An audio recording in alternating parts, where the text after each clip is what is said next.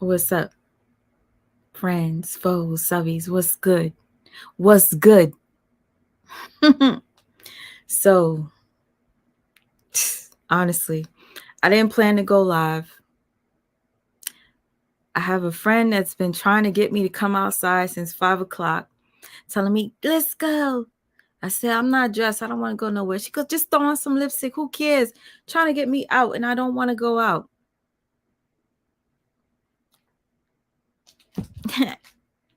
You know why? Because I got something to say tonight.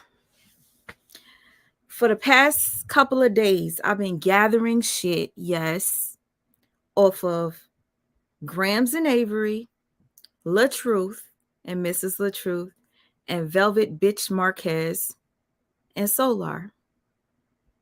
And it's been draining so much of my energy to be going through old videos, screen recording clips, just so I could prove to you using these people's word of mouth, not my word of mouth.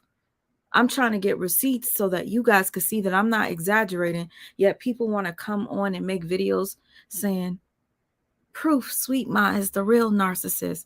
Yo, you know how many screenshots I got today telling me somebody made a video saying that I'm the true narcissist, right? And for a second, I got upset. And then I was like, wait, I know that I'm not. So why do I care? Did I go watch it? No. But my friend did. My friend tried to get through like 5 minutes of it and was like, yo, this shit is tough. Like, I can't even get through 5 minutes of the video. Anyways, the person, hey, Lex, be real, boo. Oh, thank you. You sound like good. Okay. Thank you. Hey, mom, life, love. Hey, KJ, flourishing after obscurity. Oh, that's a nice name. 99. I'm Tina Marie. What's up? Ooh, girl. And I'm Rick James, bitch. Okay, so, anyways, a lot of you guys I know want me to talk about certain people, right? And I notice every time I do that, we can go live and we could talk for 1, 2, 3, 4, 5, 6 hours. And it literally feel like we just started talking. But the people that I'm offending seem to think that it makes me look crazy or psycho or obsessed. No. Legitimately, like it's like talking to your friend, your bestie or whatever, and you on the phone, or talking to somebody that you're dating and you just, the time goes by, it flies by real quick. So a lot of times when I do these lives, I don't realize that the time has passed. And for the most part, I keep your attention, right? So anyway, I noticed that some people are trying to get my attention, but it's a major fail. Grams went live, and I'm gonna talk about all three of the people that I have in the hashtag. Hey, 1111, what's up? What's up, Michelle, Norman, Ruth? What's up? Naya, what's up? Gloria?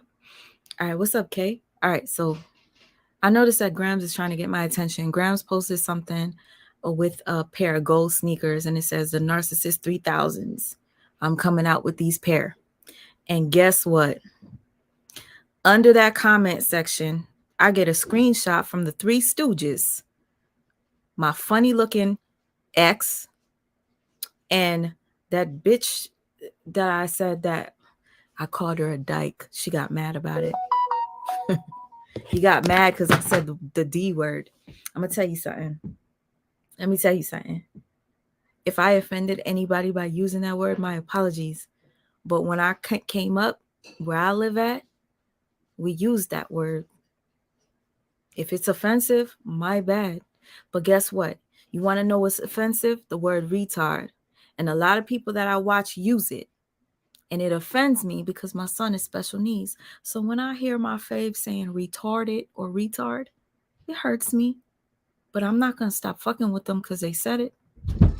I'm going to just say, hey, I don't like it.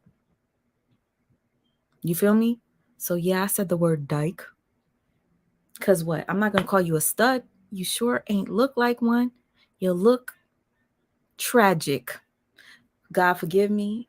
I be asking him to please, please make me more humble when in my speech, make me not like, I don't want to seem like a bully, but sometimes I just naturally, I can't help it. I'm just going to be myself.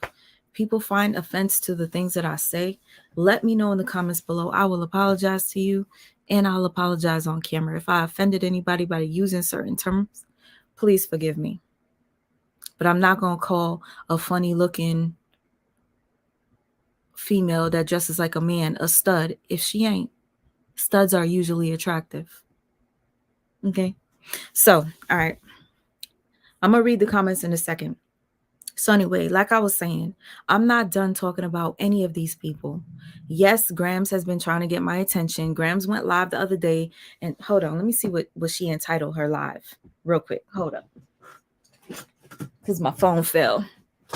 Let me see what she entitled her live. And a lot of y'all be saying I'm this is the funny part. How y'all gonna call me somebody that's seeking clout when I'm talking about somebody that talks about themselves and they don't get as much views talking about themselves than I get talking about them? Does that make sense? How do I get more views talking about you, Grams, than you do talking about yourself? Does it add up? Because the math ain't mathing over here.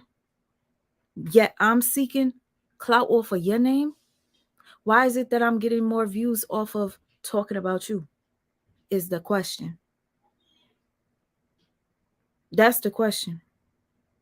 All right, let me tell you. She posted a video. The title was, "No, I am not sorry." So you would think right after the breakup, everybody's going to click on that video like, wait, she says, "No, I am not sorry. Let me see what this video is about." Apparently, she must have not been getting good comments because she took the comments section down. So I'm going to leave this open to anybody that has to sound off about anything. If you have to sound off about LaTruth, sound off under here. You want to sound off about Grams Youngin and Avery's bitch ass? Sound off under here. You want to sound off about Velvet and Solar? Sound off under here. I'm giving everybody the opportunity and the platform to be able to speak your piece. Period.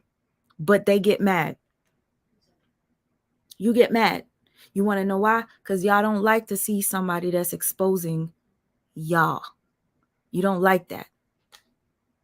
So anyway, you got like 5.6K views in three days, right? Hold on. And your title was like, "No, I'm not sorry," right? I made a video about you, Grams. Let's see, 4 days ago. And I got 8.5K views talking about you. The math ain't mathing. It's just not. How you got 3-point-something K views and I got 8.5K views talking about you? But yet I'm seeking clout off of you? Listen, I want to give you an example of a narcissist copying somebody else's trauma, copying somebody else's story, and using it for their own gain, their sympathy, their payola. I'm going to use that example using Velvet Marquez. Rest in peace to Pops Marquez. I know you rolling in your grave looking at your bitch ass daughter. Yeah, I'm going to call her a bitch because she is. She's a Jezebel. I can't stand narcissists, but the worst type is a female narc. The most dangerous type of narcissist is a female narcissist, period. But yeah, I'm being accused of being one of those. And you want to know something? What if I am? What if I am a narcissist? Don't you find it odd that I'm sitting here exposing the behaviors because I'm trying to save others from getting burnt by one? So either or, call me whatever you like. Call me what you like. I may be a bitch, but I'm not a narc. That's just my personal opinion. I don't like them, so I expose them, and they don't like that. Let me give you an example of something real quick. And yes, y'all could be like, I don't know who Velvet is. I don't know who Neytiri is. You don't have to know who I'm talking about. This is an example to show you behaviors. That's it. That's all. Oh, and like I was saying, the Three Stooges, funny looking ex, under Graham's I say Graham's Narkin. That should be her name. Under Graham's page, putting key laughing emojis, and then the other grandma bull dagger, build whatever you want to call him. She mad because I use the D word. The bull dagger, mad at me, is under the same comment section, keying. Three Stooges looking stupid as hell. I piss y'all narcs off so much that y'all gotta bundle up in a, like, you know what I'm saying? Like, y'all trying to jump me. It will never happen. No matter what you do, go ahead, make your video and try to, what, you use the video of mine where I expose the story that really happened to me about me being loyal to somebody that was disloyal to me. And because I felt angry that somebody fucked me over, I chose to do the wrong thing and try to hurt them by fucking doing the same type of shit. And I made in my video, whoever watched that video of that bitch, oh, what's up, No Narc Network? What's up, sis? Somebody, hey, Hassan, what's up? Crimson, Miss Sweetie. All right, so basically somebody's trying to expose me by using one of my old videos where I exposed myself for hurting somebody that I was with in a relationship with that hurt me to the core.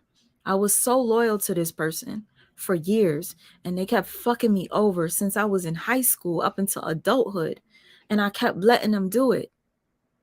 And one day they fucked me over to the point of no return, to where I was just like, fuck you. And I fuck with their friend. And my life turned upside down after that. I came on here, told my story, embarrassed as fuck to tell it.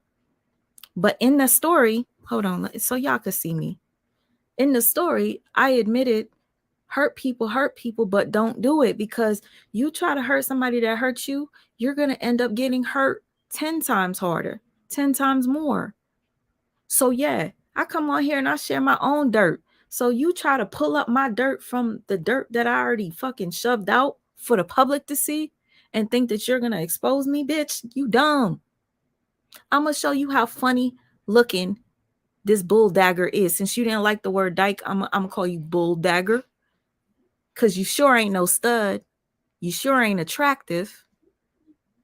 And yes, I know I'm old, but bitch, I don't act like you. The fuck? Wait till you see how this bitch acts. And she want to expose me, bitch. I'm gonna give you the attention you want. But let me give you an example of what a narcissist does to their victim. They try to mirror them. They mimic them. All right, you see this girl right here on the screen? This is for those of you who don't know who this is. Her name is Janae. They used to call her Neytiri. Neytiri used to be part of a group called Carbonation, which is a cult. Neytiri left the cult. Neytiri's telling her story about a nigga that abused her. Real quick, listen to what Neytiri says. Real quick. Sorry if y'all hear an echo. Jayon in a second. Listen. Since you want to tell the truth, right? So after he saw it was damaging me, and I was crying and busting out, crying and shivering, like shivering, shaking, because If anybody's here for me talking about Graham's narking and Avery's funny looking ass, stay here. This is just an example that I'm using, okay? Everybody's name that was in the hashtag will be mentioned. So please stick around. I use people as examples, and that's that. because I'm just like, yo, I thought I was gonna die. I thought I was gonna die. He kissed my forehead and says, kiss of death, bruh. That shit freaked me the fuck out, bruh. Oh, God, okay. Ooh, shit. Thinking about it makes me shiver, bruh. Shit scared me. I was shivering, bruh. And then, ooh, it's not real. It was real, but it's not happening anymore. It's not happening anymore. It's done. Oh, shit. Okay. Ooh, okay. You see her emotion? She's telling you something that she experienced, and she keeps shivering, right? She's like, whoa, I can barely talk. Whoa, right? Listen. He picks me up like a baby as I'm crying. She's talking about her man that physically abused her. He physically abused her. Now, guess what? She left her man, right? She left that bitch ass motherfucker that put his hands on her. And he got with this bitch right here. He got with this bitch right here. Now, you see this bitch on the screen? I fell for her bullshit. She used to be with Nature Boy. Nature Boy is a narcissist. Nature Boy he's literally a narcissist. He's diagnosed, and I know this for a fact because somebody from his family contacted me and confirmed that he is a diagnosed narcissist. So yeah, I know I came out and I called him that, but I was right. And the motherfucker is diagnosed by a real psychologist. I don't have to be a psychologist to tell you guys whether I feel or not somebody is a narc.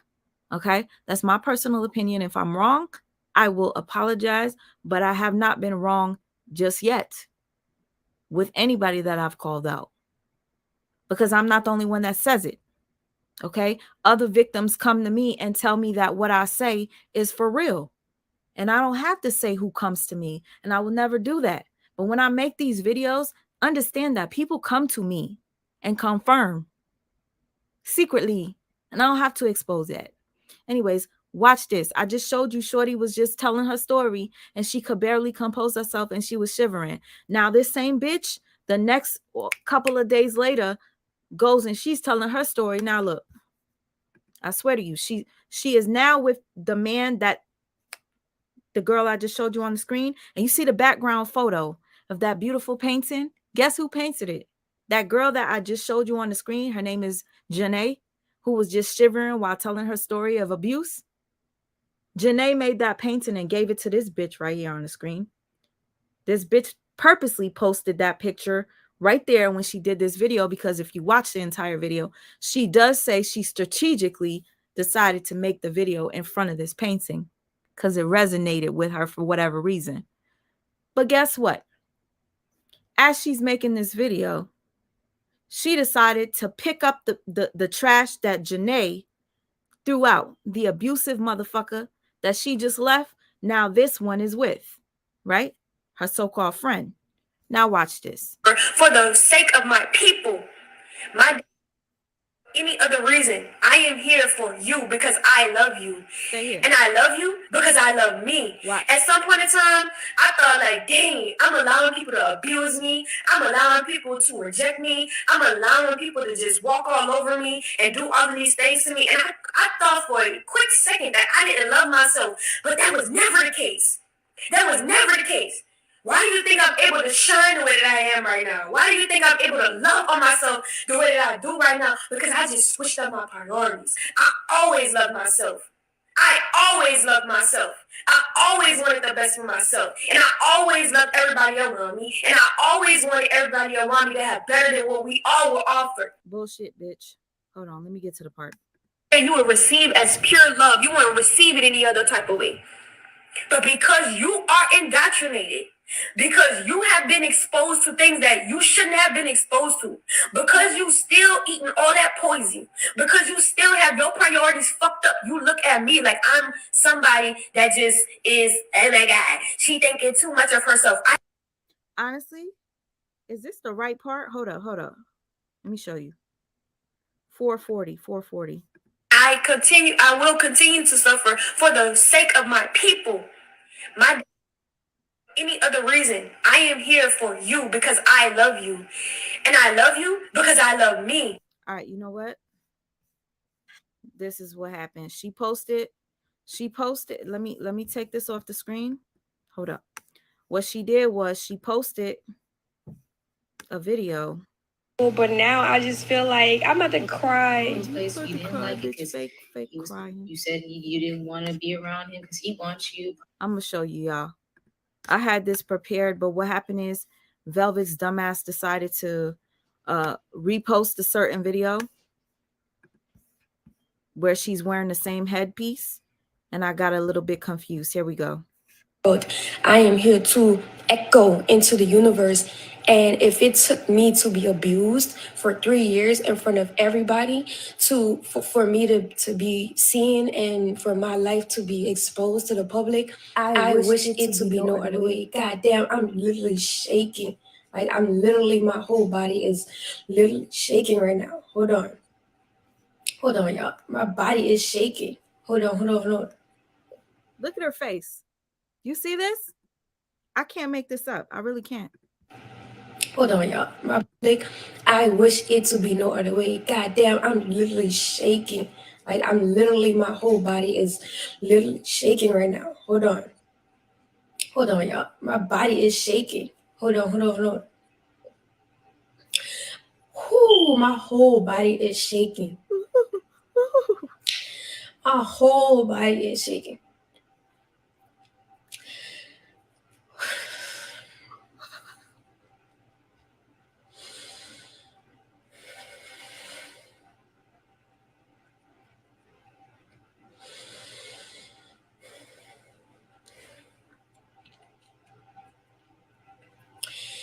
Right now, I just feel this immense amount of. Did anybody see the point that I'm trying to make? Neytiri just went live and she told a story about her man abusing her. And she was like, I'm shaking. Neytiri's literally shaking while telling the story. 2 days later, Velvet decides to go live and she wants to invoke emotions out of her viewers. I'm shaking. Bitch, shut the fuck up. I got an example for all these motherfuckers. Every single last one of them in my hashtag. And I'm not done with neither one of them. I'm not done with Velvet. Matter of fact, Velvet, I'm going to embarrass you so much so that you're probably going to want to get a cease and desist on my ass. And yes, I did see Avery's little video talking about our little argument. It was nothing. You guys made a big deal out of it. But you came onto social media on a live and said that your bitch put her hands on you and broke your televisions and did this to you. And this wasn't the first time. You came out telling the world that this person abused you.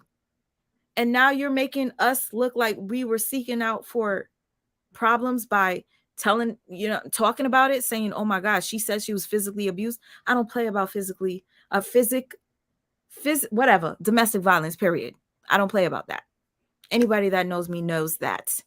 You know my channel, you know that I expose a lot of narcissistic behaviors. I don't care if anybody thinks that I'm the N-word, but that's listen. I'm gonna show you. Hold on. As I'm crying. Ooh, shit. And brings me to the bed and puts me gonna die. He kissed my forehead and says, kiss him. Listen, I cannot stand this bitch that I'm using her video, but I don't care. I don't care. I can't stand this bitch. But I'm using her. Not talking about her. I'm talking about the person that I'm using their video. Death, bruh. That shit freaked me the fuck out, bruh. Oh, God, okay. Ooh, shit. Thinking about it makes me shiver, bruh. Shit scared me. I was shivering, bruh. And then, ooh. Oh, it's not real. It was real, but it's not happening anymore. It's not happening anymore. It's done. Oh shit. Okay. Ooh, okay. Ah! He picks me up like a baby as I'm crying. This is a real story of her being abused by her man. A real story. And then days later, the new bitch that's in his life wants to tell her story and evoke emotions. And I don't care if I'm repeating myself. I'm doing this for people that don't get it. I'm doing this for people that just can't hear or see. So I show you. I show you. Shaking. I show you. To echo into. I show you. With examples. Guess what? These people choose to put themselves on social media for people to see them. I'm going to use them as an example. Period. You got a problem with it? Don't record yourself. to the universe. And if it took me to be abused for 3 years in front of everybody for me to be seen and for my life to be exposed to the public, I wish it to be no other way. God damn, I'm literally shaking. Like I'm literally, my whole body is literally shaking right now. Hold on. Hold on, y'all. My body is shaking. Hold on, hold on, hold on. Whoo, my whole body is shaking. My whole body is shaking.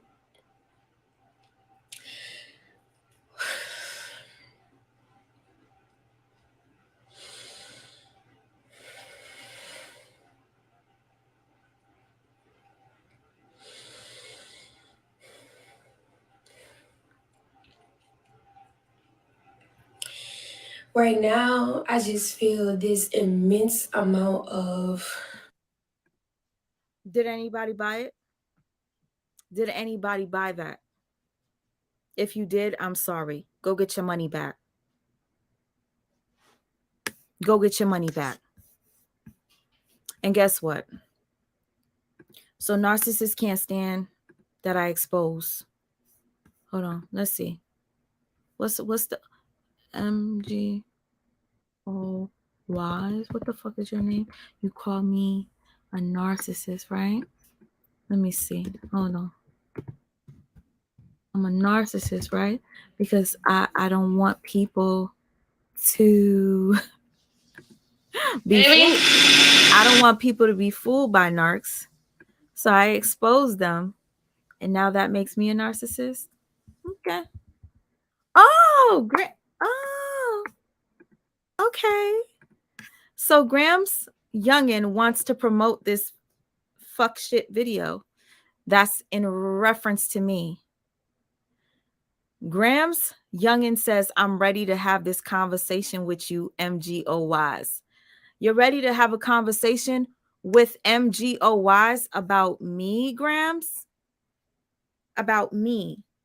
Didn't you have a conversation about me with my funny looking ex already? A 4-part series on a channel that had nothing to do with anything other than Nature Boy. You see these 2 ladies that I just showed you on the screen? They used to deal with Nature Boy. Nature Boy is an abusive piece of shit ass motherfucker. I can tell you that much.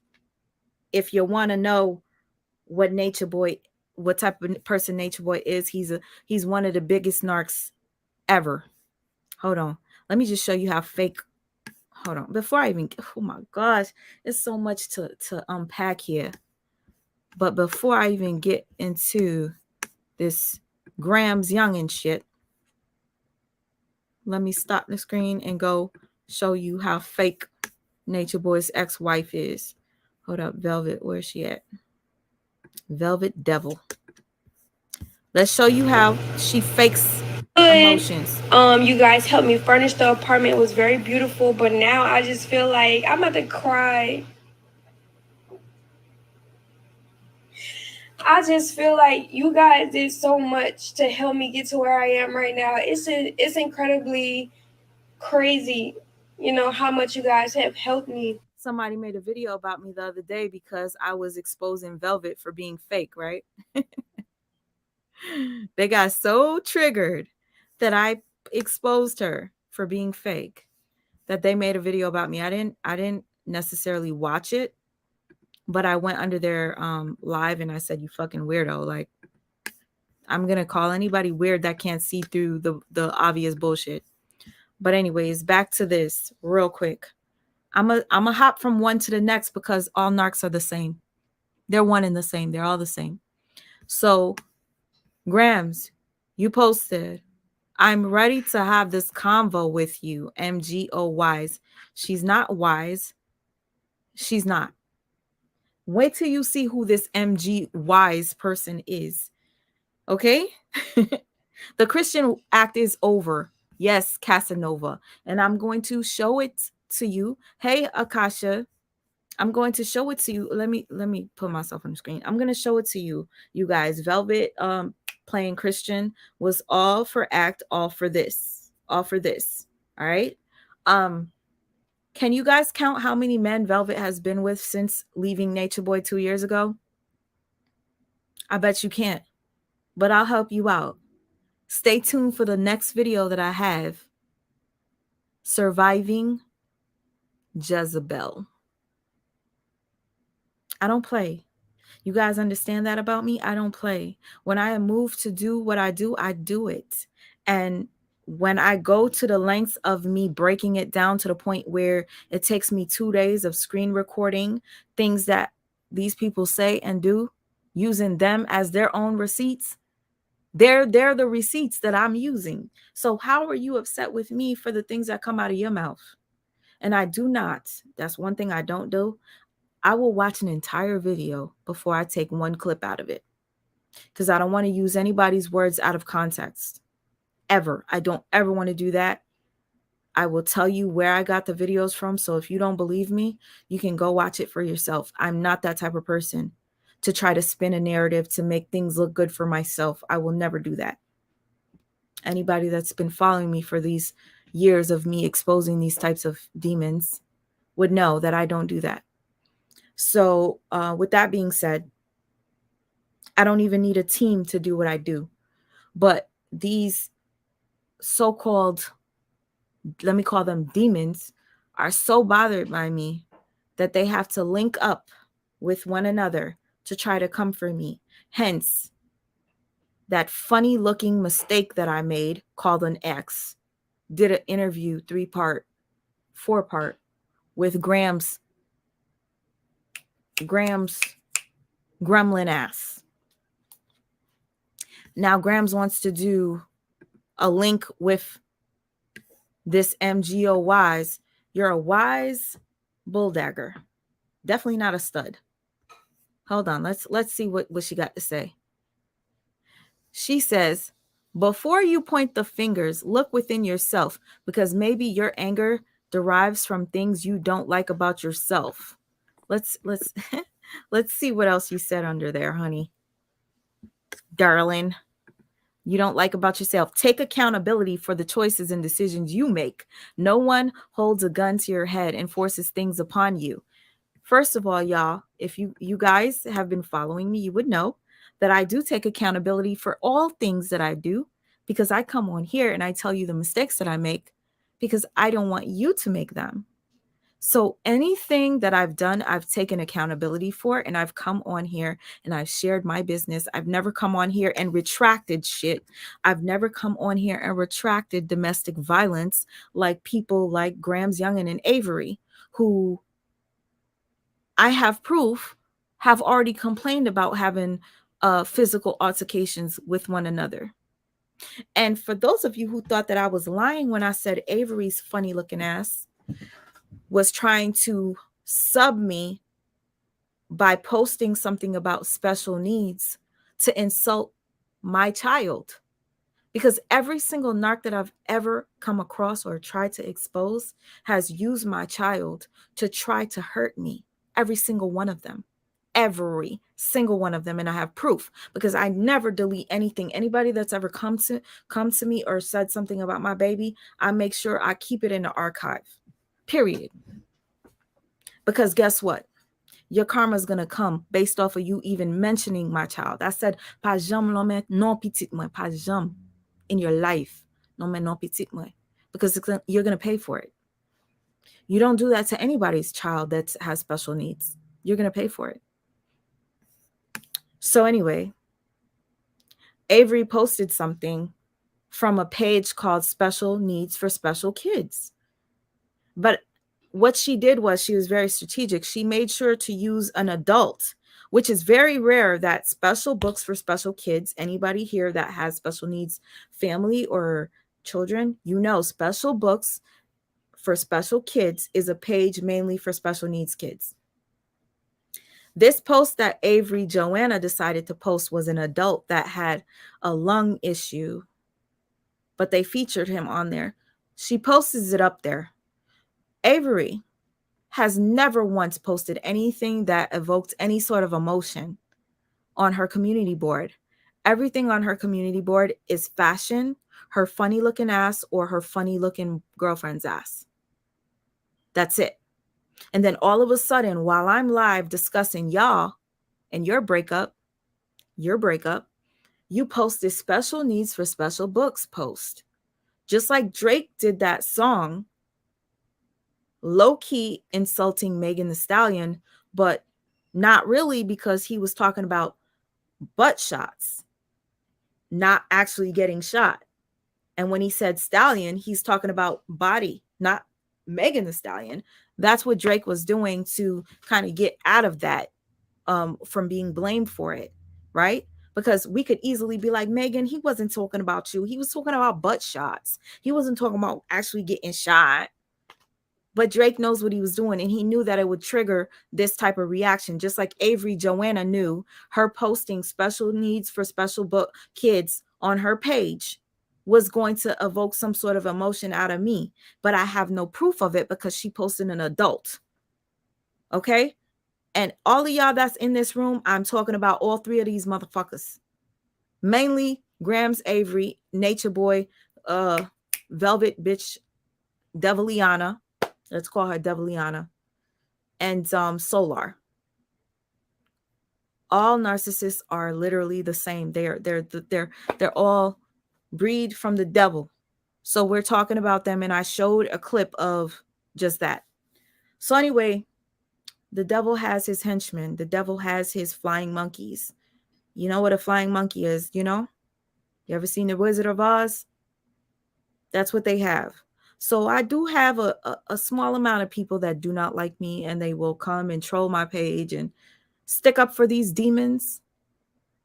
But it never affects me because I have more support than hate. I have more support than hate. I don't expose to you guys all the people that come to me and tell me how I've helped them. I've helped them discover that the situations that they were in were abusive, and they've left and since are happy and thank me in my DMs. But I don't show you guys that because I don't have to. That's not the purpose of why I do what I do. Once I know that I helped somebody, that's enough for me. I don't have to let the world know. Just like, again, for those of you who keep saying that I'm seeking out attention from all these names that I'm using, never that. Because I don't want you guys to subscribe to me just because. I want you to subscribe to me because you actually like me. Not because I'm talking about this person. So a subscription doesn't really hold that much weight for me. It doesn't. I know who supports me and I know who don't. And it's okay. I do what I do, and I'm not going to stop. No matter how much these people will come out and say that I'm crazy. Let's look at this bitch that's going to call me crazy. Hold on. They all call me crazy. Nature Boy call me crazy. The T's fucking weird ass call me crazy. That's obsessed with Nature Boy. Makes only videos about Nature Boy. Decided to interview Grams Youngin. Grams Youngin is this person that she's defending. They all link up together. You guys, let me... Oh my gosh. Anybody that's here for me because I'm talking about Velvet, you guys know the page, The T, that only screen records Nature Boy? Well, guess what? The T wanted so bad to hurt me that the T decided to interview somebody that I've been making videos about that has absolutely nothing to do with carbonation, Nature Boy, nothing. The T went and sought this person out to befriend them in order to try to downplay me and what I do, and trying to bring awareness to narcissistic abuse and behavior. The T goes on her channel, interviews this narc, and they call me a narcissist, and they call Lily a narcissist. But guess what? The T's bitch ass decided to remove those videos, so I can't even use them as proof. But I do have some screen recordings in my DMs. If you guys ever want to see, I will share them with you. But here is a flying monkey that decided to take up for both narcissists that I'm referring to. And I called her a dyke because you ain't no stud, because you ain't attractive. What's happening, YouTube? What's happening? Listen, the last time I did a video, I know I said that I hope the next time I do a video, it's me sitting down with Grams Youngin and us chopping it up. I also said I hope the next time I do a video, it's not in regards to some bullshit. But there's some. No, the T doesn't like me because I exposed the T for being a narcissist. The T doesn't like me because the T can't have me. No, you can't. So the T decided to find people that I'm exposing for being narcissists to link up with to try to destroy me. The T reached out to Tasha K to try to destroy me. But that didn't work either. The T, you look stupid as hell. Because I figured it out that it was you that reached out to Tasha K, that lied about that story with my ex-friend. You did that, the T. You dummy. Oh my gosh. So impulsive. You do some things so, like, she does them so fast, but she doesn't pick up the fucking pieces, like the trail that comes after. The T, you copy so many people because you don't have a personality of your own. Yeah, your channel is popping because you're really great at screen recording, and your edits, I wonder where you got most of your ideas from, copying it from somebody in particular. But those who know. That's all I'm going to say. Bullshit. So I'm not even gonna do a major or big introduction. I'm about to just get into the reaction, and so you will see what the fuck I'm reacting to. Hey, baby, sweet mom, this one for you, mom. This one for you. Let's get to it.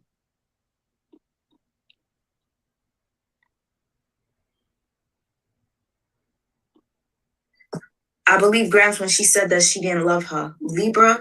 Oh, you was looking at my other videos too. That's interesting. One of the videos you were looking at was me exposing the T. How convenient. Y'all been chatting in the DMs? She really said that? You said, what she calling Lily for? Lord have mercy. I feel like this might be a setup. If it is a setup, ooh, that karma is going to be worse than ever. I'll tell you that much. Yeah, okay. Damn, she broke the furniture. I think Avery will spill it all. Avery, spill it all, please. Where's the proof of Avery reaching out to Lily? When did she reach out to Lily? Graham said she's going to get a snow bunny. Here's the link for about 6 minutes of the. Okay, honestly, I don't know. I'm not gonna watch myself. Bitch. Oh, she played my video. Hold on. She played another video. I don't have the patience to listen to this woman for an hour and 15 minutes. My friend literally said that she couldn't get past 5 minutes. So I can't do this. Even if you're talking about me, I can't watch it.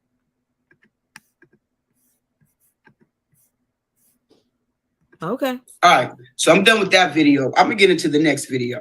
Okay. I'm gonna get into the next one. And what I'm about to show y'all is, it's really funny to me how someone could call somebody a narcissist when they have done the most narcissistic shit within their own life. Another thing too, I can't even believe how somebody's so upset and so hurt over it. She really thinks she's going somewhere with this one. But here's the thing, y'all. You guys got to understand this.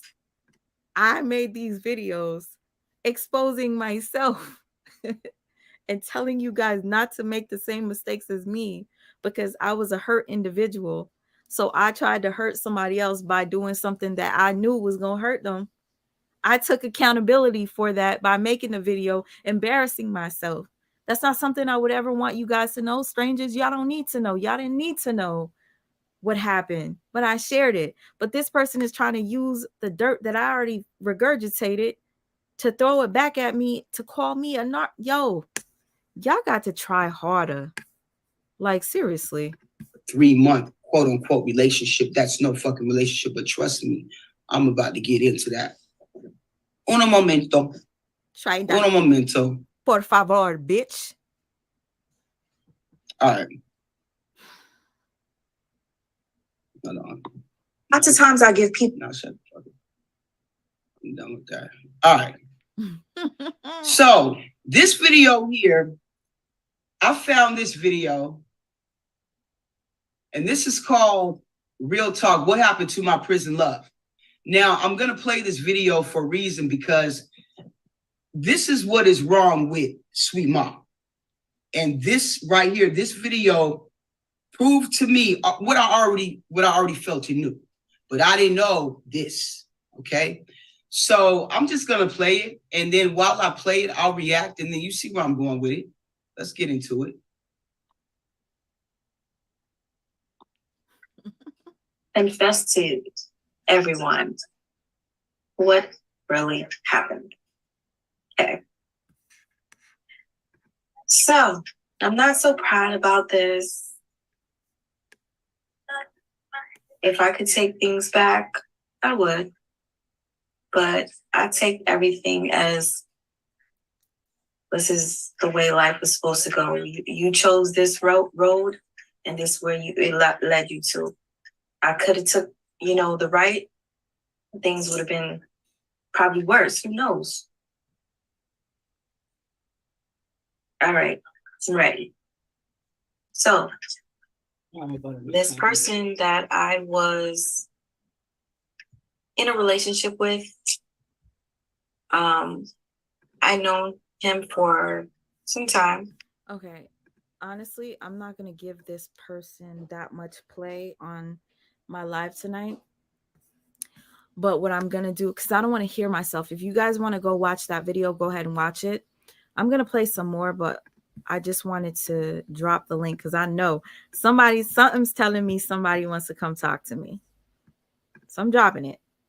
But back to this video, I legitimately tell a story of, and if you didn't tell in the beginning, I said, I'm going to confess to you guys that I did something. I took the wrong road, but it's either you take this road or you go this road in whatever direction. Like I'm literally already taking accountability in that. But this person is trying to use this against me to call me a narc. Since I was in high school, and that was a long time ago, okay? Not going to tell you how old I am. Some of you know. But I'm the granny. Yes, you are the granny. First of all, you look like one. First of all, I'm going to tell you something, y'all, just so you know, because I'm not an age shamer. I'm about to be 40 years old in January. This lady right here, let me tell you something. I don't act like you. I'm about to be 40 and I don't look like you. So yeah, I'm going to call you granny bitch because you look like one. And you come on the screen with your backpack to show off. Like, who goes live with a backpack on, a name brand backpack, because you want people to see that you're going live with the backpack? You come on live like, oh, let me take my backpack off. Let me take my backpack, because you want people to see. That's how corny you are. I'm about to be 40 and I'm proud, bitch. I don't play around. I don't age shame people that don't need to be shamed for their age. But if you that old and you act that ignorant, I'm gonna call you out for what you are. Granny, go ahead. Hey, boo. Let's look at this granny. Go ahead, boo. How are you? I'm good. How are you? Look good, girl. You look the F good. Girl, you look gorgeous. Thank you so much. That lady look like she's Psalms 52 verse 13 years old. Yo, you're so funny. And it's so funny how they try so hard to like gang up on me together. Like it's not just the T, it's not just Grams and MG grandma. It's somebody else that I used to deal with that is a fan of MG as well. And the little bull dagger that I'm talking about. Anybody that I've dealt with that is a narc, they all link up together. And it's cringy and creepy to me. But let me show you. I act my age. Look at this. Doorbells and sleigh bells and sewing noodles. Look at this. She be trying so hard to look super cool. Where's her? That girl was a part of the freedom movement. I'm talking about when Martin Luther King marched, sweetheart. She is old. Look. She is dead. Look at her. Ringing if my burglar alarm starts ringing. What you think all the guns is for? Who was she talking to? Got the rock by the door, and I think. Oh my God! And I saw her teeth. Yes, I thought she had no teeth. Her fronts, whatever. Go ahead, call me all types of narcs. I'm gonna make fun of you. I'm gonna make look crazy as hell. Gunpowder, so they can devour the criminals trying to drop my decimals. Damn. Okay. Flowers ringing if my burglar alarm starts ringing. She do another one. I got the calico with the black talons loaded in the clip, so I can rip through the ligaments. Trying so hard to Who her be. girlfriend is? I'm chillin', but my swag on full attack. And my girl acting like a brat. So when she call, I don't answer, I just write her back. She hate it when I do that shit. She's literally reading the lyrics. Yo, That girl look like she is built like a wheelchair. listen, you want to act like a nigga, get a reduction, baby girl. That lady is built like a Look, she's reading When the I lyrics. get home, she go through my shit. She call numbers back to see who that is. Man, I hate it when she do that shit. reading the lyrics. You really think I'm gonna be offended at somebody like that? That's calling me a narcissist? That's linking up with my narcissistic ex that is obsessed with Nature Boy and obsessed with following what I do? That linked up with Grams to do an interview with Grams that has nothing to do with carbonation? Why would I feel any sort of attack coming from somebody like this? Happy Sunday. Just have me a good workout. Oh, that feels good. She's about to pass out. You She just need want, oxygen. you just want to come on camera and look. Plane trains out here. Story of my life. Plane train. Showing off, eating on the plane train, and like, Man, don't what do- did I'm sorry, go ahead. no, I'm saying I don't do none of this stuff. Like I act my You gotta age. taste it when you cook. Telling you, bro. I was told to stick up. I'm still cooking. I'm still cooking. Act your age. She over here talking about They my so pissy. Ops like Cuban links when what did Glorilla say? Ops like Cuban links when they my ops are like Cuban links when they link up because they pissy. They pissy, that's why they linking up like Cuban links. Thank you, Bo. Sorry, I'm not in. One more before I go. Short guys. This one's whack. Anyway, she's whack in itself. I'm not gonna watch the entire video because I already know what I said. I used to, like I said, I used to support all of these narcs that I'm speaking of. Grams, and when Grams was with Lily, I used to watch them. I thought they were dope until I realized that Grams was a narcissist. I used to support the channel called The T until I realized that bitch was a deranged narcissist. Who else? I didn't really know LaTruth and his wife, but matter of fact, I'm not even really talking about them in this video. He's like low key, like crazy. If I do a video on him, you're gonna be like cringed. Velvet. I always felt that Velvet was a narcissist, like Nature Boy. Oh my God. But what happened was I saw that she left him after the fifth, sixth time, and she stayed away and used to come crying on the damn screen. I used to think, oh my God, she's really a hurt individual. Very convincing. So I fell for it. Until did you come in here earlier? Yes, I did. I was shook up. I said I have to go watch the Velvet videos. I have to go catch up and really get into these people because she scared the freaking crap out of me. Did you see how she copied Neytiri? Yes, I did. Literally shaking. And I'm shaking. And she's really not shaking. She's literally not.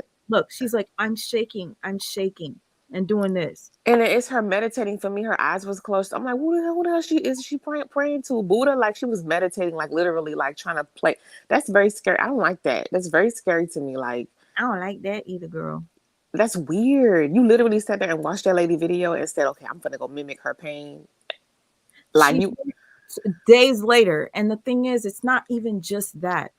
I've been screen recording so many things that is literally disturbing me to the point where I'm so drained. Like my son is with my godmother right now, so I have all the time to start editing the video. But I wanted to come on here to let you guys know, because I did receive a lot of messages about the whole Grams. First of all, before I continue, Who in here is for me talking about Velvet, and who's in here for me talking about Grams? If you want me to kind of like low key talk about the Grams and Avery thing, press number 2. If you want me to go more towards Velvet, press number 1. I'm number 1 with it. I want Velvet. I want that. 1 for Velvet, 2 for Grams, and 3 for both. Fuck LaTruth. I'll take him out the damn thing because LaTruth is just. And I want to get to know him too. Like, you really open them. I'm like, wait, but you know better. You know better than me, sis. Like, narcissists, they don't know how to. They don't have emotions. They have to copy and mimic other people's emotions. You know, to get sympathy, to get where they want to get. Maybe for views, money, whatever. Because you played a video where she said, "Thank you guys so much for sending me and helping me." Whatever the case may be. And people were, you call her a Jezebel, and I'm like, I'm reading the chats. They're like, oh, she ran through, and I'm like, wait a minute. But the Naturi girl is so gorgeous. She's so like Egyptian and goddess like. The ex that what's her name? The ex that basically was really, really like explaining her story. Naturi, she's gorgeous. I was like, wow, she's a goddess. And she's talented, and Velvet is very threatened by that. Very. I would if I was insecure, I would be threatened too, but I mean, I'm a secure woman, so I'm not. If anything, I congratulate, like, she's gorgeous. I'll say this. All of these people have something in common. They all mimic the same thing. LaTruth, okay? I'm not even paying attention. So what did I say number 2 was? Number 2 was Grams? Grams and Avery. Number 1 is Velvet. And number 3 is both. Okay. I see a lot of number 2s. I see 3. Yeah, okay. Velvet is interesting to me. I gotta go look her up because she is crazy. She is batshit crazy. So 3 is for all of them. Mm-hmm.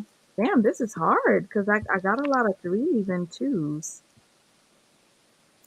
2 expose their ass. Okay. Grams and Avery so tired to me. That's why I picked Velvet. No, you're tired. Yeah, sometimes we need to take a break from these motherfuckers. I did say I wasn't going to talk about Grams and Avery because of many reasons, but I want to thank the people that just sent me something. But I've been talking. Hold on real quick. When you do it, it's fine, but the tired meaning like they're shenanigans. They're so old and desperate for views, and it's like, bro, you corny. Y'all are cornballs. Like, oh my God. Like, and the thing is, I don't do it that often. And when I do go live and I talk for hours and hours, it's engaging. And hours and hours. Mm-hmm. Y'all like it, so yeah, we do. But if it's them, we not gonna like you. Ooh, you chose violence. You said how I get more views talking about you than you talking about you. Word. Okay. Facts. Okay, Miss Tingaling, I want to thank you for sending me a super sticker. I was trying to pin your thing, but I guess I have so many comments, I can't even get to it to pin it. And thank you so much for coming up here for me, Alex. I really appreciate it because, like, I'm always gonna do that. And then the next person that sent me something, I want to say thank you to you, Juanita Baum. Thank you, sweet mouth. You are one beautiful soul. Bless you and yours, Juanita Baum. I appreciate you. Like, I do what I do because I feel okay. 1, 2, 3. We got number 3. Oh, somebody said Rainbow says 1, 2, 3, 2 and the 4. Okay. Hey, Tanisha. St. Hudson says 1. That's Velvet. St. Hudson, did you see what I shared earlier with Velvet and Naturi? Y'all. So, okay. I feel like that's disrespectful to mimic someone's pain. That's real pain. Exactly. That's domestic violence. Listen, this goes to anybody that's coming in here for Velvet. I have something coming for you guys that you guys are going to be so grateful for. And when I say you're going to be grateful for it, because there's a lot of things that Velvet has done that have gone unnoticed. Little minor things. And the reason why you know what? I'm going to show the LaTruth thing in a second because I want to give you a comparison of LaTruth and Grams and Velvet. So before I get into the LaTruth thing, I want to show you, gosh, Neytiri, I forgot where I started the clip. There was a clip where Neytiri was damn when she started shaking. Hold on. Probably touching your butt. Respect, because we. Who was Damn. saying Was it 17? you? Okay. I'm just gonna have to go to my history and do it because this is for those of you who are just coming in and don't know what I'm talking about. I'm not gonna speak on that bull dagger that I just posted because that was all the attention she needed. And I'm not gonna watch that full video. I'm not interested. I know what I said when I expose myself. I talk about myself. You shouldn't watch it because that could I easily play shouldn't. with your mind. No, you shouldn't watch it because that's easy. You can easily watch it and start to question yourself. Like, wait, what? Like, you No, don't want her people like that to play with your no, mind. no. You I'm know, not because gonna she allow gives me narc energy too. No, she's definitely a narc. That bull dagger lady. Because how you call somebody a narc that comes and tells their truth? She proved that you're not because you took accountability. Narcs don't take accountability. So are you dumb? Exactly. I literally came on camera. I said, I'm about to embarrass myself.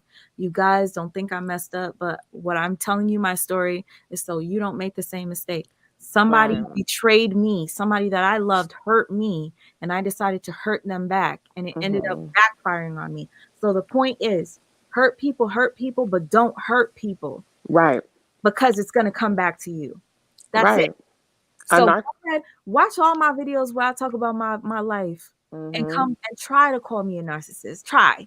And one more thing, a narc would never allow themselves to be embarrassed. They will always spin the narrative to make sure that they look good. So the fact that you are open and transparent about to reveal something that may cause, people to look at you a certain kind of way, maybe, or a risk, they would never do that. So they're like, they lose again, like you're dumb. Y'all too slow on this internet. Playing on Beyonce internet like that. Thank you. Thank you, girl, for that reminder. Because literally, I was like, "Oh my gosh, here we go. I gotta prove." But then I was like, nobody's really gonna watch her video. Like, No, not at all. And and no. believe it. What if I am? If I am, I'm still sharing to you what the signs are. So, what is it? And if you were that, this would show that you're a recovering narc because they can recover. They can if they go to therapy and stuff like that. But you're not though. No, and like I said, even if I am, yo, I'm not even, there's nothing to You're not though. fight. No, I'm here and I'm showing you guys something. Y'all, please pay attention to what I'm about to show you. This is for those of you who just came in and you don't know why I'm doing this. I want to show you a visual of what a narcissist does. This young lady's name is Janae. Janae was with the guy named Solar. Ain't that a Turi? Well, her real, I'm gonna call her Janae because that's her real name. Oh, okay. I got you. Neytiri is the name that Nature Boy she had when she got with Nature Boy. Nature Boy is a cult leader, y'all. If you got Oh, I have to go look at him. Yeah, you're right. Tasha K did an interview with Nature Boy and with his cult. So if you guys want to look into that, go pay for her channel to see. This is like Did you know about the cult with the daddy girl? Yes, she's weird. I honestly I can't get into that because she creeped me out too much. She's weird. Crazy. She's weird. I have videos of her, but I can't. I have to be able to. You gotta prepare yourself. I can't talk about certain people that drain me to the max. If you drain me to the max, I'm not talking about you. Right. Anyway, this situation right here, her name used to be Neytiri when she was part of a cult. Neytiri is now Janae. She escaped the cult, and another escapee by the name of Solar and her got together and they fell in love and they were great. Solar ended up beating her ass because he's just like the cult leader. And Neytiri is telling her story. And in the story, which she did about 5 to 6 days ago, she says this. Stick with me, y'all. The stories, I don't really have to go into it, bro. I really don't, because it's not even. This is not. This is the energy. I want to be like Aaron about this. You know what I'm saying? I want to expose the energy because I've dealt with. Hold on. Kayla. Come on. Jayon. And I'm gonna get to Jayon in a second.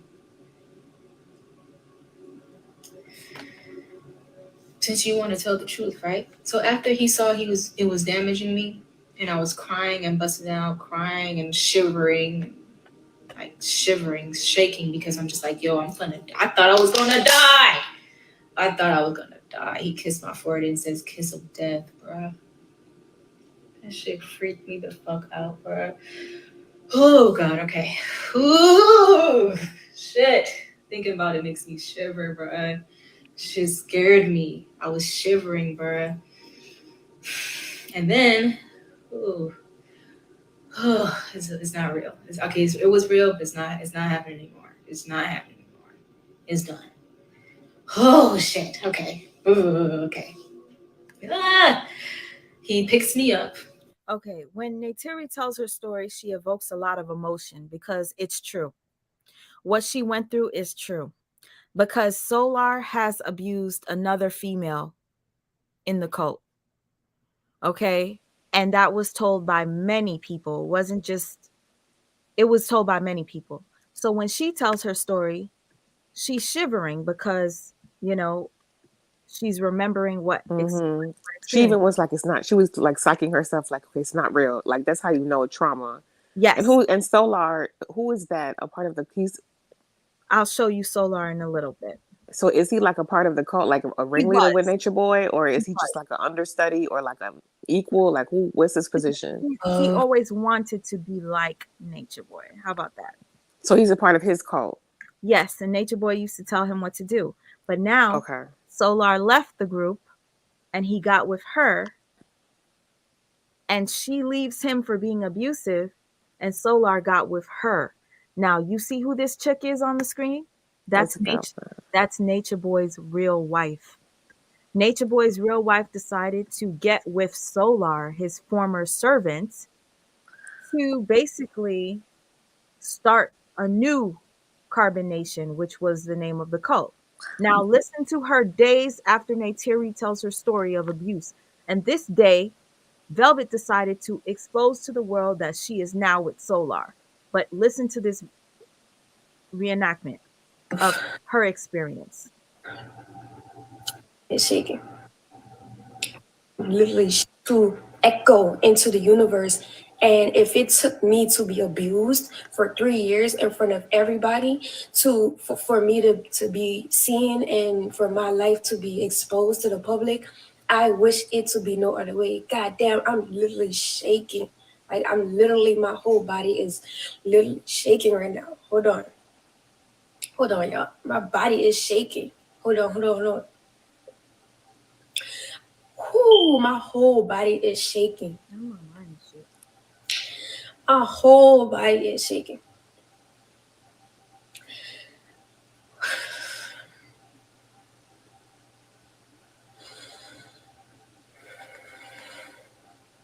That meditation is the heavy meditation for me. That's what got me. I said, oh no, it's giving Oscar. It's given Oscar. Right now, I just feel this immense. And you want to know the biggest slap in the face is That's what it is. A slap in the face. That's that disrespectful. that's not even just the biggest slap, sis. You see that painting in the background of that beautiful girl in the background? Let me see. Yes, you explained that was a painting from Neytiri, Janae. Neytiri, excuse me, Janae painted that for her, and she has that in the background. You know what she did though? Like it's very like narc. Like she basically is abusing. Like she is pretty much making fun of low key Janae's pain. She's using the pain to, for some whatever reason, like clout sympathy. But it's like she's slapping her in the face, like, yeah, I got your painting back here, and you were abused, and I'm gonna mimic your pain. Like she don't care about that pain. Like she's not genuine about it. It's like it's abuse. She's emotionally Like, abusing. Me, yo. It really is. It's sick. How do you sit there and do that with that girl painting back there? And you want to see? Ecstatic. I want you to see how fake this girl is. You're right. How do you do it with that pain? And shout out to Sasha Fagad, because Sasha Fagad, I'm gonna tell you right now, she has been reporting on Nature Boy stuff for a while, and she's dealt with a lot of racist people telling her she shouldn't be talking about him because she's white and whatnot. And that shit pisses me off. But Sasha Fagad, I thank you for what you do, because you have recorded a lot of things that I'm using to prove the point that I want to prove. Velvet Marquez, this chick on the screen right now, is a fraud and she is a narcissist. She is a Jezebel. Okay. And if you guys don't believe me, matter of fact, I'm going to show you how fake this chick, man. Yo, it's like I want to share with you what I've been gathering and what I'm going to edit, but I don't want to spoil the surprise. I really don't. Because Right. this is going to be good, y'all. But anyways, shout out to Sasha for God for this video. She screen recorded just to show you how fake Velvet is with Nate Terry. Hey, hey, boo. How are you doing today? How are you feeling? I'm freaking ecstatic in a way. I'm kind of tired.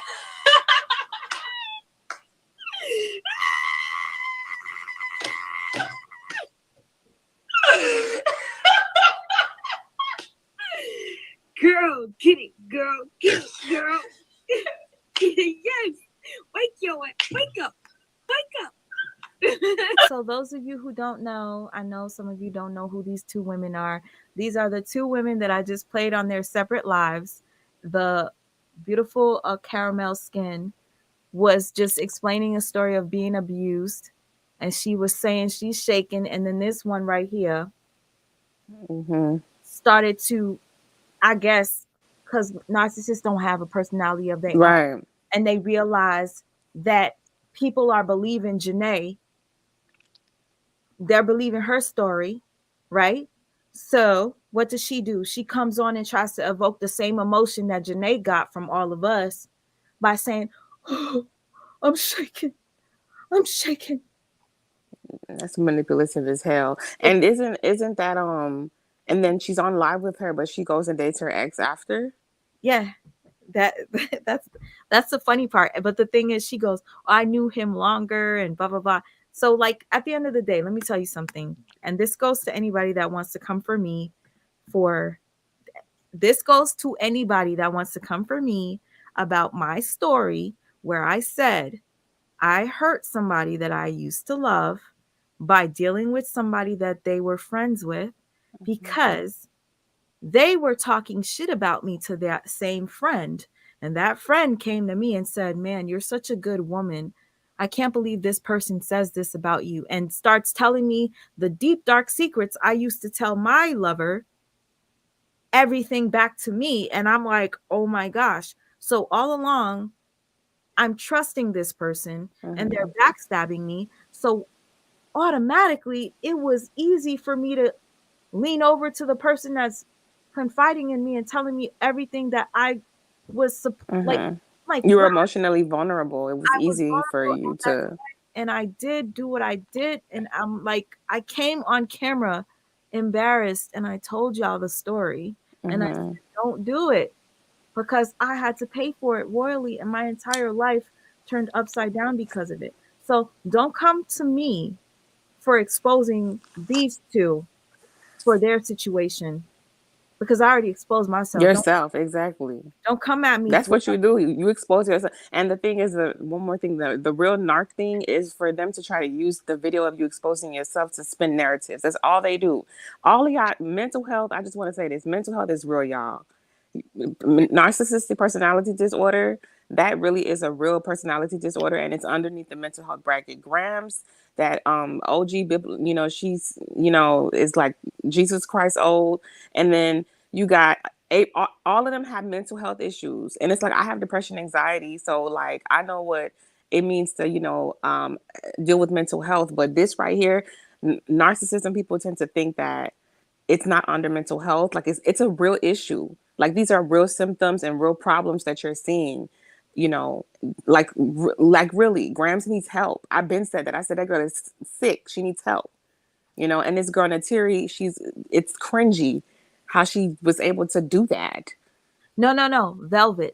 Velvet, I'm sorry, yeah, Velvet. How she was able to do that, and here she is, kiki, smiling like. she's keeping But me in with God, Nateri as if, like, excuse me, I keep calling her Nateri.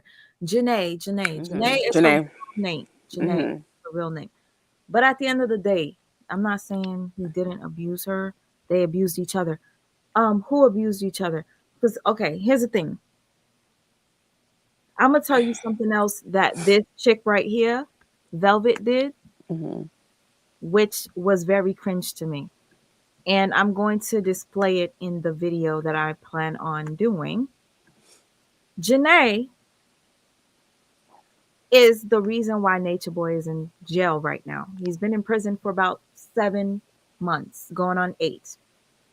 And the reason why is because Janae exposed him. And he, like, I could show you the news clips and everything. What did he do? Because you would always report on him, and I was never like, I didn't know who he was. I'm like, I know he a rapper, right? Ain't he No, a rapper? no, He not? I'm Girl, I gonna, must have confused him with NBA YoungBoy. That's probably what it I'm gonna, was. I'm gonna show you Nature Boy in a few. I'm gonna show. This got me shook. Like, and it's so sad because some girls really do join cults because they're looking for love. They have issues. I'm gonna show you. I'm gonna give y'all an example. They got problems, and that's why they. I'm gonna give you an example of what Nature Boy did. But real quick, you see this clip that I'm showing you right now, sis? Mm-hmm. Okay. Neytiri decided to expose Nature Boy. Nature Boy got arrested. And it made it to headlines all over. It was on the news. Mm-hmm. Do you know that this chick right here on the screen, she getting ready for press? What she did was she came out with this whole elaborate YouTube video and Instagram video. Let me play it for you real quick. So the audio is down because I think Sasha Forgot took it down. But it's like, I'ma tell the truth and the whole truth. I testify. So everybody's wondering, like, oh my God, you see how she's looking like she's getting ready for court? Okay, you see this right here? Mm-hmm. What she's touching on? I'm Mm-hmm. gonna break this down, what she's touching on right there. That doesn't belong to her. That is a cowbell that belonged to her late father. Rest in peace, Mr. Marquez. That was her sister's cowbell. She took it from her sister, called the cops on her sister, and when the cops asked for the cowbell back, she said she threw it out. Now she's in this video touching the cowbell as to getting, because it belonged to her dad, as to get some sort of a energy from her dad. So the song is, I'ma tell the truth and the whole truth. I testify. So she's taking credit for Natiri's work. Basically, Janae's work. Janae, exactly. Oh, look at you calling her Janae. But I'm following. I got you. People aren't going to notice this because here's the thing about narcissism. It goes by so smoothly that people don't notice it. Mm-hmm. But It's very, very crafty. When you've been affected by it so much, and I want to shout out a sister. I don't think she's going to mind that I say her name, but she posts videos on Nature Boy too. And I'm thankful for her. Her name is Simply Anna. She confirmed this for me because I said Velvet copied Neytiri. Here's the thing about Neytiri. Oh my God. Look at her face. I don't like her face right here. Like, look at her face. I see evil. I don't like that. She is evil. I'm going to tell you right now. She look real, real evil to me right now. She's cringing me. She's a cringe person. Trust me. So the Janae went to the authorities about Nature Boy. Nature Boy gets arrested. May I ask for what? Just briefly. For rape, for okay, for porn, for keeping her hostage because he was like the cult leader and wouldn't leave. I'm gonna show you how Nature Boy treated her. Okay, and unfortunately, I have to use certain channels that I don't like. But I'm gonna show you how Nature Boy treated her. And so what happened was Neytiri finally spoke out. Nature Boy gets arrested. Neytiri reported Nature Boy. Let's just say Neytiri reported him on the 29th or the 30th. Do you want to know when Velvet decided to make this video? 2 days later? On the 1st of the month. So Neytiri did what she did on the 30th. Velvet decided to press charges on the 1st of the month, meaning Neytiri did it first. You understand? So Mm-hmm. Terry's getting all the praises. Everybody's going crazy because Neytiri got Nature Boy to go to jail. Right. Neytiri getting all the praises. Velvet, you couldn't take that. Velvet, Her NARCS injury. Velvet, you couldn't take that Neytiri was getting all that attention. So you come out with this elaborate edited video with the song playing in the background. I testify. Watch this, yo. Watch this. So she's putting on her lipstick. She's touching on to her dad's energy, the cowbell that doesn't belong to her. She She's looks. showing her paperwork. Look it. She did all this editing just to outdo Janae. Did she ever press charges? Yes, she did, but she did it after Janae. Look, she's acting like Okay. she's in court. You see this? Right. She's acting like she's looking out the window. So elaborate. So what was the I'm sorry. Huh? I was thinking, what was the outcome like? Did she get like that a clout that she wanted, or the Yes, validation or attention she needed, this is or? the problem. Yes, she got a lot of, everybody was like so proud of her. Mm. Everybody was so proud of her because we're like, oh my God, Velvet, you did it. You blah blah blah. So it was taken away From. from Janae Mm-hmm. because Velvet couldn't stand Janae was getting that attention. Uh uh This is crazy. yeah, There's a whole different world aside from where we live, what we live, if you know what I mean. There are people that are very broken. These people are broken. oh Lord. I hate this channel, but I gotta do what I gotta do. Hold on. I don't care. If you're obsessed with Nature Boy, I'm gonna go look at everything. You girl, got me. You got me, hun. You oh you drew what? me in. Baby, you think I drew you in? I'm gonna draw you all the way in, baby. Hold on. Nature Boy was very jealous of Solar. And I want you to see this, sister. Stay on here because, and this goes to anybody that's watching me. When I talk about narcissism, I'm gonna use people as examples, okay? And he's definitely an example. And where is it? Janae. Her name. Nature Boy embarrasses Janae. Oh God, what does he do? I don't even know how this kid looked. Oh, I'm gonna show you, baby. Who is these girls going crazy over? You know, they're all broken. They're turning to him for love, obviously. They really are. They are.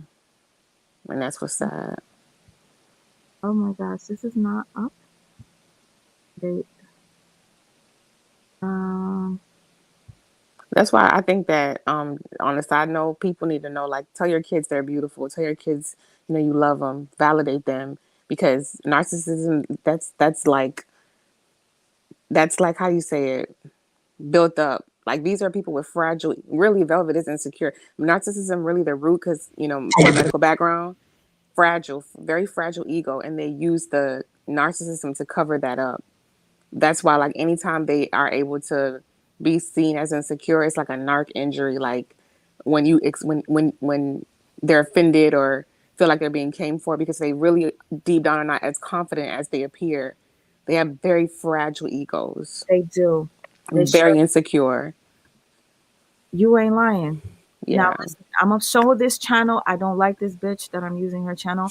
I don't care because this is not your content. You're literally screen recording other people's lives. Mm-hmm. Using your screen recording because you're the one that makes time to screen record everything that they do, bitch. And you make time to interview people that I make videos on, you psychopath. This work. Try me.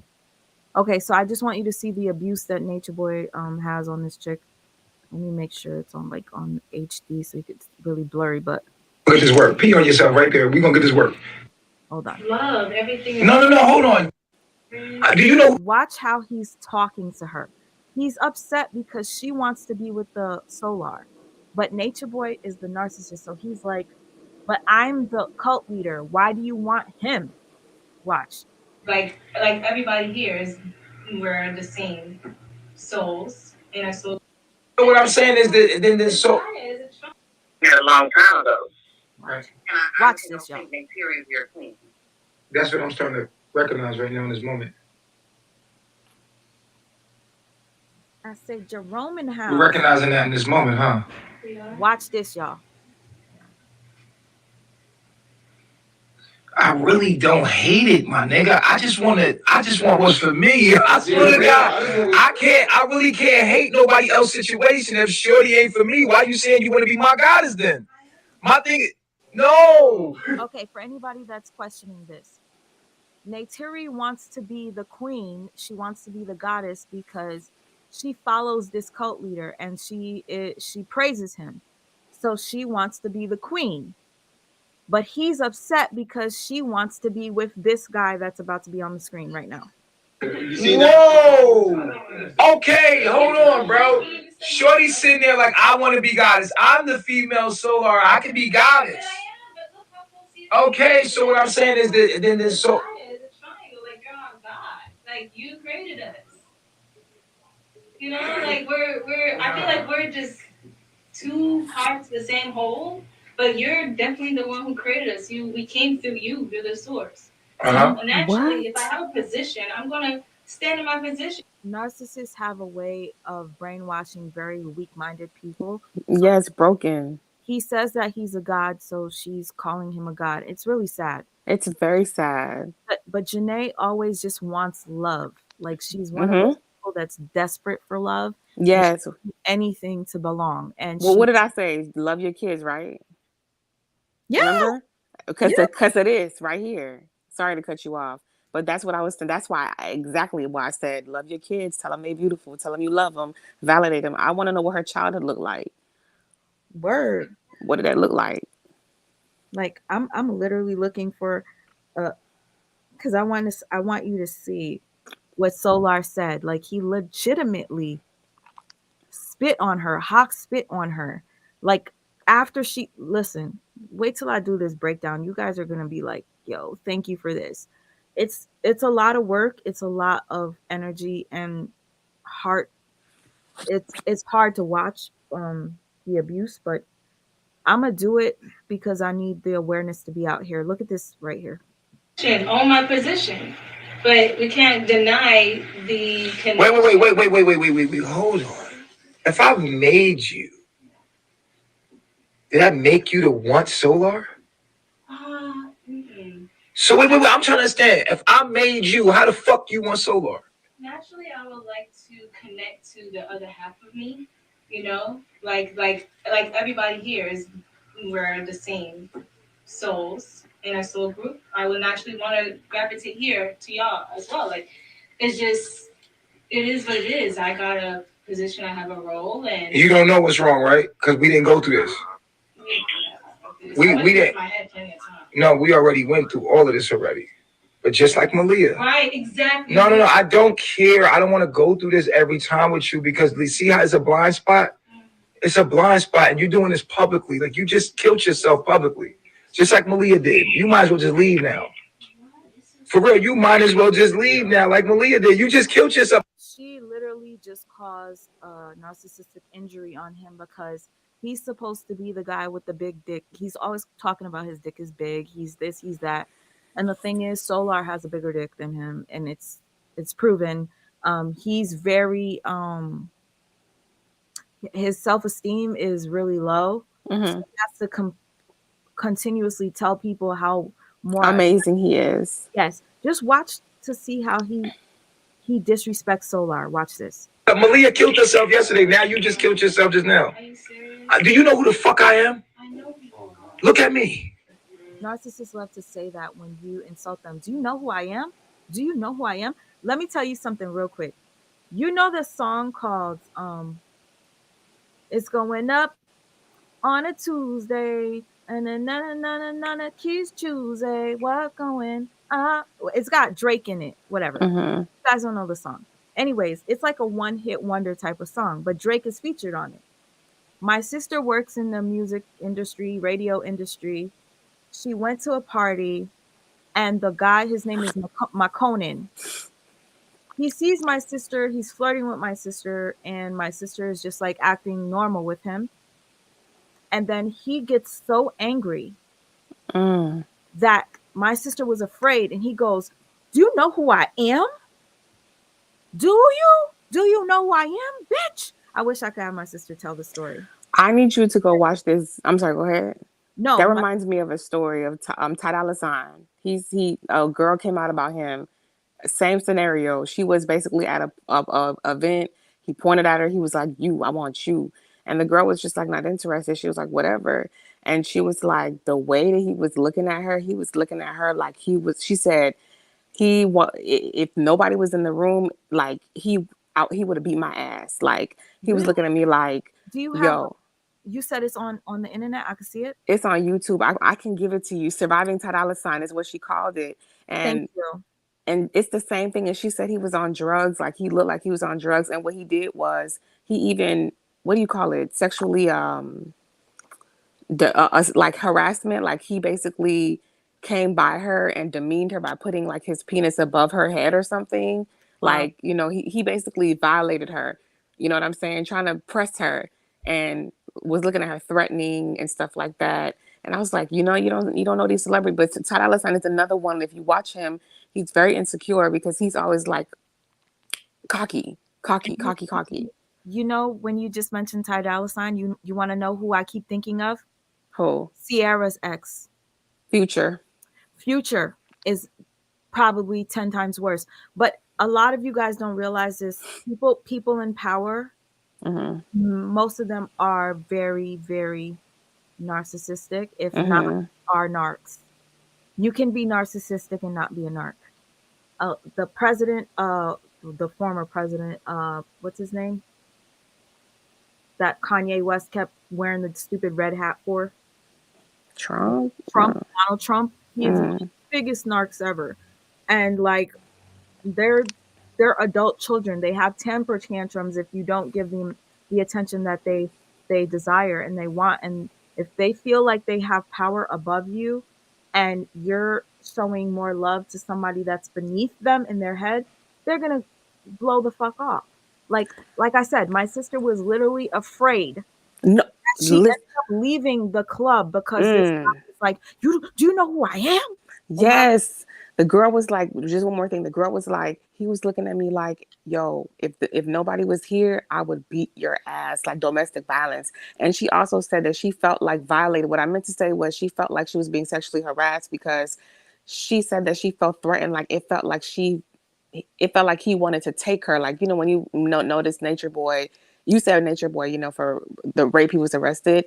She said that she felt like she was crying, like she was freaking in distress. And this happened 4 years ago. And she's like freaking in distress. And she was like, she felt like, I don't know if you can explain it to me, sweet mom, but she said she felt like Ty Dolla $ign was going to take something from her, like take her body, because she didn't want him or pay him any attention. Like your sister didn't pay that dude attention. She said he was aggressive. He looked abusive.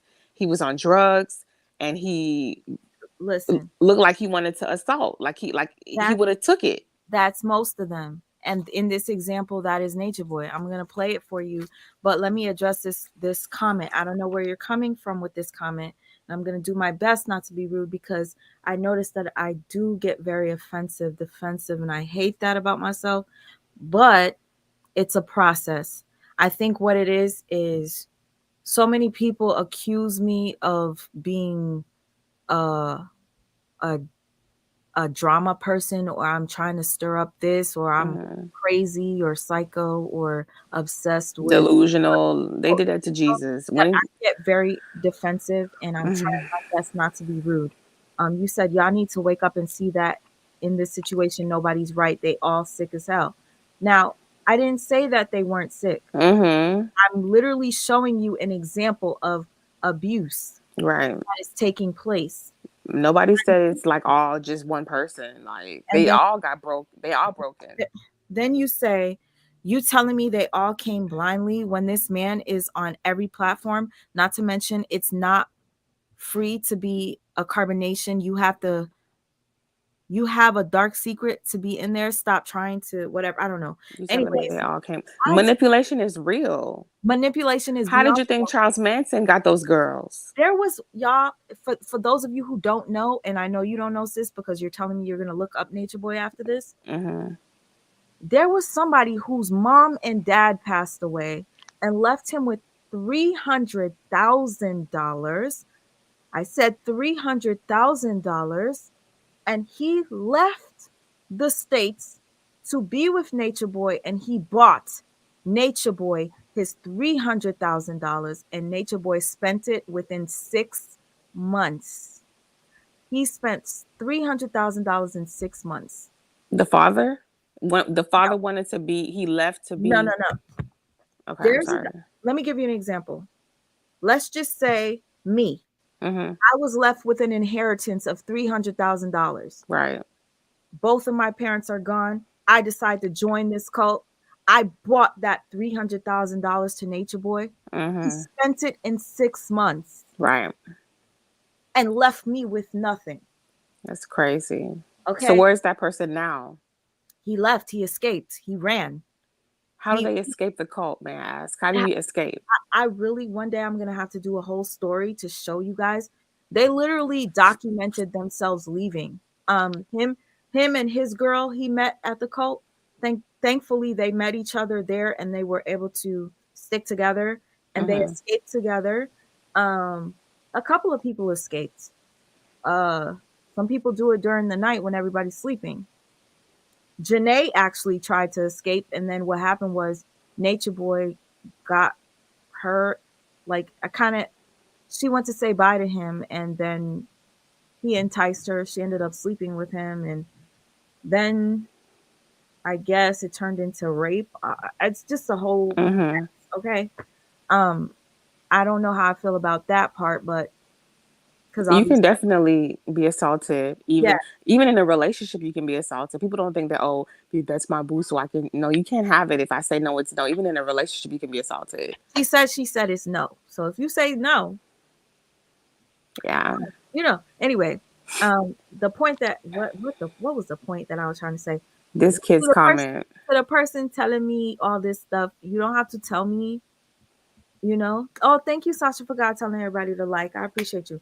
You don't have to tell me anything. I'm using them as an example. I know most of the people that went were mentally unstable. Okay. I once was mentally unstable and I caught myself being in a relationship with somebody just like Nature Boy. To be honest with you, I was with somebody like Nature Boy back when I was in my 20s. You feel me? Like we we may go through these things, but we don't understand what we're going through. Now that Mm-hmm. I know what it is, that was mental abuse, and I know that Yeah, it's not normal to beat me, and then next minute after you beat the shit out of me and throw all my stuff off of a balcony in the pouring rain, and all my college books are being soiled, and you physically punch my car to where all my car has like dents in it and mm-hmm. stuff like that. That's not normal love. Right. Okay. It took for me years to understand that was a different type of abuse, right? So now Mm-hmm. that I know what it is, I talk about it to help people to realize it. You That's don't not normal. beat the shit out of me and then Mm. cry, and then I end up fucking you after because you cried. I Right. used to do that all the time to my abusers. They would abuse me and then get on their knees crying that they abused me, and next thing you know, we're laying together in the bed and just cuddling, and I'm comforting them from crying after Yeah, manipulation. I'm the one with the bruises and Yeah. and I'm comforting you, my abuser. So I'm not okay with that. So with Grams and Avery, with this whole freaking elaborate story of, oh, she beat me up and she bit me and did all this stuff, and this is serious, this is domestic violence, and oh, I'm leaving, I'm not going back. That type of shit pisses me A off. bunch of clowns, like clowns. Like, bro, it's not even a joke to even play with stuff like that. That pisses me off. So Just yeah, I'm gonna come on here and I'm gonna talk and talk and talk until my mouth gets dry. And guess what? I got water. and that person that commented, you can learn. You this can probably educate you, so you can understand. It's not that no one's like pinpointing one person. Everybody basically has a role. We're saying these girls are broken. They all are. So it's like you can learn something from Sweet Ma. Like, don't be so quick to jump to conclusions and just listen. Listen. You can learn something. And if you don't want to listen, feel free to say your piece, but don't continue. Like, say you don't like it and then just leave. Because I don't want to keep going back and forth with the negativity. And I noticed that I do, and a lot of us do it. A lot of us are guilty of addressing people that are being more negative versus positive. That is another thing that I acknowledge that I need to stop doing. Stop arguing with people that are freaking coming for me, and be thankful to those of you that support me. I appreciate you. I appreciate you dearly. Anyway, let me get back to this because I wanted to show you that a narcissist gets very triggered when you don't give them the attention that they so desire. He feels like he's above Solar, and Solar is here, my servant. Just listen to this shit. Do you know who the fuck I am? Who the fuck am I? No, who am I? No, who am I? My God, my higher self. No, who am I? Seriously. Do you know who I am? Who am I, Nateri? No, what I want to know is, Nateri, who am I?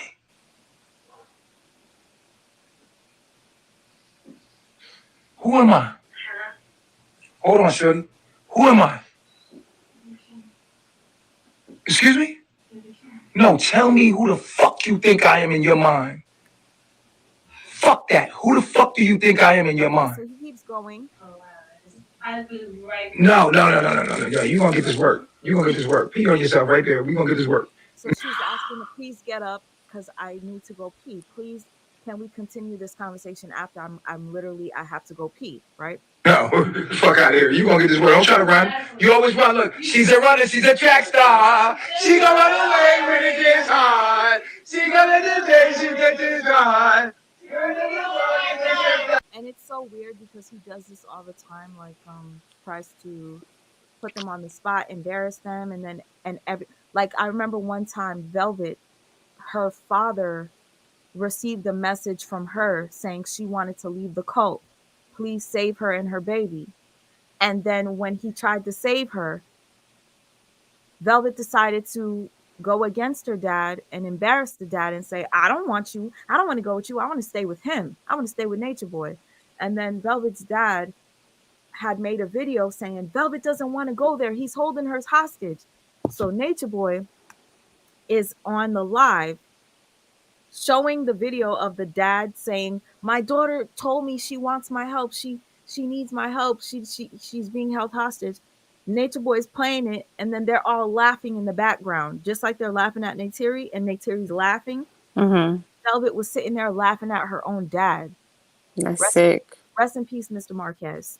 I'm sorry that I have to use you as an example, but I know you're rolling in your grave because of your daughter. Fuck out of here.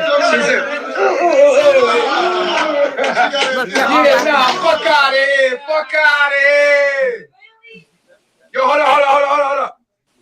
Hold up, bro. She's a runner. She's a track star. Yeah, y'all can say whatever y'all want. I'm talking to her soul, your actions. It's a coward actions, my nigga. I'm just talking to your soul. I'm tired of us trying to like, oh, you're hurting woman. No, these women are taking advantage of us. These women are very smart and crafty and fucking evil. And I'm not gonna allow it to happen right now. And I'm gonna give my opinion, even though it's strong. I don't hold no threat to you. You can walk out here and leave. I'm not a threat to nobody. I'm just a New Yorker and I'm passionate about what the fuck I'm gonna say. And I'm gonna read you right now to the whole world because you're trying to play me like I'm not who the fuck I am. Yeah, no. Wait, go pee. No. Now your bladder hurts. Oh, I gotta run. Play you, I gotta run. Go and don't come back. I just really have to use the restroom. I'll come back and I'll face it. I just really gotta go ahead, run, hurry, run. Run, hurry up, run. Fuck out of here, man. My heart not broke. No, my heart not broke. I carry the pain of all black men out. So a lot of people is like laughing at him saying, oh, you're jealous, your heart is broke, blah, blah, blah, like in the comment section. And sorry, the clarity is not that great. They're suffering from the same confusion going on within women, and they're projecting that shit into our lives when we trying to help y'all.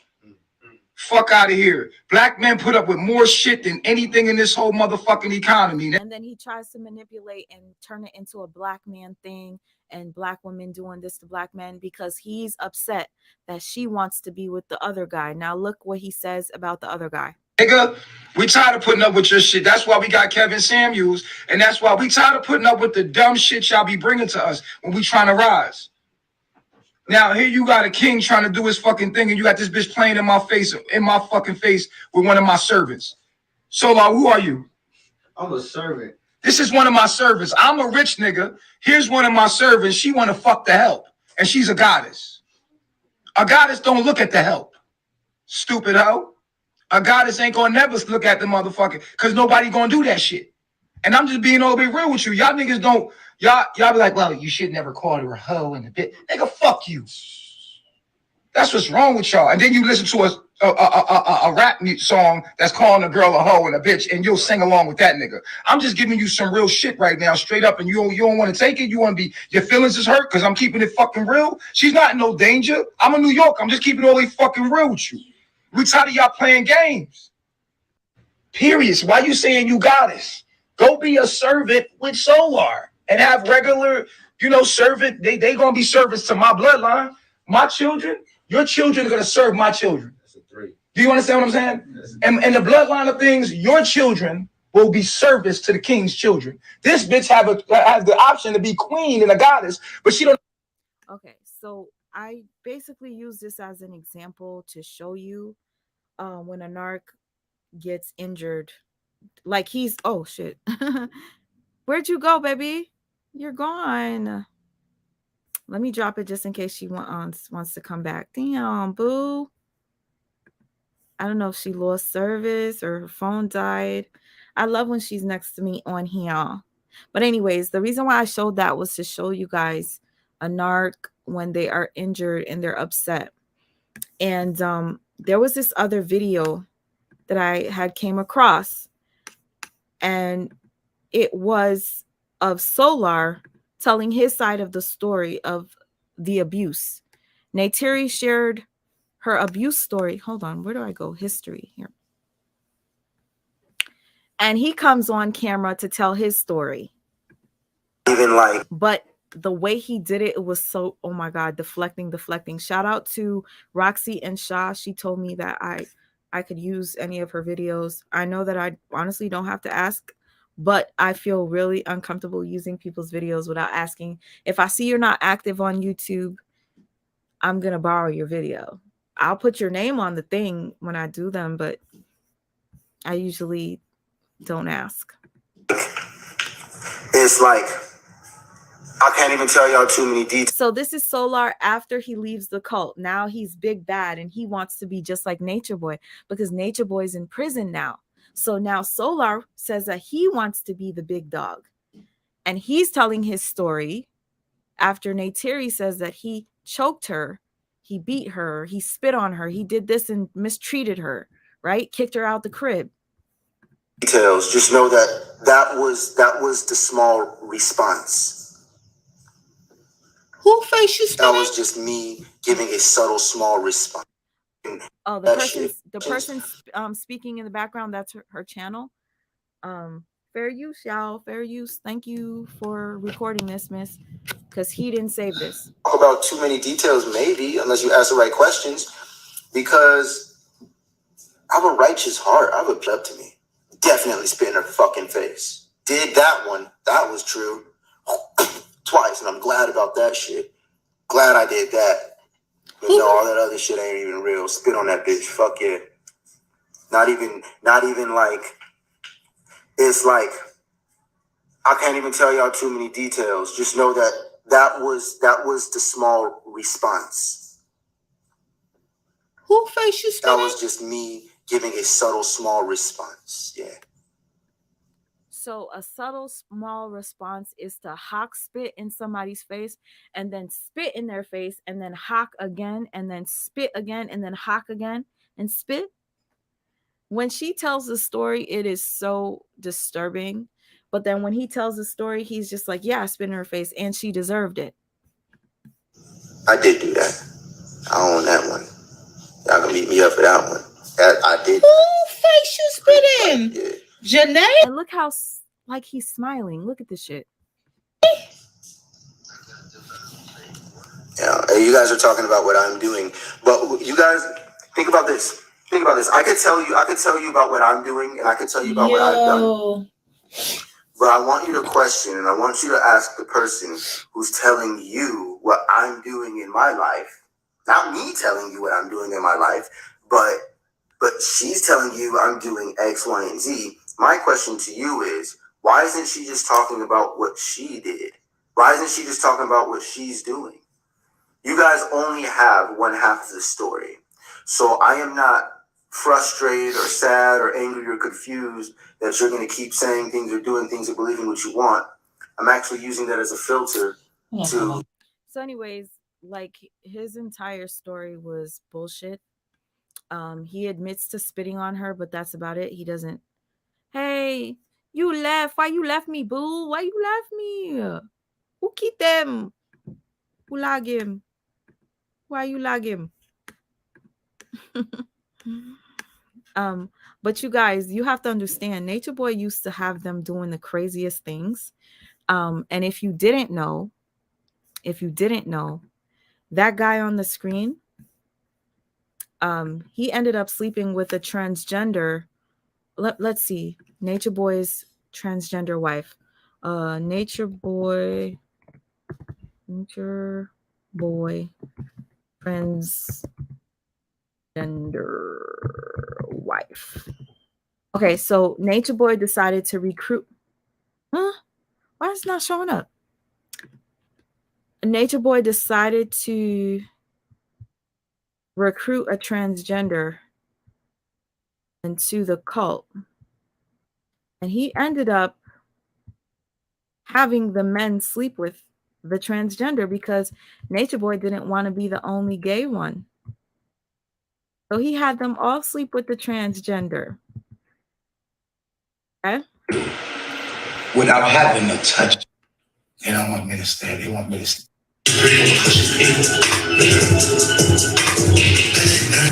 Okay.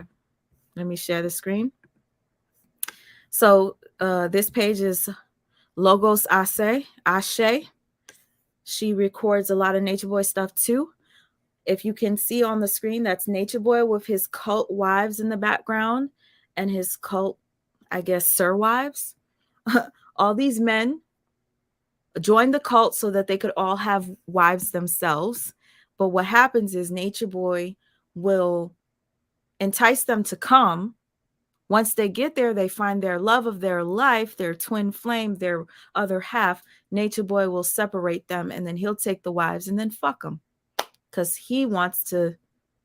It's just the worst. I can't, when I tell you, I could share my screen with you to show you half of the things that I have on my end of things that I've been editing for a long time. Sometimes I stop because it's just too much. But I'll tell you this, Nature Boy is Mr. Steal Your Girl. Matter of fact, I'm going to play something for y'all just for a little kiki for those of you who've never seen my edits.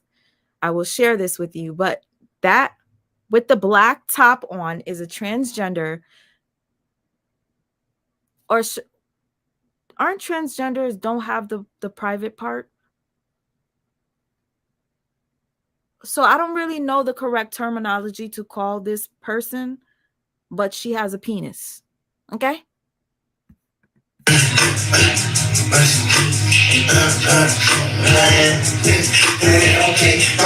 You see how he has them doing all this weird shit? They just do it because he tells them to do it. Fuckers, see y'all next time, because y'all don't want to press, y'all don't want to pay a bitch. You need to pay a bitch. Bitch, where's my money? That means I want you to press 3 in triangles, all in the fucking shit. Bye. Oh, who said bye? Bye-bye. Bye-bye, baby. Check. I got my 3s in check. He has them all doing this. Let me not do it. He has them all doing that sign. It's really weird. You see Solar Bitch, you can't touch. You see Solar sitting next to the transgender. Solar ended up going on video camera with this transgender woman and had sex with her. And it's on.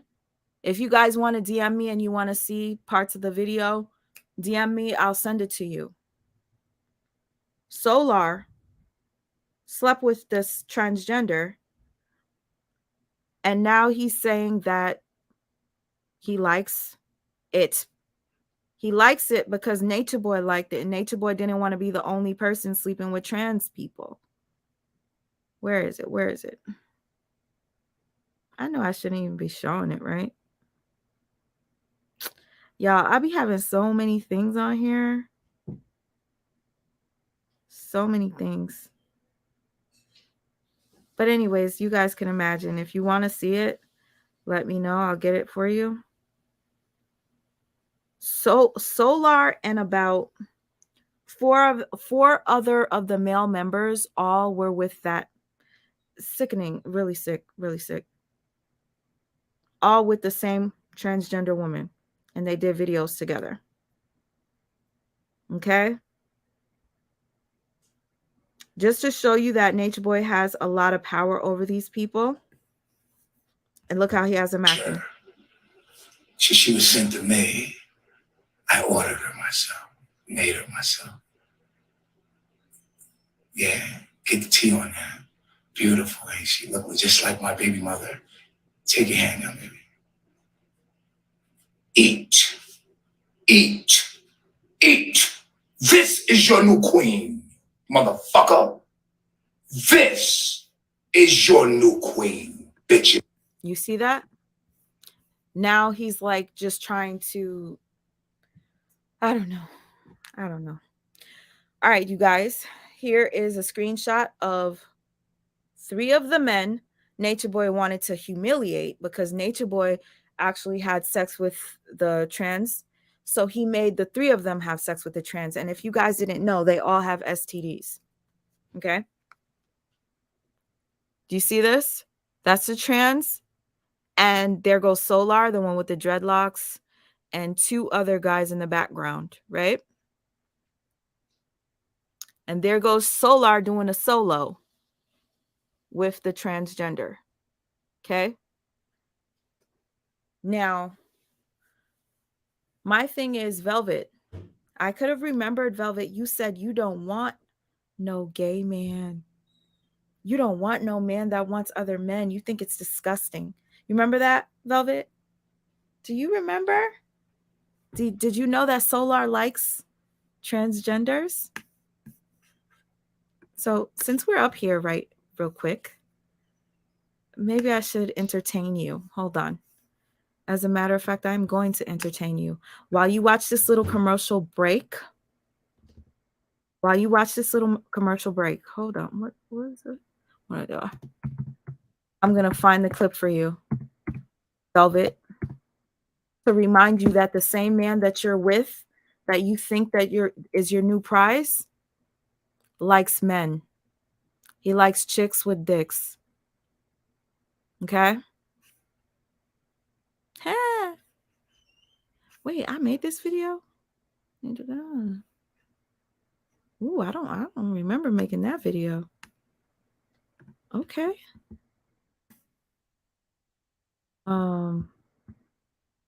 Anyways, I'm gonna play this for you anyway. I said something about Nature Boy is gay. Damn. This is how much I don't pay attention to what I do. I didn't realize I did this. Okay, so this is Mr. Steal Your Girl, y'all. And I know that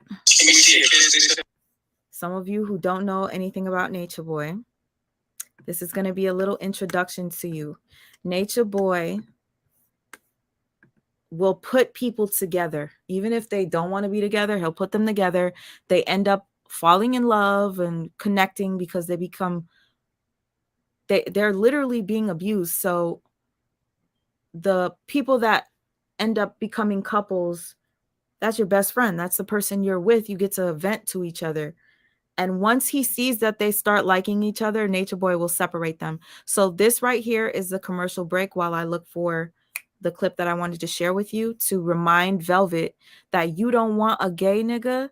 But guess what? The man that you want, the man that you are now with, loves chicks with dicks.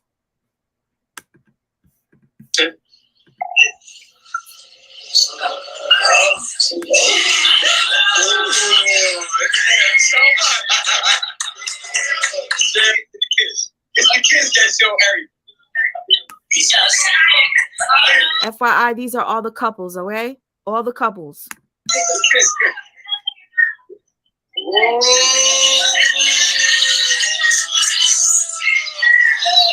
Okay, let's see that kiss.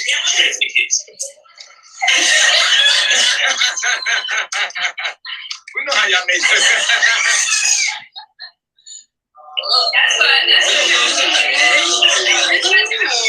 Nah, I gotta get a kiss.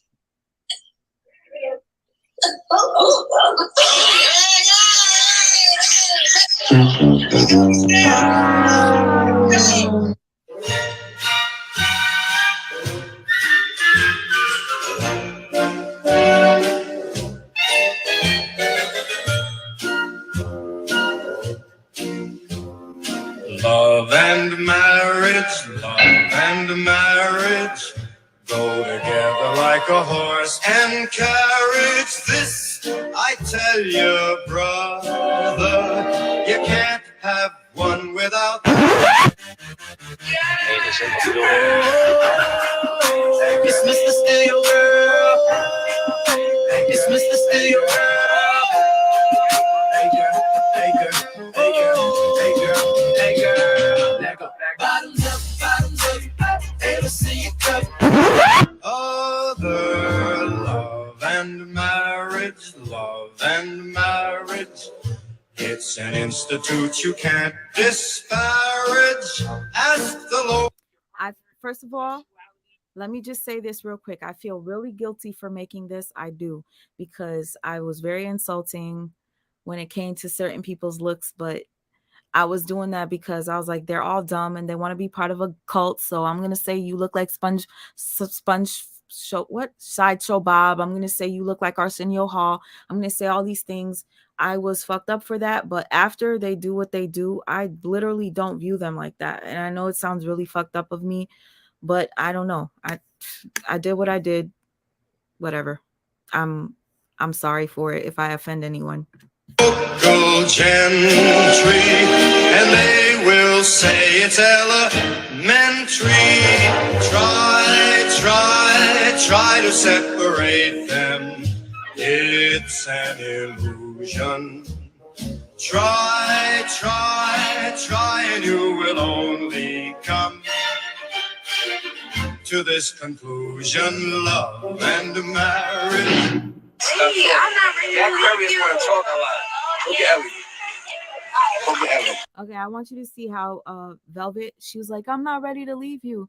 She never wanted Nature Boy to have other wives, but she never wanted Nature Boy to have other wives, but because he's going to do what he wants to do, and she wanted to be living in paradise and in, vacation land, not having to work and just being on the beach every day, she decided to go back with Nature Boy after like 5 times of leaving because she didn't want to work.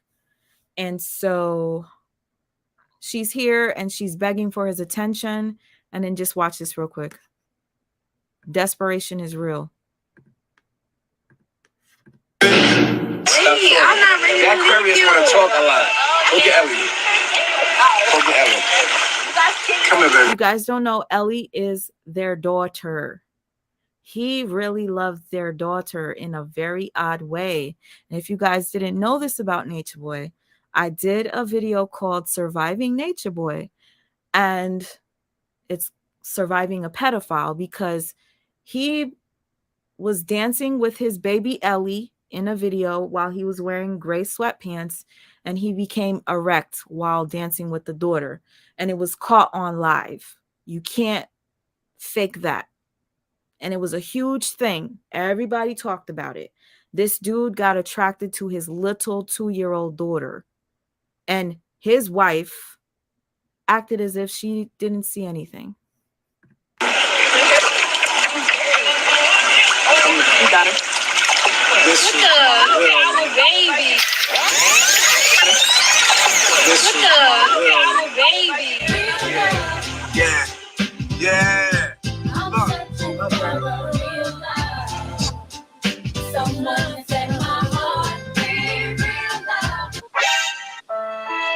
Sorry, I couldn't help it. But you see this clip in particular? The baby girl was playing on the bed, and you see Velvet sitting in the background looking miserable.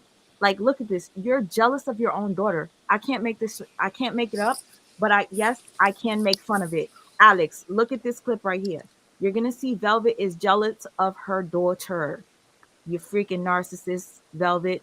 Someone set my heart free, real love. I can be emotionally. Okay, so this clip right here was for me to show all of the women that left their men to go to Nature Boy. So on this side, you see Pice. Pice used to be with Malia, that is on the screen kissing Nature Boy. Pice is sitting in the car crying, and he's trying to blame himself for not being good enough, right? So putting it side by side, each man that you see on the screen talking and making videos on their lonesome, this was after Nature Boy took their wives. Okay? Pay attention. Irresponsible. Do you see what I'm saying? I can really be emotionally irresponsible. I can be sensitive. Do you see what I'm saying? And I can take things the wrong way.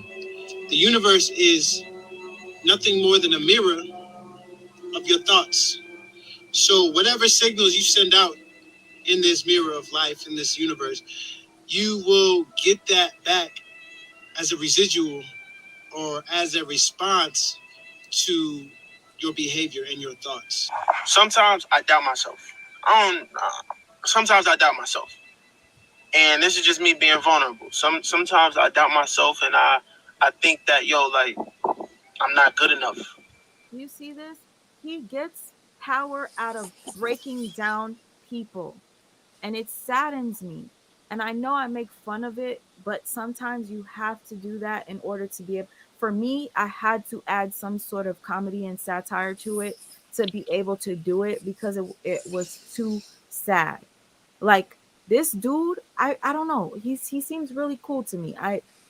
This is too much. Like Girl, and the baby, like that baby didn't even want to stay with him. Like I saw the body language of the baby. The baby was trying to move away. And before he even could even get to the baby, when he was like, tell her to come here, he was biting his lip. Like that's a sick person. He is sick.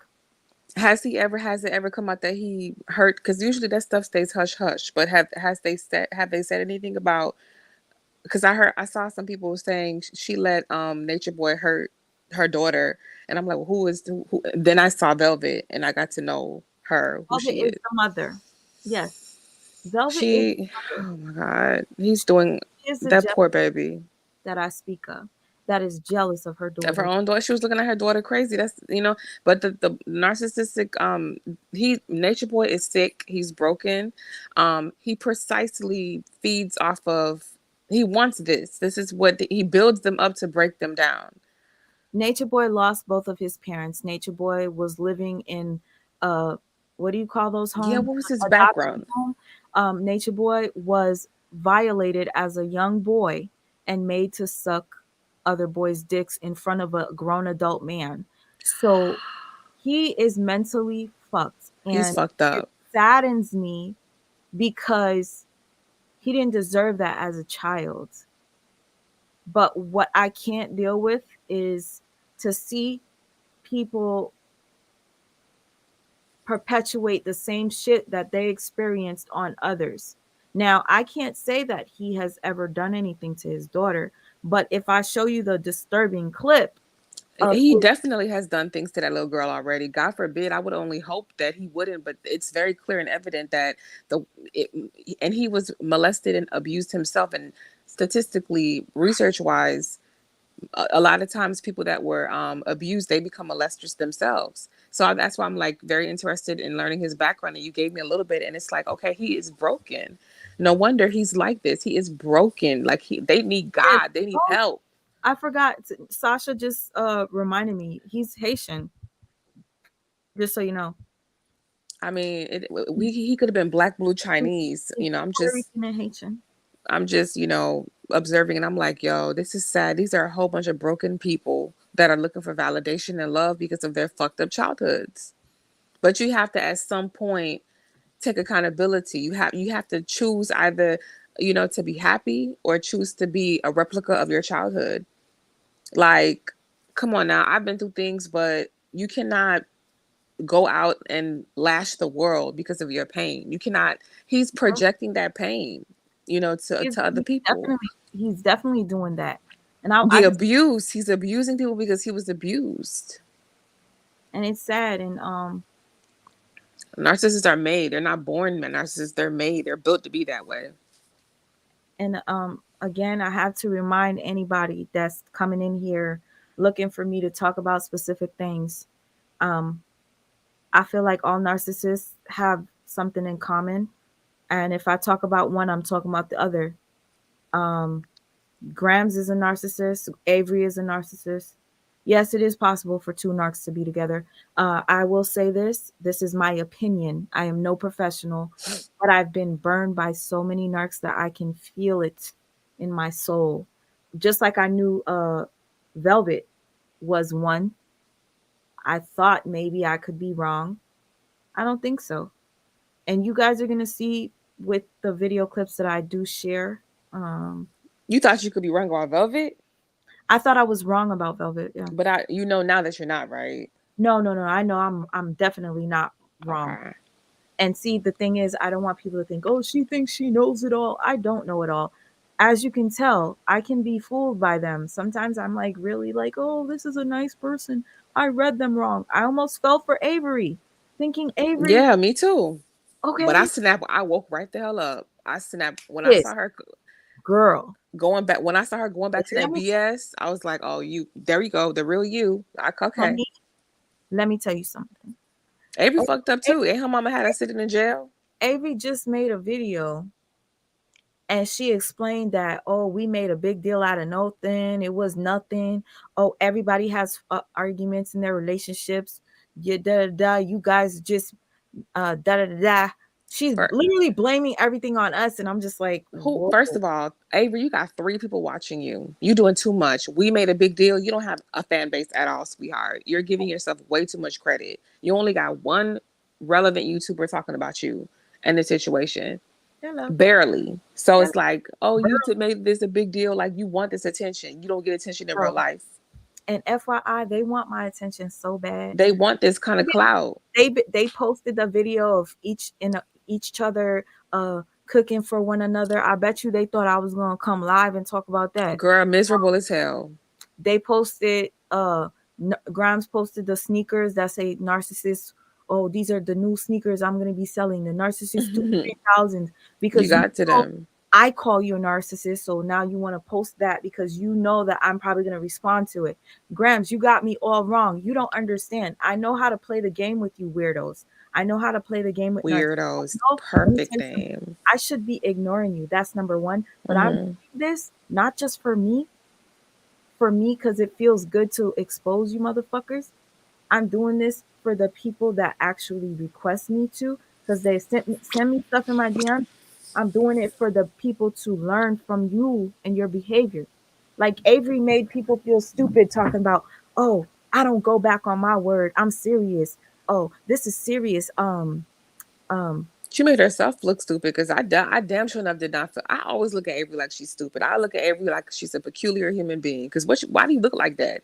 So she never ever made me feel stupid, or she made herself look stupid. Mm-hmm. They trying to save face, not to cut you off. I'm sorry. They trying to save face, not fake cooking for each other, only to bite each other afterwards and fight afterwards. Like, y'all not happy over there. Y'all made yourself look stupid. Y'all exposed yourself, and now y'all trying to like save it. You should just comment. Sorry. Show the arouse the videos for Velvet supporters, Sweet Mom. She knows. No. Wow. Who is that? No, because I literally did do a documentary on it. Like I could show you the clip just so you could see I'm not lying. No, I don't want to see that, bro.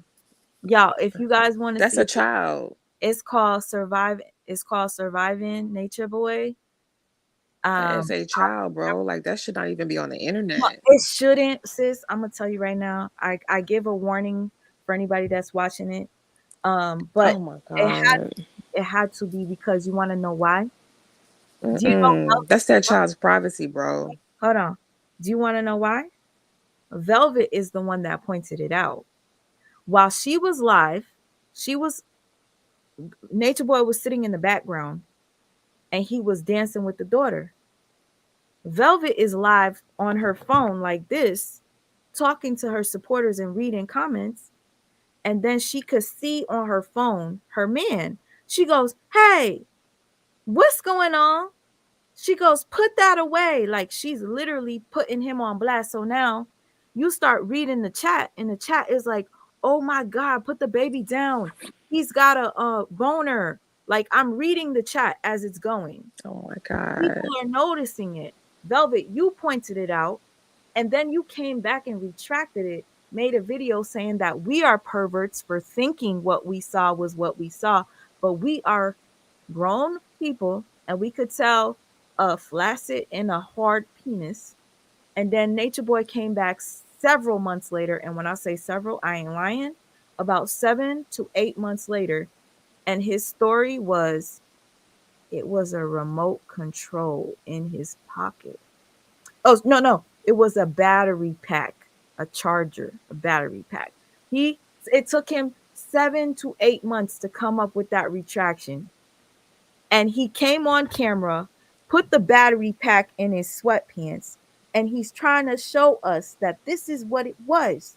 When we can tell a sharp battery pack versus a hard penis. That's sad. That's sick. But I'm so happy he's in jail now, and I hope he stays there because he definitely cannot abuse children because he definitely I'm sure did something to that little girl. Battery pack, yep, girl. I'm blown. I cannot even believe, but we this is the world we live in. This is the world we live in. This is like disturbing. This is very disturbing. Oh, see, the reason why it is disturbing, but Akasha says Velvet supporters need to see that so that they could stop kissing her ass. This is not about Velvet, sweetheart. This Let is me not tell you about something. Velvet. This No, is about the Akasha. child. No, because Akasha, I'm gonna tell you right now, she sees through Velvet, and she's been But seeing this through is her. not about okay. I No, just see no, it differently. Like no, I'm no, no, not no. And I'm gonna say this because Alex sees it completely different because the trigger for that type of abuse is extreme when it comes to certain people that have experienced it. So no, I'm not gonna play it, but I think her hearing it is enough out of respect for anybody that's triggered by it. I have it's not even that honestly, let me just stop there. It's not even my trigger. It's not even for me because I'm not triggered by it. It's I'm triggered for the baby because the baby at the end of the day, exposing Velvet is like putting the baby in a light where they're gonna be seen in that moment. They didn't choose that, so they're going to be seen with his bull crap, and they did not choose that. They don't deserve to be seen on camera affiliated with something that they didn't choose. So it's like when they're when the camera's on that on the child, and that is happening, you're exposing the Velvet or whatever you want to do, but the innocent child is there, and they have to deal with that. They have to live with it. They have to see that, like, this man had me in his arms and this is what was going on. It's like disturbing. It's not good. It's for the child. It's like it's the child's privacy that I'm concerned about. This doesn't trigger me at all. okay. Like, it's the child. I'm triggered for the child, the baby, the innocent baby that I saw when he was holding her. He was like, she was trying to get away. That lets me know everything I need to know. Like, he already has most likely, God forbid, done things to her.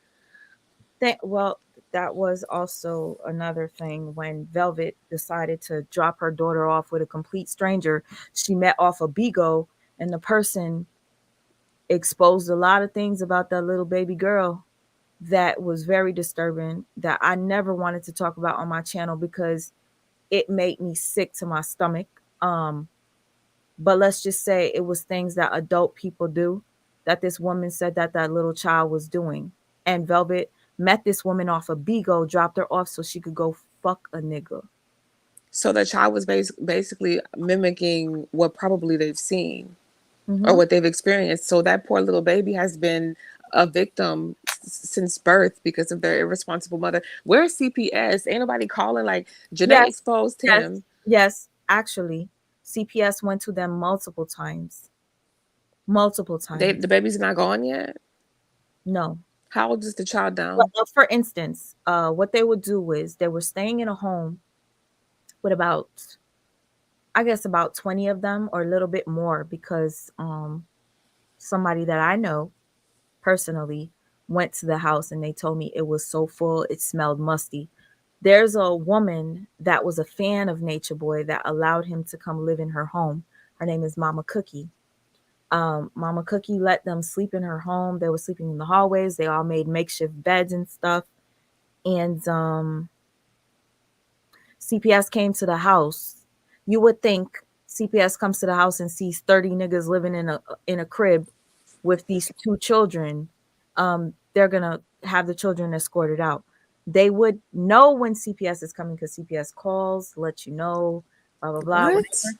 They They call? put red, no, sometimes they call. I When don't I know. would, that doesn't make it, They'll because when I would report people, because I'm a nurse, so you know that. So when I basically would call the abuse hotline, that's confidential. They don't, the abuse, they don't tell you, the worker, caseworker, they don't tell the people when they're coming. That defeats the whole purpose.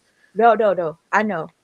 But he said on a live that they called him or some shit like That's that. a lie. He could be lying. That's a lie. But anyways, CPS came and they took her diaper. He said that they took her diaper off. They were checking, and some people were like, "They don't do that." Da da da da.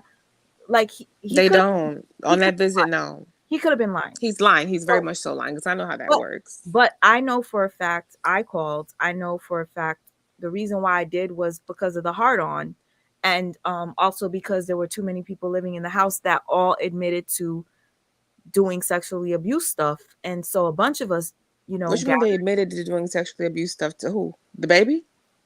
No, to Nature Boy. So Nature Oh, Boy okay. would pull them aside and ask them to tell their deepest, darkest secrets. One said, I molested my little cousin. One said, I did this or da da da. So it's like, why would you want your child to be around people that admitted to doing these type of things? Mm-hmm. So anyway, CPS did come a couple of times. Nature Boy was pissed off. And That's why he was pissed off because they don't tell you; they just pop up. but And the if thing they, is, they would have the other members hide outside, sit outside in the car. if they, for Hide in example, see the person pull up on them, they probably see like, oh, that's a caseworker. Like, oh, Mhm. we need to get it. They So scramble, but they'll never they call. never got in trouble. That's sad. That's the but Sasha the forgot. Sasha forgot. Send me that video if you have it. She said, "Remember when Nature Boy was talking to the boy who assaulted his baby sister, and Nature Boy, not only his baby sister, another kid too, and a cousin, and Nature Boy asked the boy if the girl didn't cry when he was doing it. Yes, I have that in my documentary, and it was very disturbing. Nature Boy was eating pistachios while asking somebody that abused a 2-year-old, did they cry? Did you stick your finger in their anus? Like, what did they Oh do? my god. What did they do? And he's going like this, eating the pistachios as he's asking them. He was like, so they cried, right? So, what else? Like, He wants to inflict the pain that was inflicted onto him, basically. and almost, to be honest with you, I feel like he was trying to get tips, like where to do things to a child to not get caught. It's honestly because he's basically gratifying himself from the story of he wants to know about the pain. Like Yeah. he's asking specific questions like, what did she cry? Well, that's because he was hurt and abused. So he wants to inflict, people who are abused, they want to inflict, some Pain on people, others.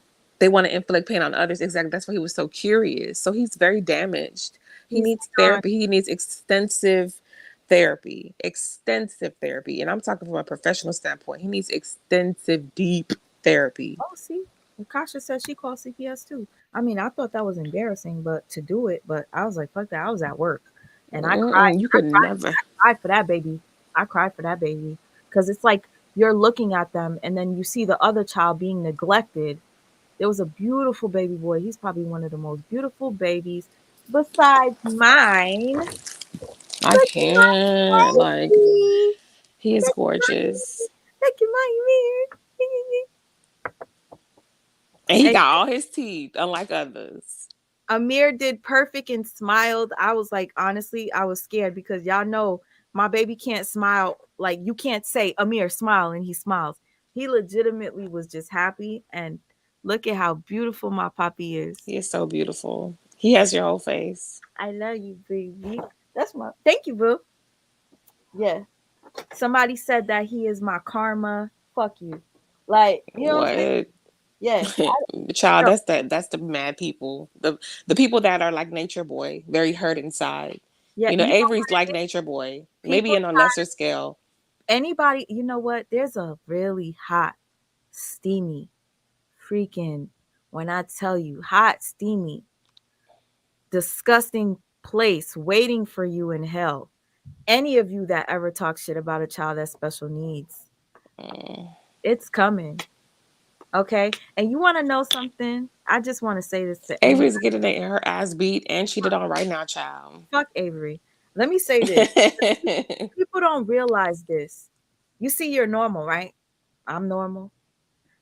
There's something called accidents. Some people could get in a terrible car crash, and I don't wish that on anyone. Some people could get shot. Some people could get beat up. Some people could fall and then become disabled. Okay? Some people could go to the hospital to get a BBL and end up fucking losing their ability to walk. Mm-hmm. Some people could get a sickness to where they get a fever, whatever, whatever it is, and then they end up becoming disabled. Some people could eat something that they're allergic to that will fuck up their whole life, and then they become disabled.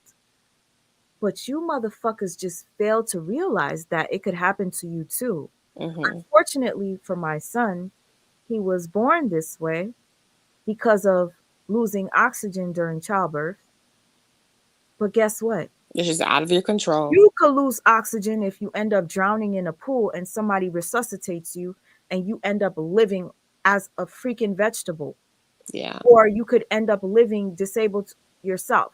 So all y'all need to humble yourselves and stop being so judgmental to people that are different than you, because you yourself could seriously be injured in something. There are people that get burned in the fire that become physically disabled. The most conceited people. I've come across somebody that used to be a very mean girl and she got burned. And Mm-hmm. that, you know what I'm saying? And it pains me to see people go through stuff like this. Mm-hmm. But sometimes you get humbled in those type of things. And not to say anybody deserves it, but it could happen to anyone.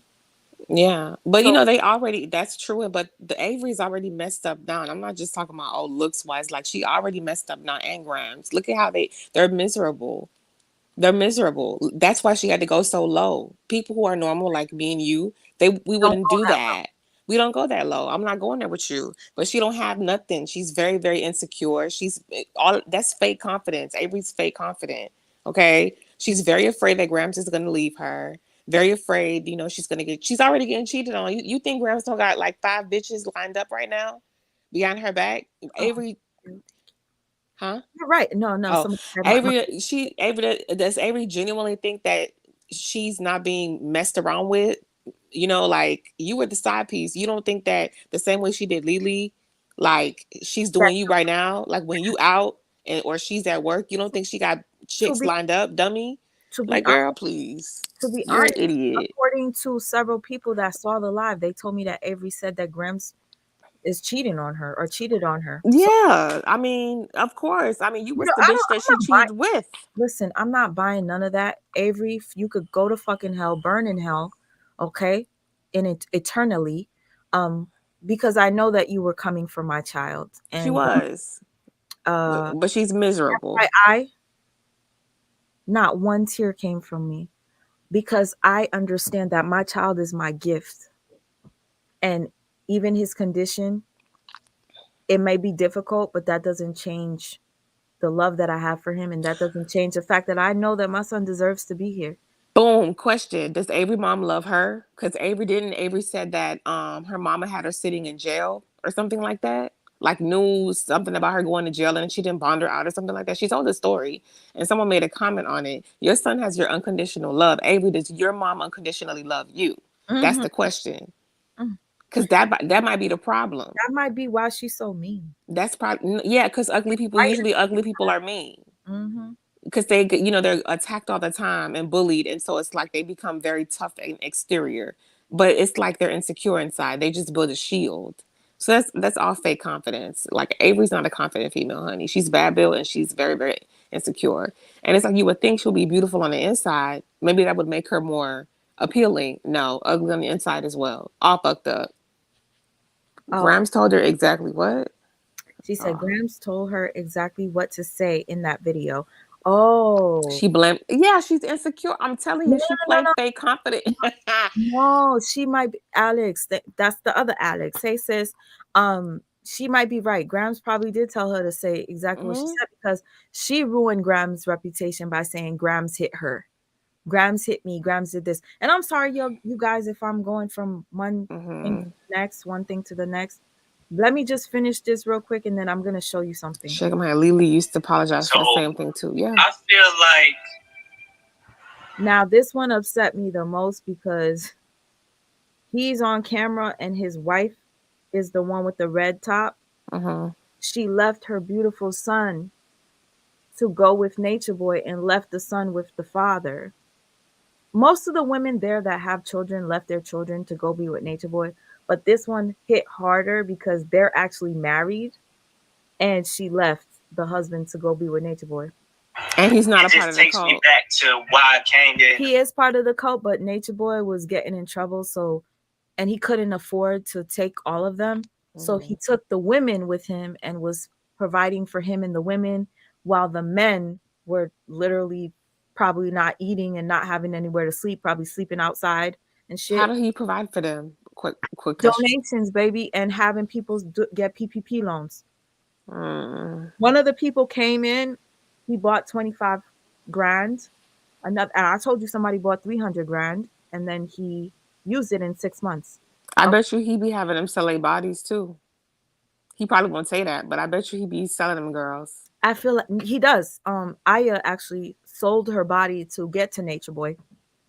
She admitted that she paid Spanish men because she was trying to get across the border and she needed a ride and she sucked a man off to give her a ride. But anyways, wow, all of them broken. While I grab my charger, hold on. First place, I didn't come here for no woman. I came here straight for Baba G. I came here looking for somebody that could take me to the next. You see how delusional they were? Well, he's awoke now. Thank God. Thank you, Lord. You saved this man. He now realizes that he was a fool for being a follower of this man. Hopefully he stays this way. But more healing to come for you, Aaron. And his wife makes me want to go to therapy, child. His wife Sheba, that is no longer her name. Her real name is Kendra. I pray that both of you continue on with your healing journey and you never look back and you continue on doing what you're doing and try to prevent other people from being brainwashed by narcissists as well. But anyways, he is basically saying, I didn't come here for a woman. I came here to worship you. Like next level of mastery. And that's still here. And that's why I'm still here. It ain't no thing. You know what I mean? That's what it is. Everybody wins. Okay, so this clip. Okay, sorry. So y'all, just so you know, I used to rarely enjoy making these edits, and because I see that Velvet wants to play these types of games and become the new female Nature Boy, I decided to bring it back. I decided to bring it back. She is giving me vibes of female Nature Boy. Like she look like she has potential to be a female cult leader. She gives me very much I can branch out. Sis, she said that she's starting the new Carbonation. Oh God. She said that she is the queen now. Okay. So let me show you.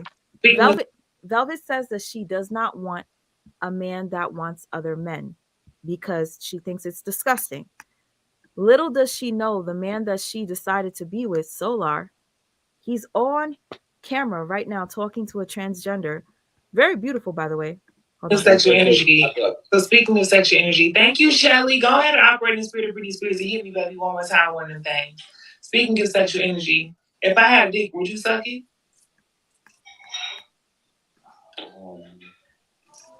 I mean, I don't think so. I mean, I would probably try it.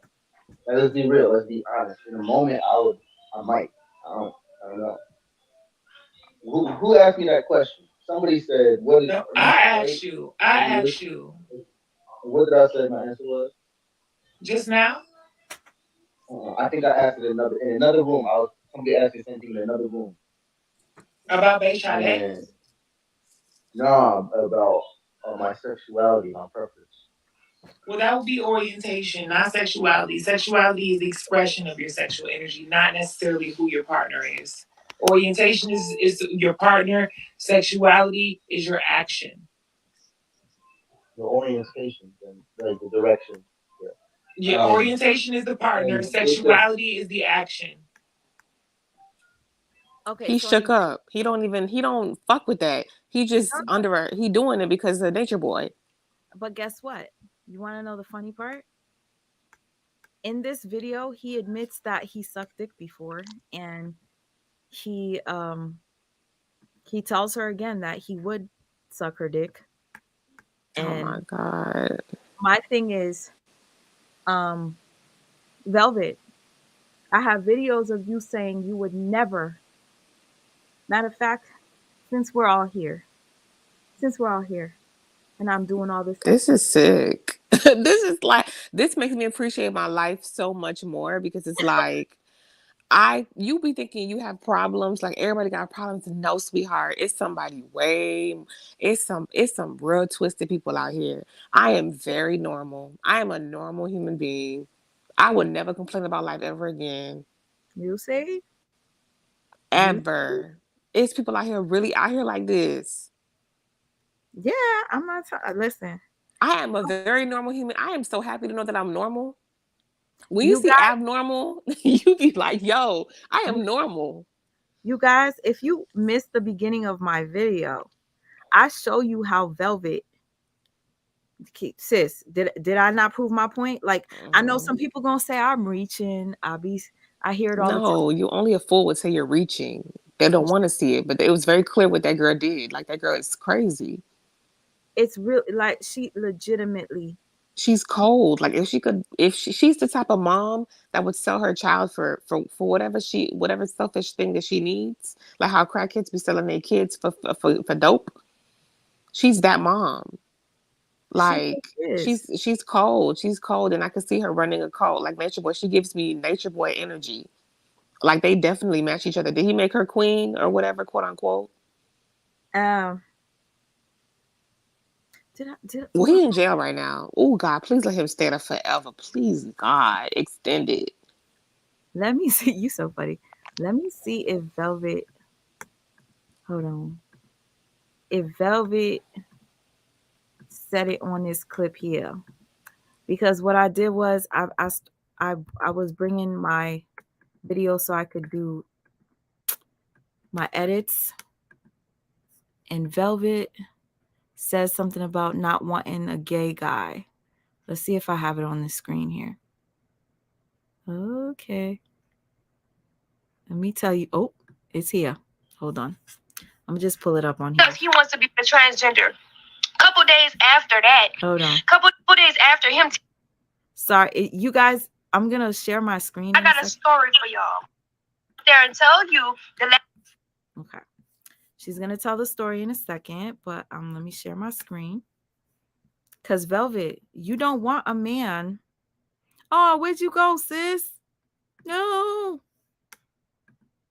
You gonna get me spoiled, okay? Because I really love when you're next to me on this damn screen. Sis, I miss you already. Drop that link come back whenever you get a chance. Please, sister. Okay. Is that it? And he actually starts to develop a little bit more. I say, all right, And the reason why he does that is because he tries to overwork himself instead of really addressing his issues and problems. So he's worse than Nature Boy.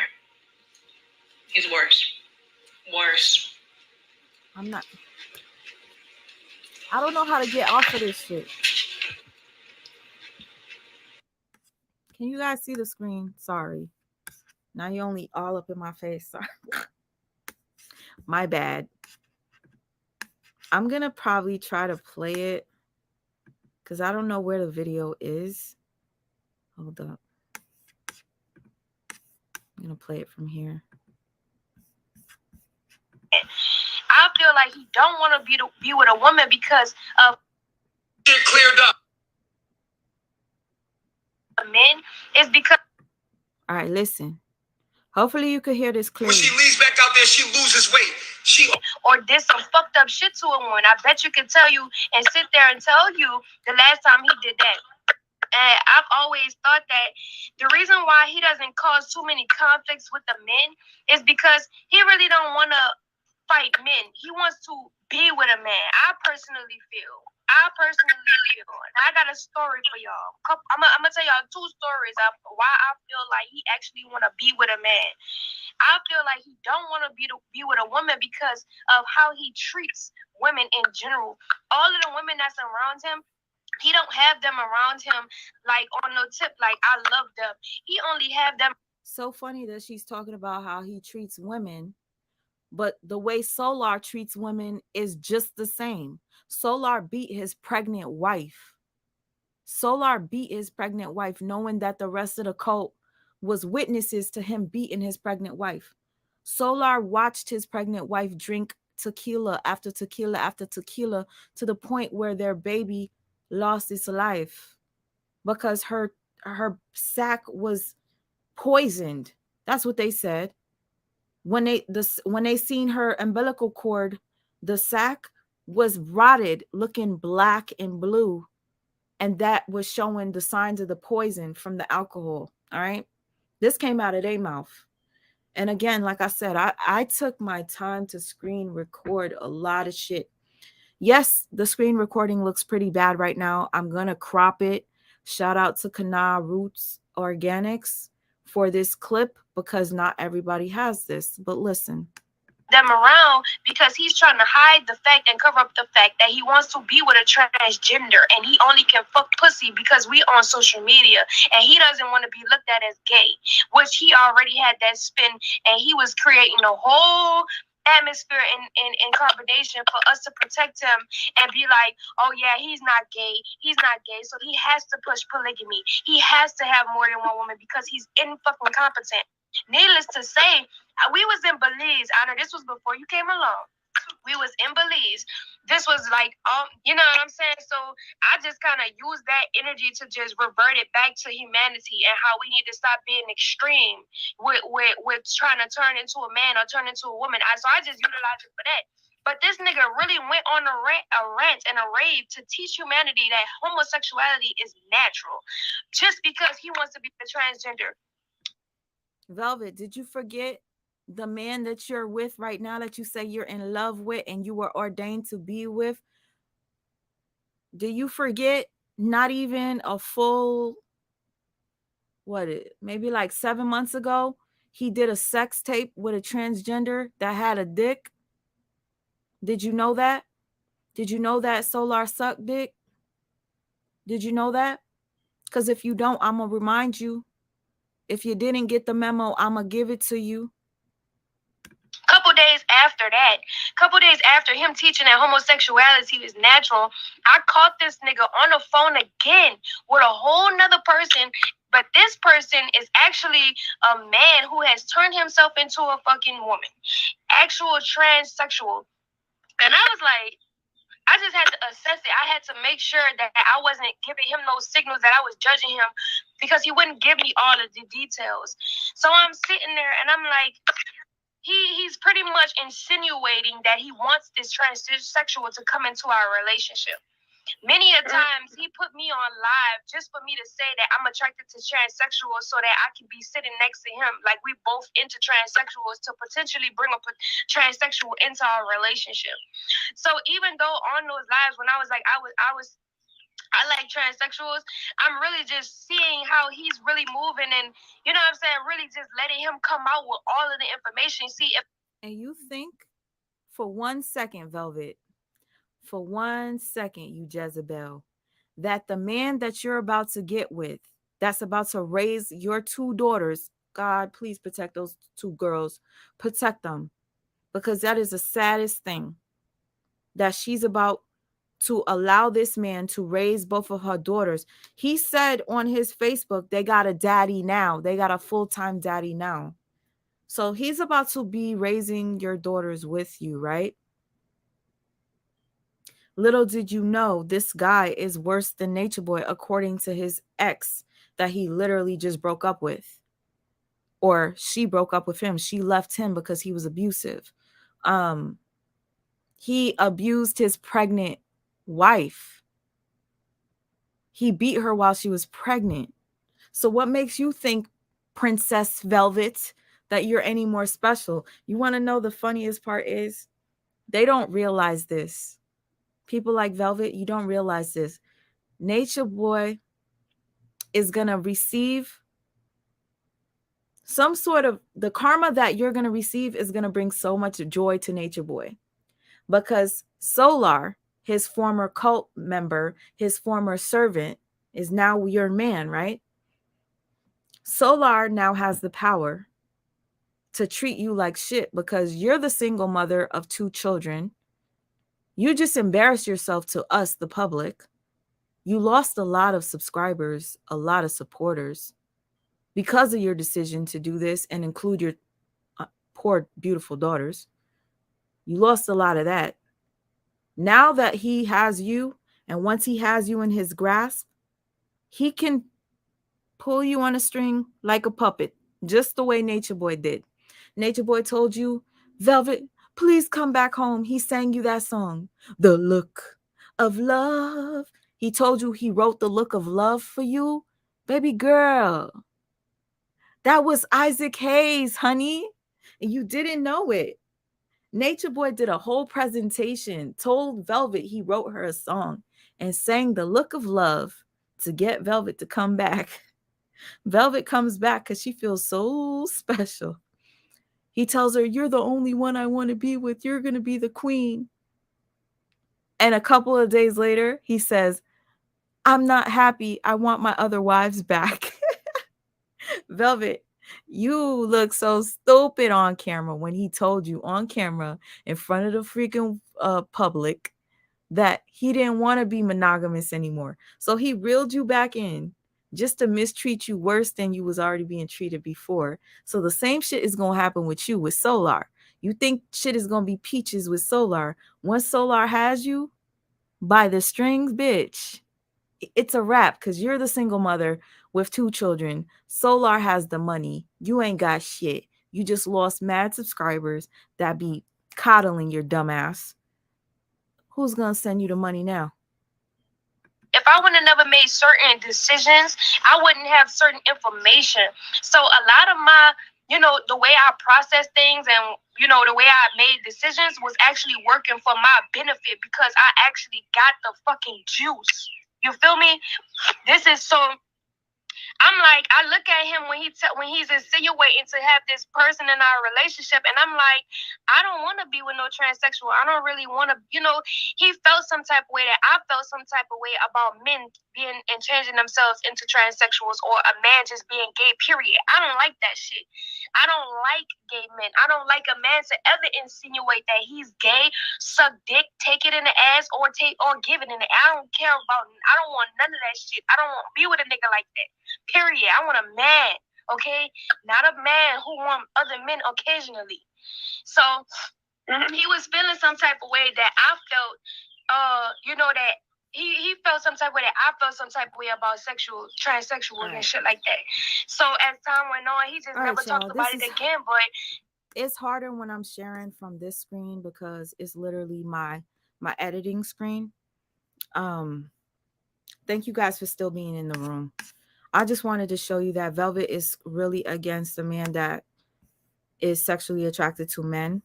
And I just showed you the man that she's with now is attracted to men with feminine features, but with a penis. He sucked dick before, so who's to say he ain't gonna suck it again?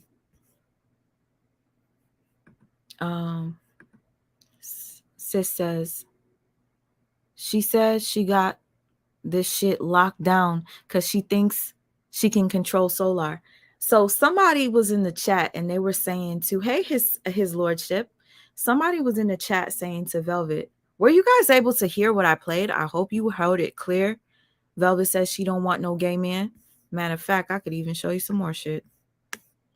This is one of my edits that I was doing on Nature Boy to prove that Nature Boy is gay. But it's honestly, it's not even a question anymore. We already know Nature Boy is gay. Yeah. I got a lot of shit in here that you guys are probably going to be shocked to see. Hold on. The guy in the video, that's not me. Well, we don't believe you. You need more people. In that video, that was me, bro. That video. Okay, so there was a video that showed Nature Boy having sex with or allowing a white man to penetrate his anal with his hand and play with his penis. Okay? Let me show you. I'm going to show you. Velvet, you wanted Nature Boy so desperately. Let me just play this for here. The guy in the video, that's not me. Well, okay, so the reason why I'm going to play this for you is because I have been editing this video forever. And since we're here, let's go out with a bang. Velvet, you say you never wanted a gay man. You chose to be with Nature Boy. I'm not going to start it from the beginning because I think I might just share this video with you guys one day. Okay? I might just do it one day. Are you still with me? You guys mind if I play this? I'm just trying to... Okay. All I needed to hear was my sis. Let's go. Hey, Rare Diamond, Black Queen. Thank you for the compliment. As a matter of fact, I wore this color on purpose because somebody made a video today calling me a narcissist. And if any women know about this brand, it's called NARS. NARS stands for narcissist. I didn't know that. So I decided to wear this lipstick for the person that made the video calling me a narcissist. Now, I can't stand NARCS. That's why I come on here and I make videos about them. And I tend to trigger a lot of people because I'm exposing their faves or sometimes them. It's okay. I see you though. You guys look stupid. The Three Stooges, the T follow. Girl, you dumb. You dumb. Because like you think people don't see that you're like whatever. Anyways, y'all check this out real quick. Velvet says she does not want a gay man. they fucking love me. Facts. So I'm gonna address this porn video right now. Damn Nature Boy, the porn video with the white man. Let's play with the idea that I am the guy in the video, which that's not me. The guy in the video, that's not me.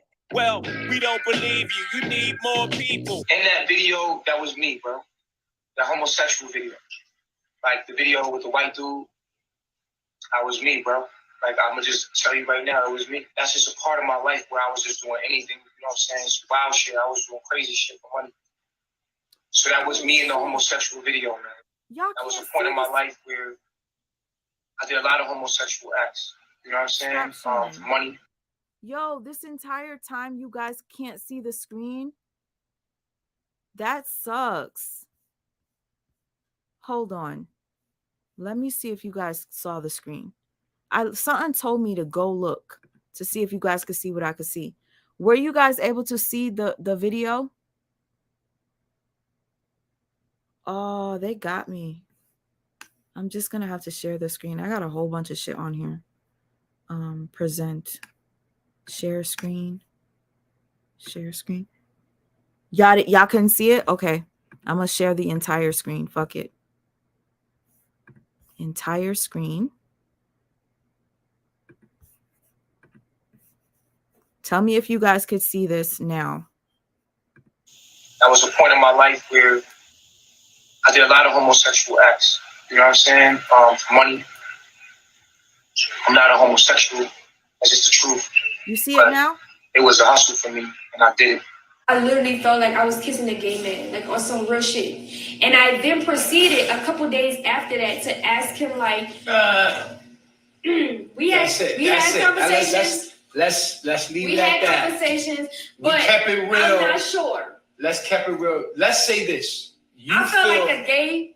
You feel that Omac got gay tendencies? Yes, I do. Boom. And I told him that. I said you could be feminine at times. Okay, cool. Let's leave it at that because that's his thing. And there's no shade. There's no because shade. I'm not bashing. Okay. It just wasn't for me. Look of love is in your eyes. The look that tells me I'm your guy. Wound up having sex again. I caught a yeast infection. I said to myself in that moment, I said, what the fuck is going on? And I started having thoughts to myself. I was like, yo, the last time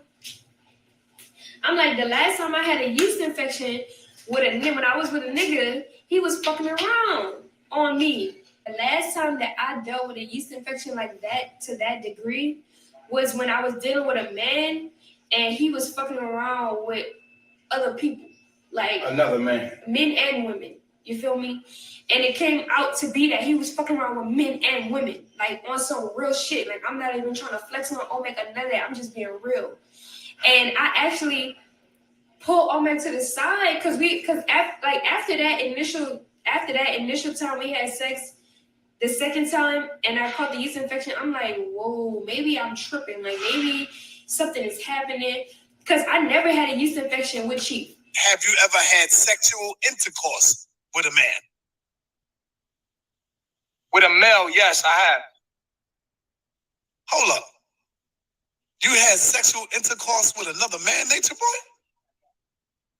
Yeah. What? And you say you're not gay, Nature Boy? No, I'm not. What the fuck? Like, was you bending forward or was you bending backwards?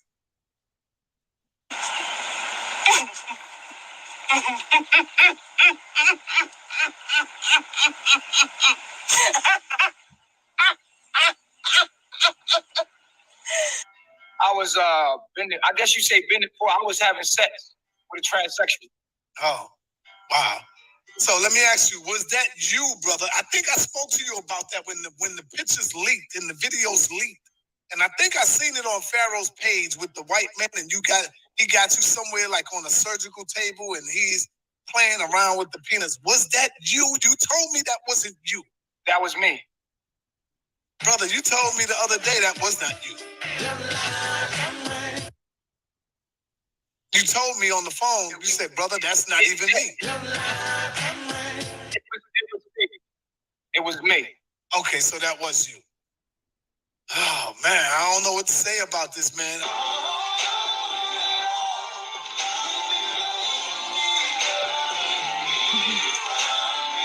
Okay, y'all. So if you think that I should continue or share the video, I will. I'm literally like, I edited that video a while ago and I never put it out. If you guys didn't know, I love to edit. And I kind of stopped doing it because of the competition with certain people recording Nature Boy content, wanting to compete as if this was like really something to battle for, who does the best videos and who got it first. I don't play those games. I'm an adult. I find it very cringy for people to battle to see who's better at this and this and that. So I chose to opt out and I stopped doing what I do. But I love what I do. I love to edit, but I stopped.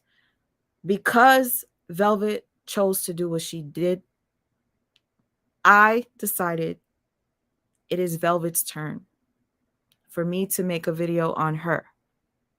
That's basically pointing out all her inconsistencies, pointing out everything that needs to be fucking told. For those of you who are blind and can't see that she's just as manipulative as Nature Boy. If you guys did not see the first freaking video that I shared, and excuse me if I sound like an asshole by saying freaking video. Sorry. If you guys didn't see that, before I end this, I'm going to show you one more time to show you the eerie similarities of Velvet copying Janae. Okay, you had to charge. Okay. Velvet was complacent. Yes, his lordship. Real quick, do you guys want me to continue with that video? Because again, I keep saying I was gonna release it, but I didn't. While Alex is coming up here. No, I'm not gonna show you guys that because it's quite embarrassing. Let me see if there's something else I could show you that I have in my archives from my edited projects. I have a lot of things. Disturbing things at that too. One for Zoka's baby that I had been working on. There was one that I worked on that I'm devastated that I don't have anymore because I worked on it. It was very, oh, Monet says yes, please. Michelle says yes, please. Oh, there goes my girl. Hey, I just want to say, Twima, this live was amazing. Like, thank you so much for bringing awareness. And like, literally, I woke up today. I'm like, bro, it's a whole freaking other life out there. Like, that made me motivated to like just work harder to be a better person, better. Because when you think that you have like, you know, all these issues or whatever, and you look at other people, you're like, what? Like, you should be grateful, you should be thankful, and you should strive to be your best self, and you should strive to go to therapy. And because they are a product of not working on themselves, and they are self-destructing. So in my mind, while I'm charging, I'm like, girl, you've been abused before. Like, thankfully for me, I have peace. So I'm like, this is just another example. Do you choose to be happy and move forward, or are you going to self-destruct like that? So I'm like, bro, this is so, you know, awakening for anybody, even if you weren't abused, like whoever, like you just want to do better because you see how bad situations are for people. Yes. And I trigger warning to anybody that's here. I'm only showing this to you, sis, because I want you to see that this is no joke. Nature Boy, a lot of people think that's all made up or whatever. Nature Boy and his wife Velvet had multiple wives. Velvet always wanted to be the only one.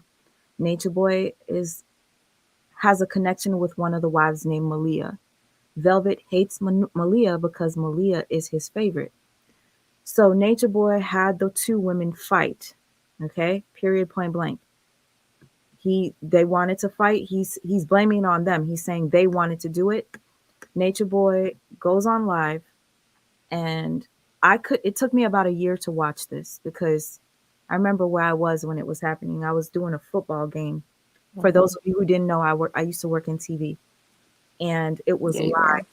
It was live, and I'm not paying attention to the football game because I see that Nature Boy was live making the girls fight, and as I'm seeing my phone, I'm trying to pay attention to what I'm supposed to be doing.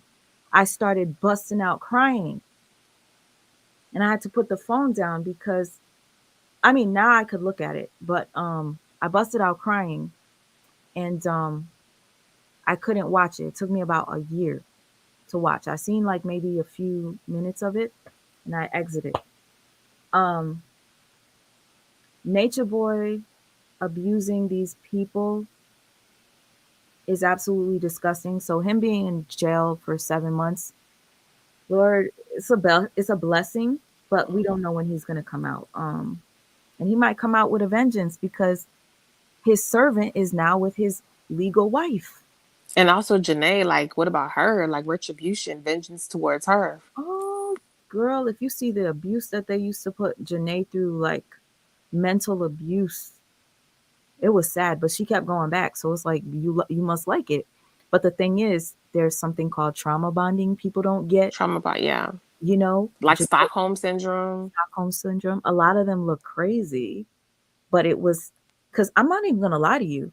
There was a person in my life that disrespected me to the core. They told me that, like, physically I wasn't attractive. They told me I have a flat ass, that their ex looks better than me, and all this stuff.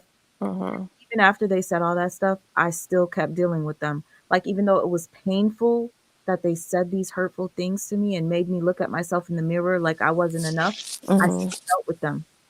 And they would curse me out and say, "You fucking stupid bitch," and "You dummy," and "You fucking," and I still kept talking to them.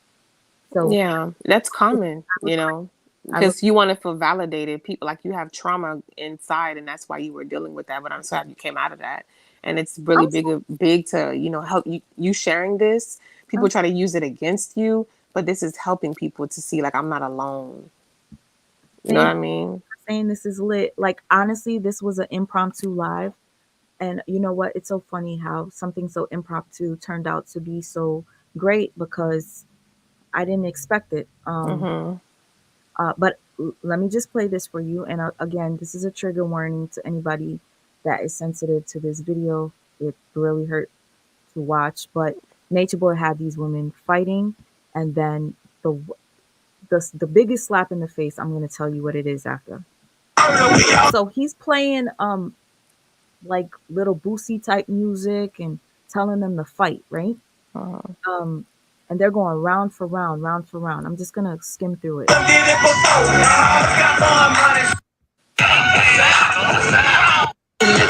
you see Velvet on one side, Malia is on the other. Now on. Right.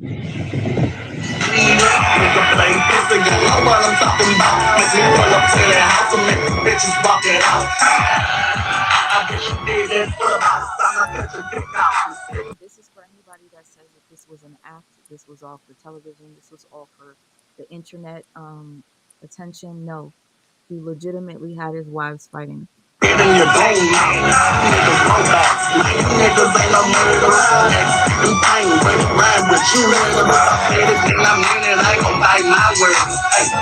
Oh my God.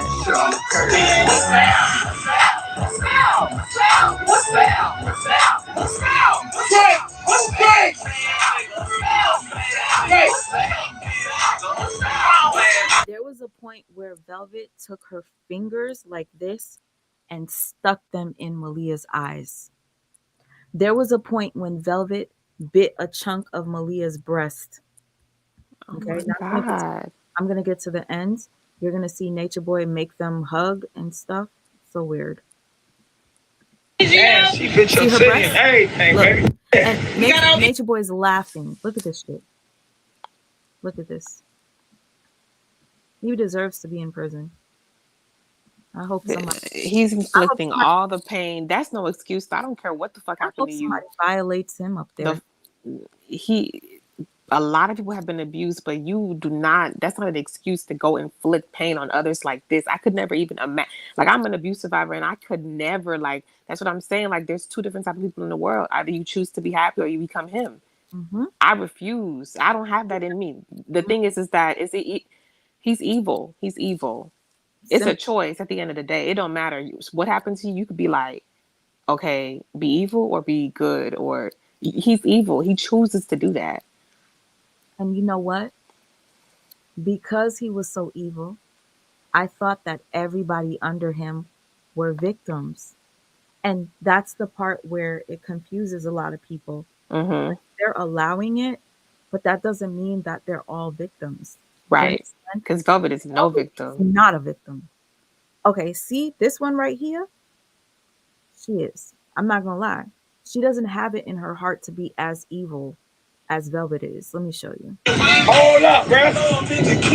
Hold up, bro. What you talking about, bro? Hold up. God. She arrested her. Stop. Stop. My face, bitch, I'm tired. I got me something. Stop. So you done? Hold on. Hold on, mother. Come here, Nana. Come here, Nana. Stop right there. You got all energy Man, now? she bitch obsidian. Everything, baby. Hey, look, come here. Right? Come here, stand right here. Stand right here. I said stand right here.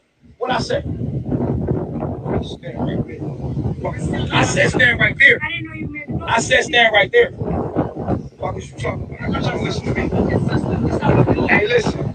Hey, stand right here. You see how Malia's trying to make up with her? Malia genuinely is a good person, but you can't really tell because she's so brainwashed. Bitch, we sisters. We from the same motherfucking place. We gonna be sisters. We gonna get this shit out with all this. We can let these motherfucking things. I love you. Stand back. Stand back. That's That was right. a real moment. If you, she said we're letting these demons out. Huh? That was a real moment, like for her on her Malia, end. for Malia, She yes. said we're letting these demons out. They got problems. They got issues. That's why they here. And I feel like she was trying to appeal to her. Like it's kind of like a victim. Like she knows she's a victim and she's trying to get through the velvet. Like fuck Nature Boy. Like we're victims. Like you get what I'm saying? See, I don't know if you that's understand what I'm saying. I don't think a lot of people will see it that way because On the Malia's behalf, she literally said we have demons. We're releasing energy. It's kind of like code, like trying to speak in code to the person. Like this nigga got us like really out here acting a fool. basically, That's pretty much what she's looking at her like, look. the craziest part is Malia's the most loyal. She tried to escape a couple of times because of the mental abuse, but she's gone. I mean, shit. She's still there? Unfortunately, matter of fact, I'm gonna show you something. I'm gonna show you something because you are just telling me that you had no clue about Nature Boy and stuff. None. You know Tasha K, right? Yeah. I'll show you something in a second. I understand. I apologize. I don't know how my energy is. It's either fight or fight. That shit out. But I'm gonna let this play and I'm gonna grab the thing that I was telling you about. Hold on. This real, nigga. This real life, nigga. Fuck that fake shit online, nigga. It's real life, nigga. This real life, nigga. Y'all want that fake shit. It's real. Fuck out of here, nigga. Hey, turn around. Turn around. Turn around. Stop. Look at the camera. Look at the camera. Look at the camera. That shit fucked up. That's good. What's up? She looks demonic. What's that? Everything straight? everything good. Nah, put your hand down. You straight? I'm straight. You sure? I love myself. Look at that busted lip. Hey, look at that titty. It's all right. Do you see that? I love myself. Look at that busted lip. Stop doing. They watching. I ain't doing nothing but watching, spectating. Did you hear that? It's so sad because it's like she doesn't realize. She doesn't have the Velvet girl look like a demon. She is the Nature Boy, but the Malaya girl, I can see her heart. That's why she's honestly a lot of people's favorite. A lot of people sympathize for her, but she's the most loyal to him. Unfortunately, with all the abuse she endures, she keeps going back. Now, look at this right here. So funny, Tasha K decided to hop on this bandwagon. Y'all a cult. They're calling y'all brainwashed. They're calling y'all weak. They're calling you crazy, delusional. Casket sharp. You're being licked. Held against your will. Look at Velvet. You're not eating. You're malnourished. Rumors of HIV and STDs. You said they have STDs. What is a carbonation? Yes. Some of them came in with STDs and they verbalized it. They admit it. I guess hold on, let me play this for you. Some of them, Velvet being one of them. same house, it's rare that you see that in the United States. Right. It's illegal, and so well, polygamy, and And for her to take that on, being in the same it's house, just she like this. everyone's having, or if people are thinking everyone is having sex, because like you have a baby with Sheba, very beautiful baby, and now you are the wife to three guys, and so people are like, what the fuck? Right. Are you guys Sick just as fuck. passing? What's weird is Sheba, um, beautiful brown skin with the orange, Mm-hmm. has a baby with the light skinned dude right there with the mic on it, whatever. Mm-hmm. Beautiful, gorgeous. But oh my God, their baby is so gorgeous. I swear. Um, Jaumi. Oh God. So anyway, she have a baby with him, but she's Nature Boy's wife. Like, does that make sense to you? In that cult, I understand it. They basically are. They don't belong to nobody. They belong to him, and whatever he says goes. So it's very normal to them, but it's abnormal to us, but normal to them. I Yeah. get the dynamic though. And Tasha K is very broken, and she's secretly gratifying. Like this gratifies her. She is She's a gratified. weirdo. She is gratified. And you said she was it? Didn't she say she was abused as well? She was abused. Okay, she's broken. Okay, that's why she's this way. But see, the thing is, Tasha K was abused, but she doesn't have sympathy for people that were abused. I remember Jaguar Wright went onto her Cause channel and she's cold. they did an interview, and she was so messed up when she was recounting Jaguar Wright's saying that she was sexually abused. Mm-hmm. And again, that shit hit me emotionally because I couldn't stand watching the way she was talking to Jaguar, and I decided to hop on the thing and come back from the what's her name, Tasha K. Well, you And know why they do. You know what that is? It's going back to Nature Boy, inflicting pain on others because they were experienced the same pain. So if they can make you uncomfortable emotionally, physically, whatever, mm-hmm, it's energy. The way Nature Boy had them fighting, that was an energy release for him mm, because he was able to see people. He was able to inflict pain. He's releasing his childhood trauma. And Tasha K doing that to Jaguar, she's releasing her childhood trauma by putting her pain onto Jaguar. So mm-hmm. that's the cycle going on. It's sad. Listen, it's a cycle. Ooh, okay. Um, hello, how are you? Hey, good. Something about how you. You're very low. Can you hear me? Yeah, Hey, greetings. How are you? I'm good. And how are you? I'm good. I'm good. I don't come on like often. It's so triggering watching this. It really makes my stomach turn. Yeah, I know that you support Velvet, so I'm not sure if you're upset with me. Um, No, I'm in support of folks not being in cult. okay, Yeah. because I know like you always support anyone that leaves a cult. And at one point I supported Velvet like, "Oh, good for you. I see you're doing great," until I started noticing that the manipulative ways that Nature Boy had, she had them too, and they were undeniable. Before I even get into that, because I put LaTruth in the comment section too, for those of you who don't know who LaTruth is a very, well, I can't say very popular because I didn't know who he was. He is a popular social media person on Facebook, Instagram, and YouTube. And whatever, he and his wife got into a domestic violence dispute. The wife's finger got broken. He took a tote and put the tote on top of the wife. Wife was trying to get out of the tote. I guess she broke her finger in that instance. A what? A tote? A tote, like, What is that? A bucket? Like a yes. So Mm.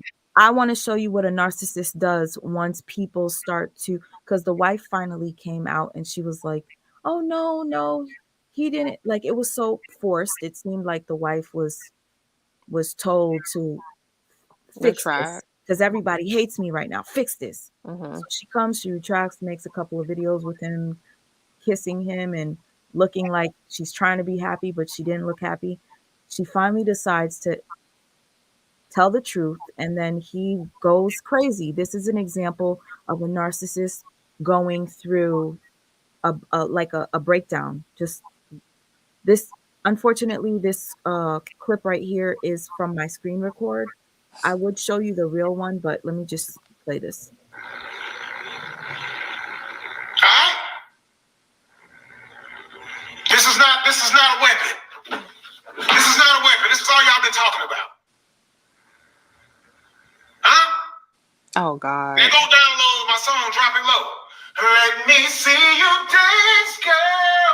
Drop it low, drop it low. Let me see you dance, girl. Drop it low, drop it to the floor. Yeah. Oh my God, is he in that bucket? Y'all see that? There was never no auto tune on that. You see how that sound with the tone? You gotta be kidding. So basically, I'm showing you that clip. That's like a bend. Okay, I get you. I'm showing you that clip just to give you an example. Thank you, sis Alexis. He was having a breakdown. He became manic and made like having a manic whatever. Yeah. And so the thing about it is the wife came on crying on her live saying, "You're making fun of me by posting," because he kept posting videos of people making fun of the tote situation. Let me just show you an example real quick before I cut him off, because I'm not done with this, man. I'm not done with it. Y'all talk about me. Fact, y'all gonna stop running y'all mouth now. Because this is what y'all been talking about for all this long. This is what y'all been talking about. Y'all scared of those. This is all y'all been talking about. Now, I guarantee you gonna calm all that down now. Okay, so he's losing a lot. Look at this. Look at this bullshit. Talking about is nothing. This got your attention, don't it? A toad. Do this got your attention? Does that have your attention? This is what y'all scared of, right? This is all y'all been talking about. This is all y'all been talking about for 2 months. He is so violent and hostile. Their wife broke her finger over this. And it's, especially if he was manipulating it, you don't know how he had it on her. And and they don't care. It hurts when your own spouse don't care about hurting you. And then he says that Jay-Z, he spoke to Jay-Z. Jay-Z was giving him his advice about what he's going through with his wife. And then he asked Jay-Z to ask Beyonce, "Can you talk to my wife?" And then he goes, "Oh, Beyonce's, she's so stuck up." Like, I'm like, you're making this up. Like, this dude is... This video insane. Right here. But stay true. So this is him going to the spa. And he's been going to the spa very often. And I believe he's doing this because he wants his wife to see that he's doing good without her. Right. So this is an example of what a narcissist does. Now look.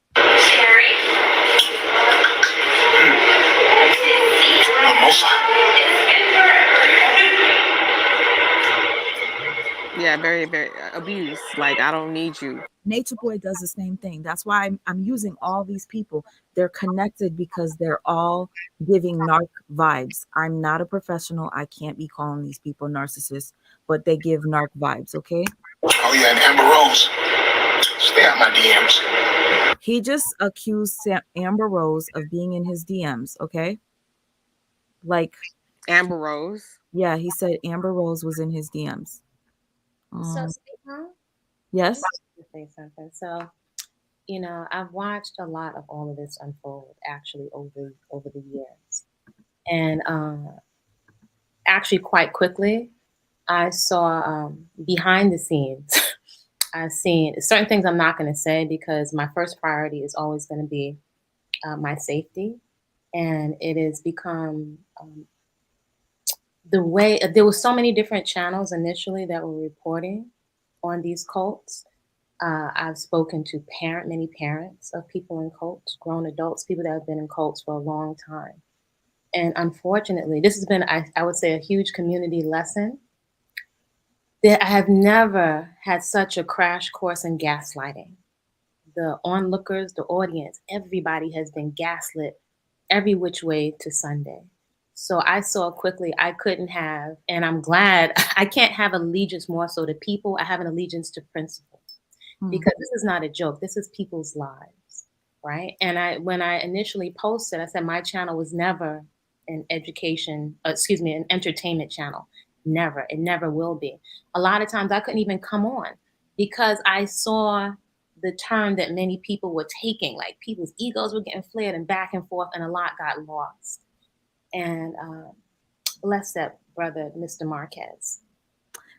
Rest in peace. Rest in peace. Marquez. I have chills. Yes. That's the only parent, and I've spoken to numerous parents of folks in cults. So I have a different perspective because I've experienced a cult firsthand with other family, right? And I'm not 19, 20.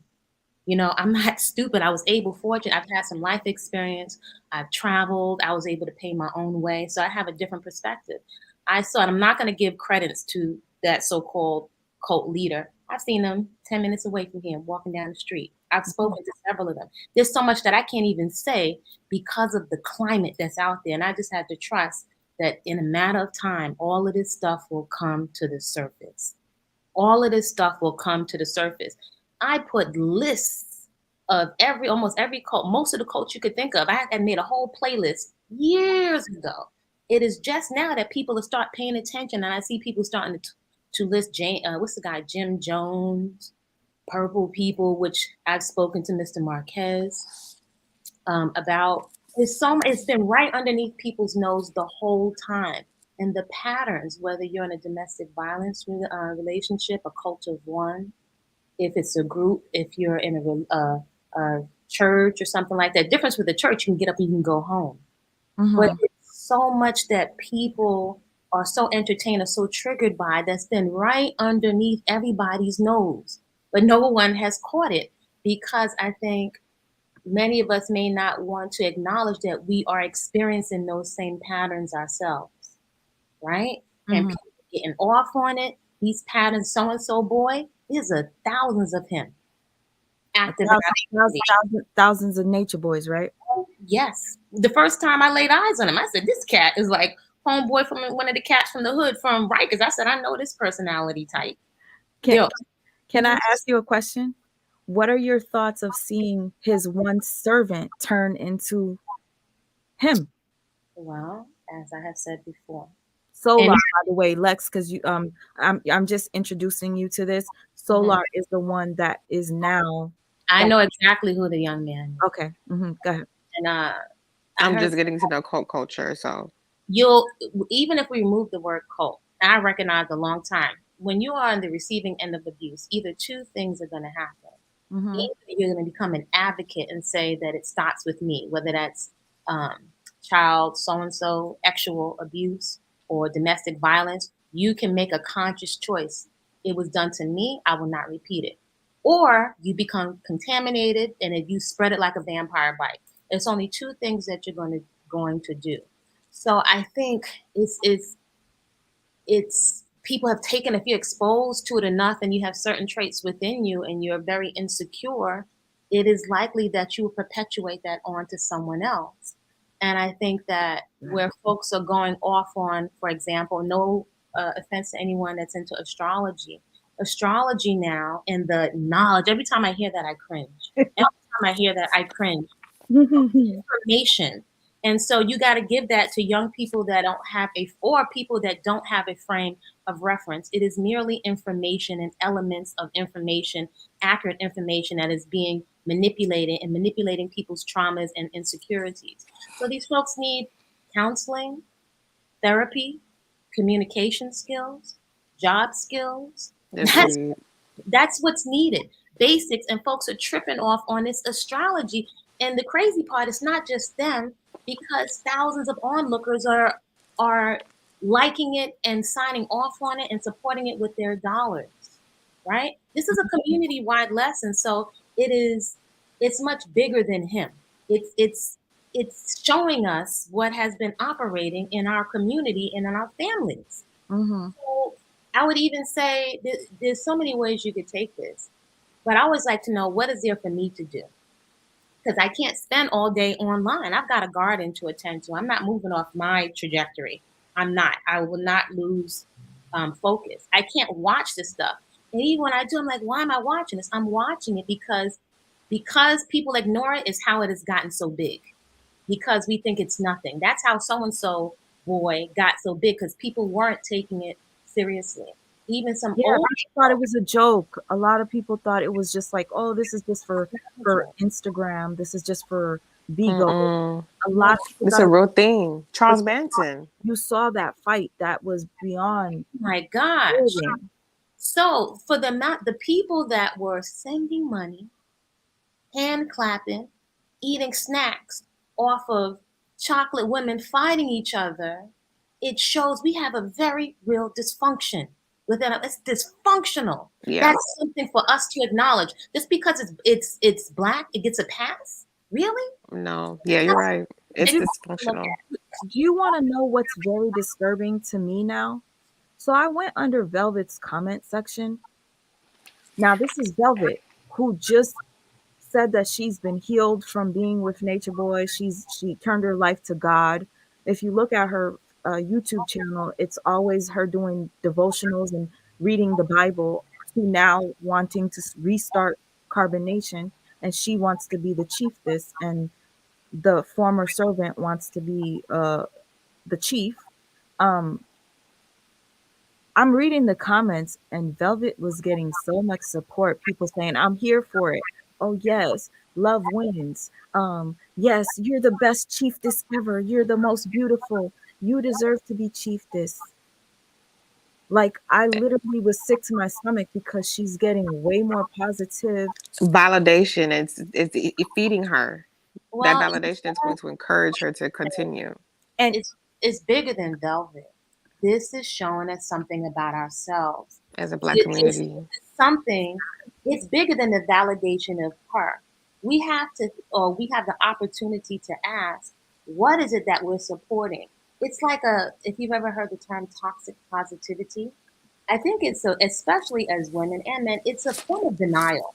It's a form of cognitive dissonance. It's right there, but I think the trauma is so huge that we're trying to not acknowledge what is right there in front of our face.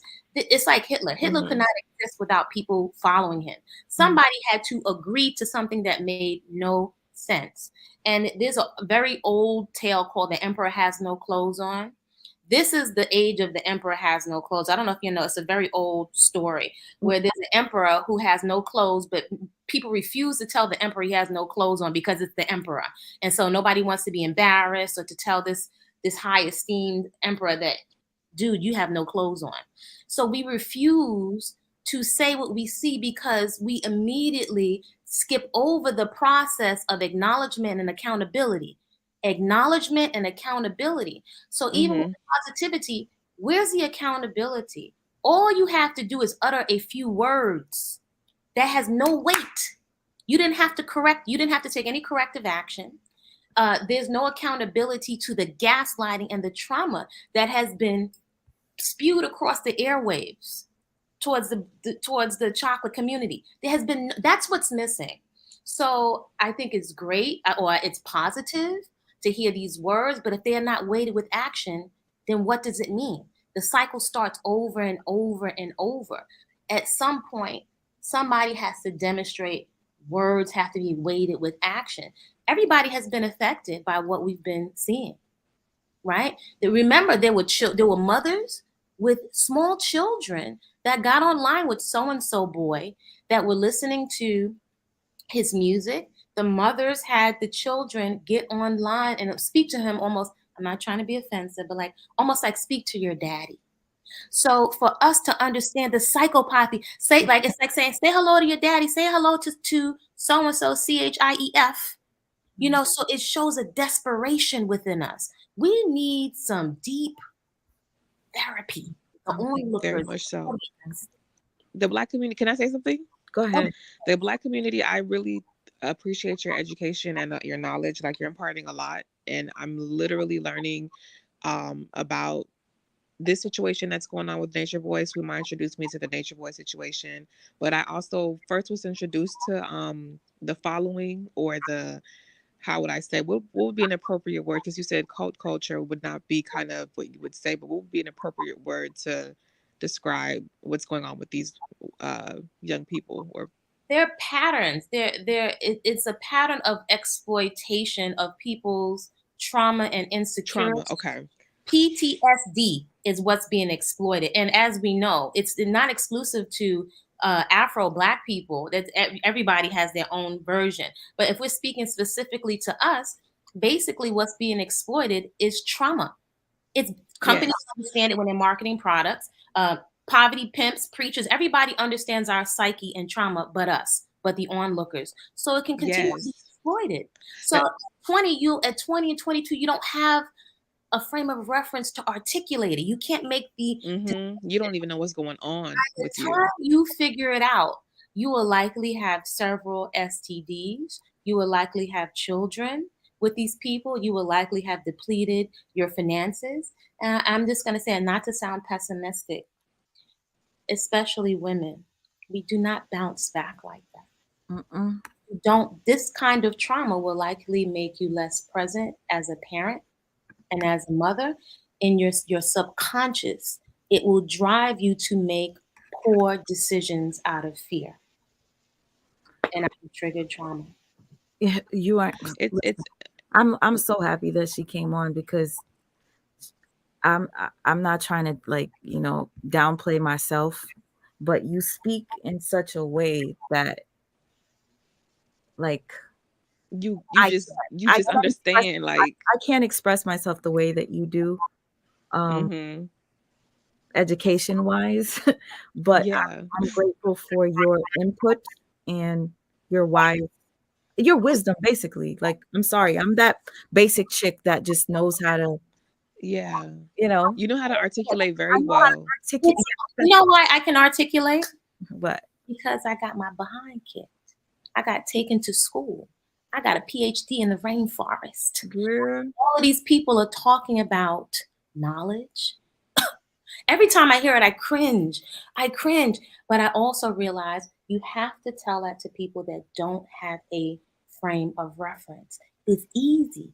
It is quite easy to trigger people. It is so easy to trigger people. I've had to sit and watch and just trust at some point, because I'm not a martyr. And people are so busy being polarized into different camps, and people hopping from camp to camp to camp to camp to camp. I can sit here and see the connections. And the OG pimps and cult leaders have already taken notes. They sitting back late in the cut. They know that nobody's coming to look for you. They know that people are entertained. These cult leaders will tell you to your face while you're really isolated in the bush, in the rainforest. So I sat in the bush. I almost got killed by a yellow jaw. I was gagging as thank God you're still here. Amen. Amen. I am, but I'm here to say I can articulate because of wisdom is different than information. I'm smart enough to know I don't know everything. But what I experienced, there's nobody, not even the parents of the people that are still in the cult that I experienced, can't tell me anything, because I lived there for several years. I experienced it firsthand. When I first came online to share, I experienced so much backlash from males in our community that I was shocked. So I had to sit back and I had to assess, where is this coming from? And I realized that cult leaders and manipulators will work a certain way with women, and they'll work a certain way with men, educated or not, all different ages. So usually they're banking on the father figure, no different than in religion, right? We have the desire for the father. All of us have a desire for a deep desire that goes past logic for validation. So that they're tapping into that and triggering words and they're triggering trauma. They're very clear, and there's a specific formula. The patterns, and I've said this from the beginning, get educated on the patterns. If you can see the patterns, that is the shortcut. I only know because I experienced it. I'm not any more intelligent, but I've had experience. So while people are yelling at the screen, they're still not picking up on the pattern. Isolation. When people are isolated, and let's say, for example, the song Followers of So-and-so Boy. What did this man tell them first? Not to listen to anyone's information, to get a tent, to go out and isolate yourself. So while people are yelling at them at the screen, you're stupid. They were somewhere thinking they're doing the right thing and that they're changing the world, right? He's exploiting their desires to do good, or their shame, or whatever the trauma they've gone through. They're sitting somewhere in a tent. They're not cross-referencing. They're not cross-referencing. You're looking online for Googling, but you have never spoken to a peer of this person or several peers to compare notes on this person's character. How would you know that? So, could I ask a question? Sure. Ask the question, and then I want to read this comment. Or can you read this comment for me, please, Alex? I agree with the guest panelist. Narcissistic abuse exploited their trauma. Nature Boy exploited their trauma, aka PTSD. He incorporated every dysfunctional emotional and physical trauma he had been through and was taught, and sold it as back to nature. I did say I did understand. I remember I was saying that he's inflicting the pain that he experienced onto these people. But my question for you, what is your name again, ma'am? On this channel, On right, the channel, okay. I go by Kofi Kwatamani. That's not my legal name. Okay, that's fine. And I think you should be very aware when people come on of safety. One of my main priorities is safety of women and young people. That is non-negotiable because we're so excited. Sometimes we don't realize we could put people in danger. Right. So my priority is always going to be safety. Right. So my question was, so basically what I'm understanding and what's really like kind of like mind-boggling to me is that this is beyond just the actions. This is a system that is it sounds like a system, a whole system that is built, and there's like a way to draw, kind of like how when people, not to trigger anybody, I was sexually abused, like how predators, for example, they have the grooming phase, they have all these different things to reach a certain goal. So it's like what you're articulating perfectly to me has opened up my mind. So this is more than just a cult. This is like a system, like it's a formula. It's formula. And what is the goal though? What is the goal is to gratify thyself? That's the goal for them? That's part of it. Part of it is the ego. It's a person that there's a spectrum. You have what do you call it? You have psychopaths.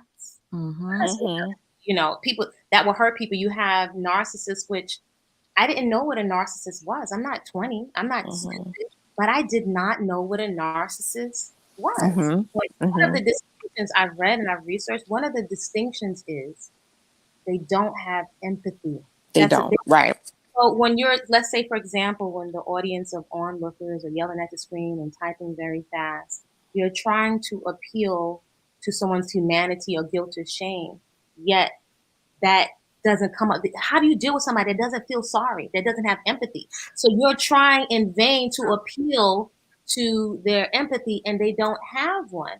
In addition, a lot of the audience, they'll never get it. Logical human beings, most of our behaviors, this is known, 90% up of our daily behaviors are subconscious. So if you look at, for example, the 5 human fears, right? 5. Some people say there are more. These are subconscious. You have fear of poverty. You have fear of ill health. You have fear of death. You have fear of criticism, and you have fear of loss of love or never finding love. They are primal fears. So they bypass your logic. So, and this is not to offend anyone. I've been through different religious and spiritual sex chants and all other kind of stuff. So, when you are sitting, when you go to any house of worship, religious, aka spiritual, you're looking for truth. You're looking for information. You're looking for something to make sense of the pain or the trauma you've gone through. You're looking for order. You're looking for discipline. You're trying to get your mental, emotional stuff in order. So without understanding these principles, it is extremely easy to be exploited. Add to that, all of us have been pretty much groomed through religion, through our exposure through religion. It's not that our mothers and grandmothers did that intentionally. They were looking for something to make them feel better. So the music, the communion, and some of the stuff inside the Bible, there's elements of truth in there. But we've been groomed to second guess your intuition, to second guess your onboard intelligence. They also misuse the scriptures as well to religious control, as a community, especially us. They're just stories. They're just stories. You have an intelligence. I'm not trying to cut you off, but the reason why I had pulled this up was because you had made a point, and I wanted you to elaborate on that point. And the way my mind is built lately, I forget a lot. Like if I'm about to say something, I'll forget. I just so that I don't forget, I wanted to show you something because you said something that reminded me of this. Good boy. Hey, baby. How you feeling? Good. You're so pretty. I love you. I love you too. I love myself. I love myself. You could be my daughter. She always talks about you. Really? Yeah. She's beautiful. She always talks about you. She needs to be protected. Nature boy. Hey, baby. How you feeling? Good. You're so pretty. So the reason He's why playing on validation, like the reason why I shared that was because you had made a point and I can't remember it verbatim. This woman here, she ended up she met Nature Boy and was following him off of the internet, and she actually ended up bringing her daughter to stay at the cult about a year after this video here. And to me, I couldn't understand how this mother couldn't see what she was getting herself into, but I can see. was he grooming? Would you say that he was grooming her, or would you say that he was appealing to like the validation, like I how know little girls want their dads? You know what I'm saying? Like Also the mother, it's the mom first. It definitely is the child, but you have to come first always through the mother. Actually, as I sat in the bush, really in the rainforest, really in a bush, and I heard one of the children of the cult leader say, Papa, how come you always spending so much time with the woman? He said, you always have to take care of the women first. He said, you got to deal with the women first. I heard this come out of this elder's mouth on Beautiful, man. a birthday. I heard this elder say about two of the, and I'm not going to expose too much because I don't want harm to come to the women and the children. But I heard this man give a nod to two of the mothers and say, I had to get them pregnant as soon as possible. I had to get them pregnant. This can't. So the older G's are much more savvy and they're more confident. And I think it's really something. We are attracted as women to men that appear to be very confident, that appear to be confident. So again, I think the shortcut perhaps is the patterns. So the vetting process is what's necessary for everyone, no matter how much knowledge and information, because it's impressive, especially when you're younger, no matter how much body they have, no matter what their financial status, which you have not verified, seems to be. You can look at their body, their singing ability, their clothes, their gift of gab. That does not tell you about their history of hitting people. That does not tell you their history of how they deal with finances. That does not tell you their history of responsibility with their children. It's a vetting process. So a litmus test would be a series of questions that you pause on your emotions and how much you're impressed with, and you go through the battery of questions and tests to qualify who you're taking information from before you allow them access to your panties, your pocketbook, or your psyche. There must be a vetting process. That's for anybody, even any relationship you get into, right here. And I feel a lot of compassion because, there's been a few women that have reached out to me, young women. They were like, where were you when I was in my 20s? And so I got my butt kicked. That's where wisdom comes from. This generation, unfortunately, I don't feel like this generation has a lot of wiggle room because, again, as women, we don't bounce back with a lot of the damage we receive. You can't push the children back up in your womb. Sometimes you can't make some of these STDs disappear. And also the emotional and mental and sometimes physical, the trauma that you can't see, that doesn't disappear. There's not burning that much sage in the world and frankincense and myrrh and taking that much yoni steams. There's some damage you expose yourself to, you may not recover from. Right. And so you're being sold something. You're being sold something with all of this so-called knowledge and books. You have been born with onboard common sense, and you are trained to look to a book or astrology or something and overlook people's character and their behavior. Have you checked their behavior and their behavior patterns? Have you double checked it with several other people? And even if you've checked it, can you listen to your gut? Most of us are not solid in listen, and it's not for us to shame ourselves. We're not solid in listening to our gut. So even if you don't have everything, sweet ma, it's something in your gut. One thing about you, it ain't feeling right in my gut.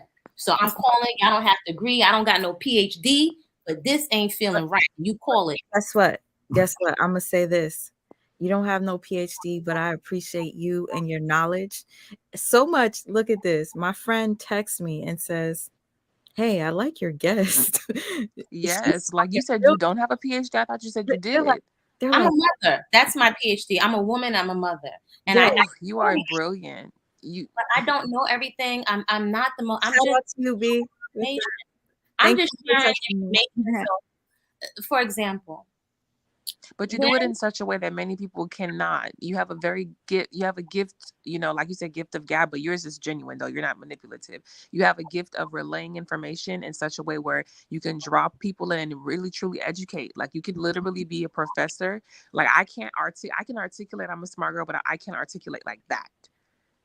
Well, that's a gift. Guess what? Yes, you will. Guess when you'll be able to articulate like that? Hopefully it won't be after you've gotten an STD or several. Hopefully it won't be after you've had some unplanned parenting that has locked you into some people that now you're bonded for life. Hopefully it won't be after you're desperately seeking for a therapist. That's one way that most of us get the wisdom. And by that time, many women so ashamed that we don't speak out, and you watch young women walking off a cliff and you don't say anything. That's one how we get it through hard-earned experience. Some people say, "Ooh, watch them, look, let them go wade out in the water, let them find out." But you won't bounce back. Many of us don't bounce back like that. And then our children don't bounce back like that. There's a lot. We keep calling it these generational curses when they're just habitual patterns, and we're not seeking out therapy. As a matter of fact, I don't want to talk about something without leaving some tools. So here are a couple of tools people could check out. Therapy in a Nutshell. You can find that channel on YouTube. What is it called? Therapy in a Nutshell. Therapy in a Nutshell. Baby, I swear, I'm tomorrow, today, I'm calling my therapist back, sweetheart. I had stopped. Oh, I went back.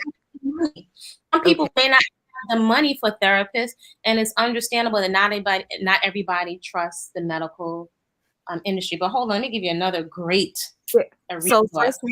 Therapy in a Nutshell. Therapy in a Nutshell. And there's another woman, therapy through insurance Dr. Judith, psychiatrist. You can find her on TikTok, and you can also find her on Instagram. She's excellent. I mean, in a matter of seconds.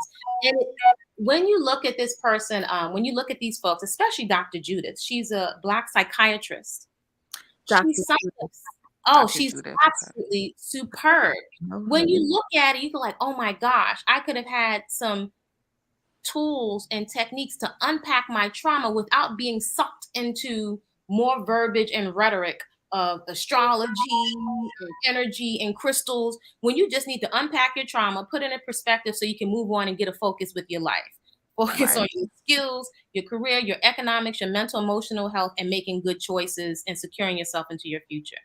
There's Dr. Judith, and there's also Dr. There's an excellent woman. Hold on, because I compile these folks in case people should see it.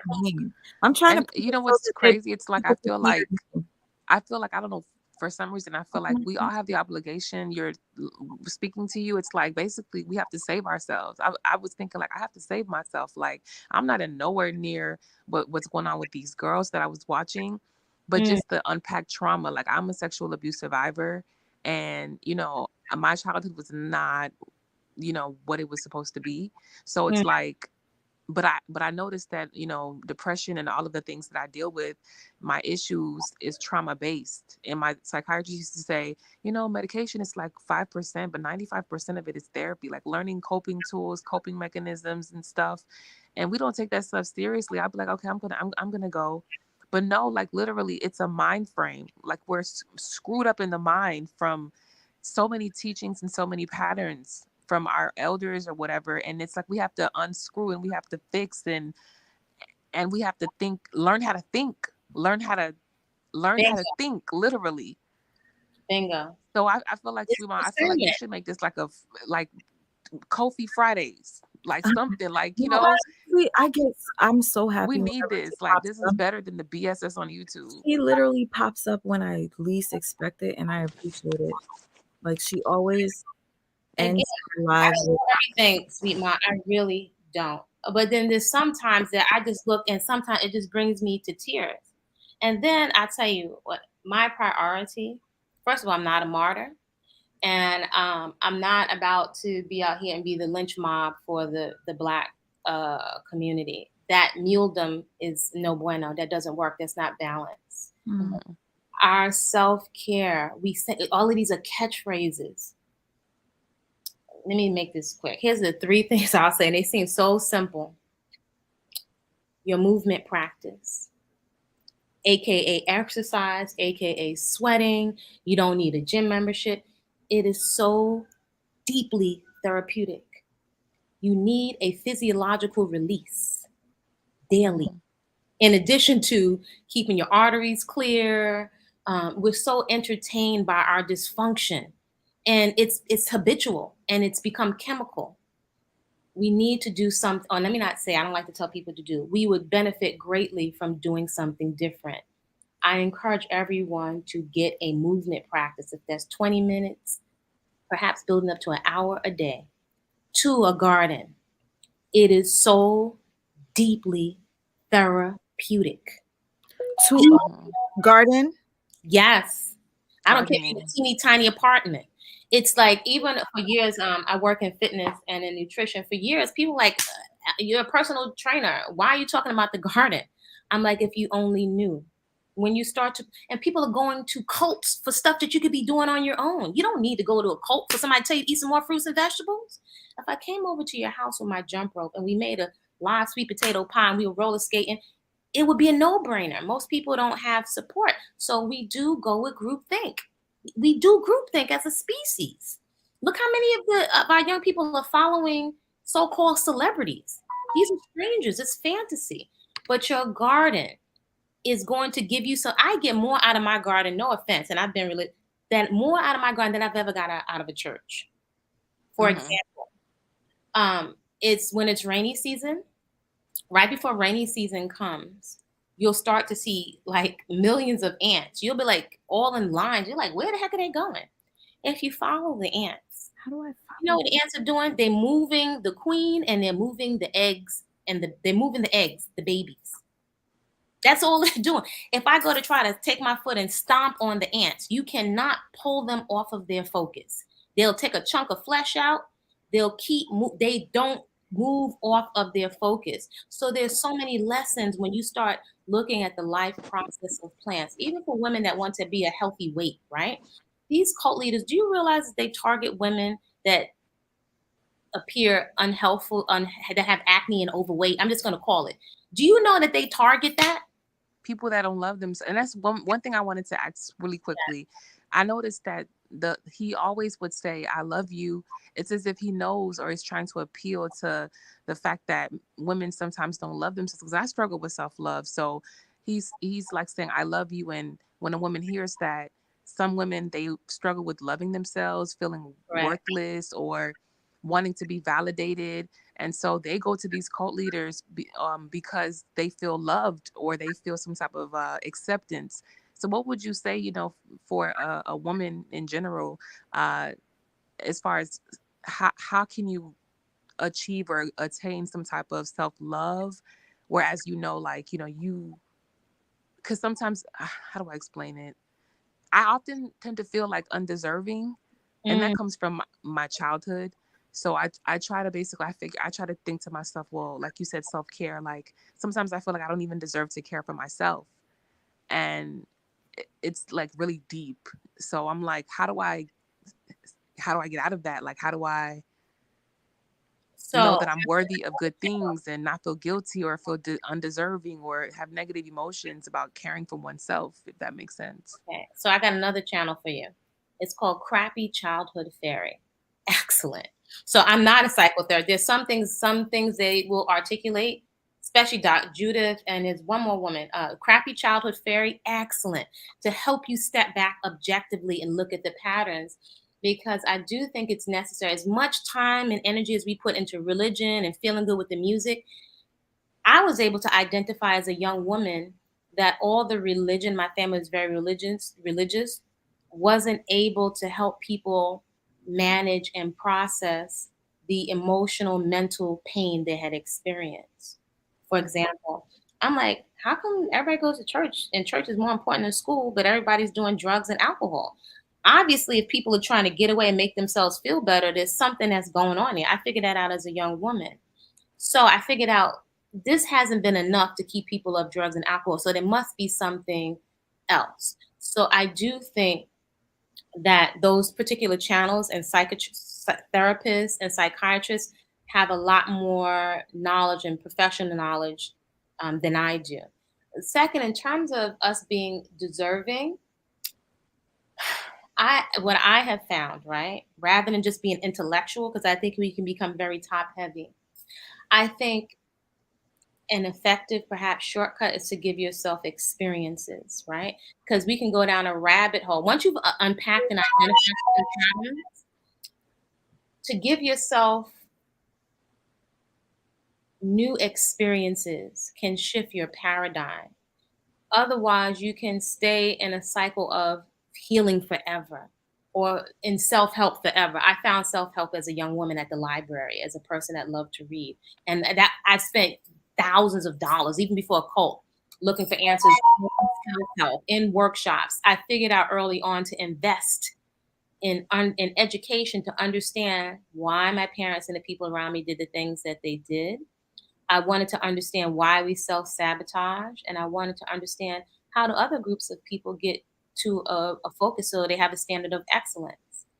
So something you can do that I think is untapped leverage is giving yourself experiences, and they don't have to cost a lot of money. And again, through, for example, your movement practice, your exercise, you're not intellectualizing, you're giving yourself every time you come to your mat, your movement mat, whether that's yoga, cardio, strength training, they're practical spirituality.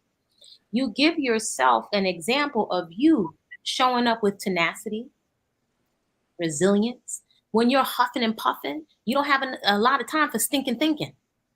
You neutralize the stinking thinking. You start to give yourself a new chapter in your book.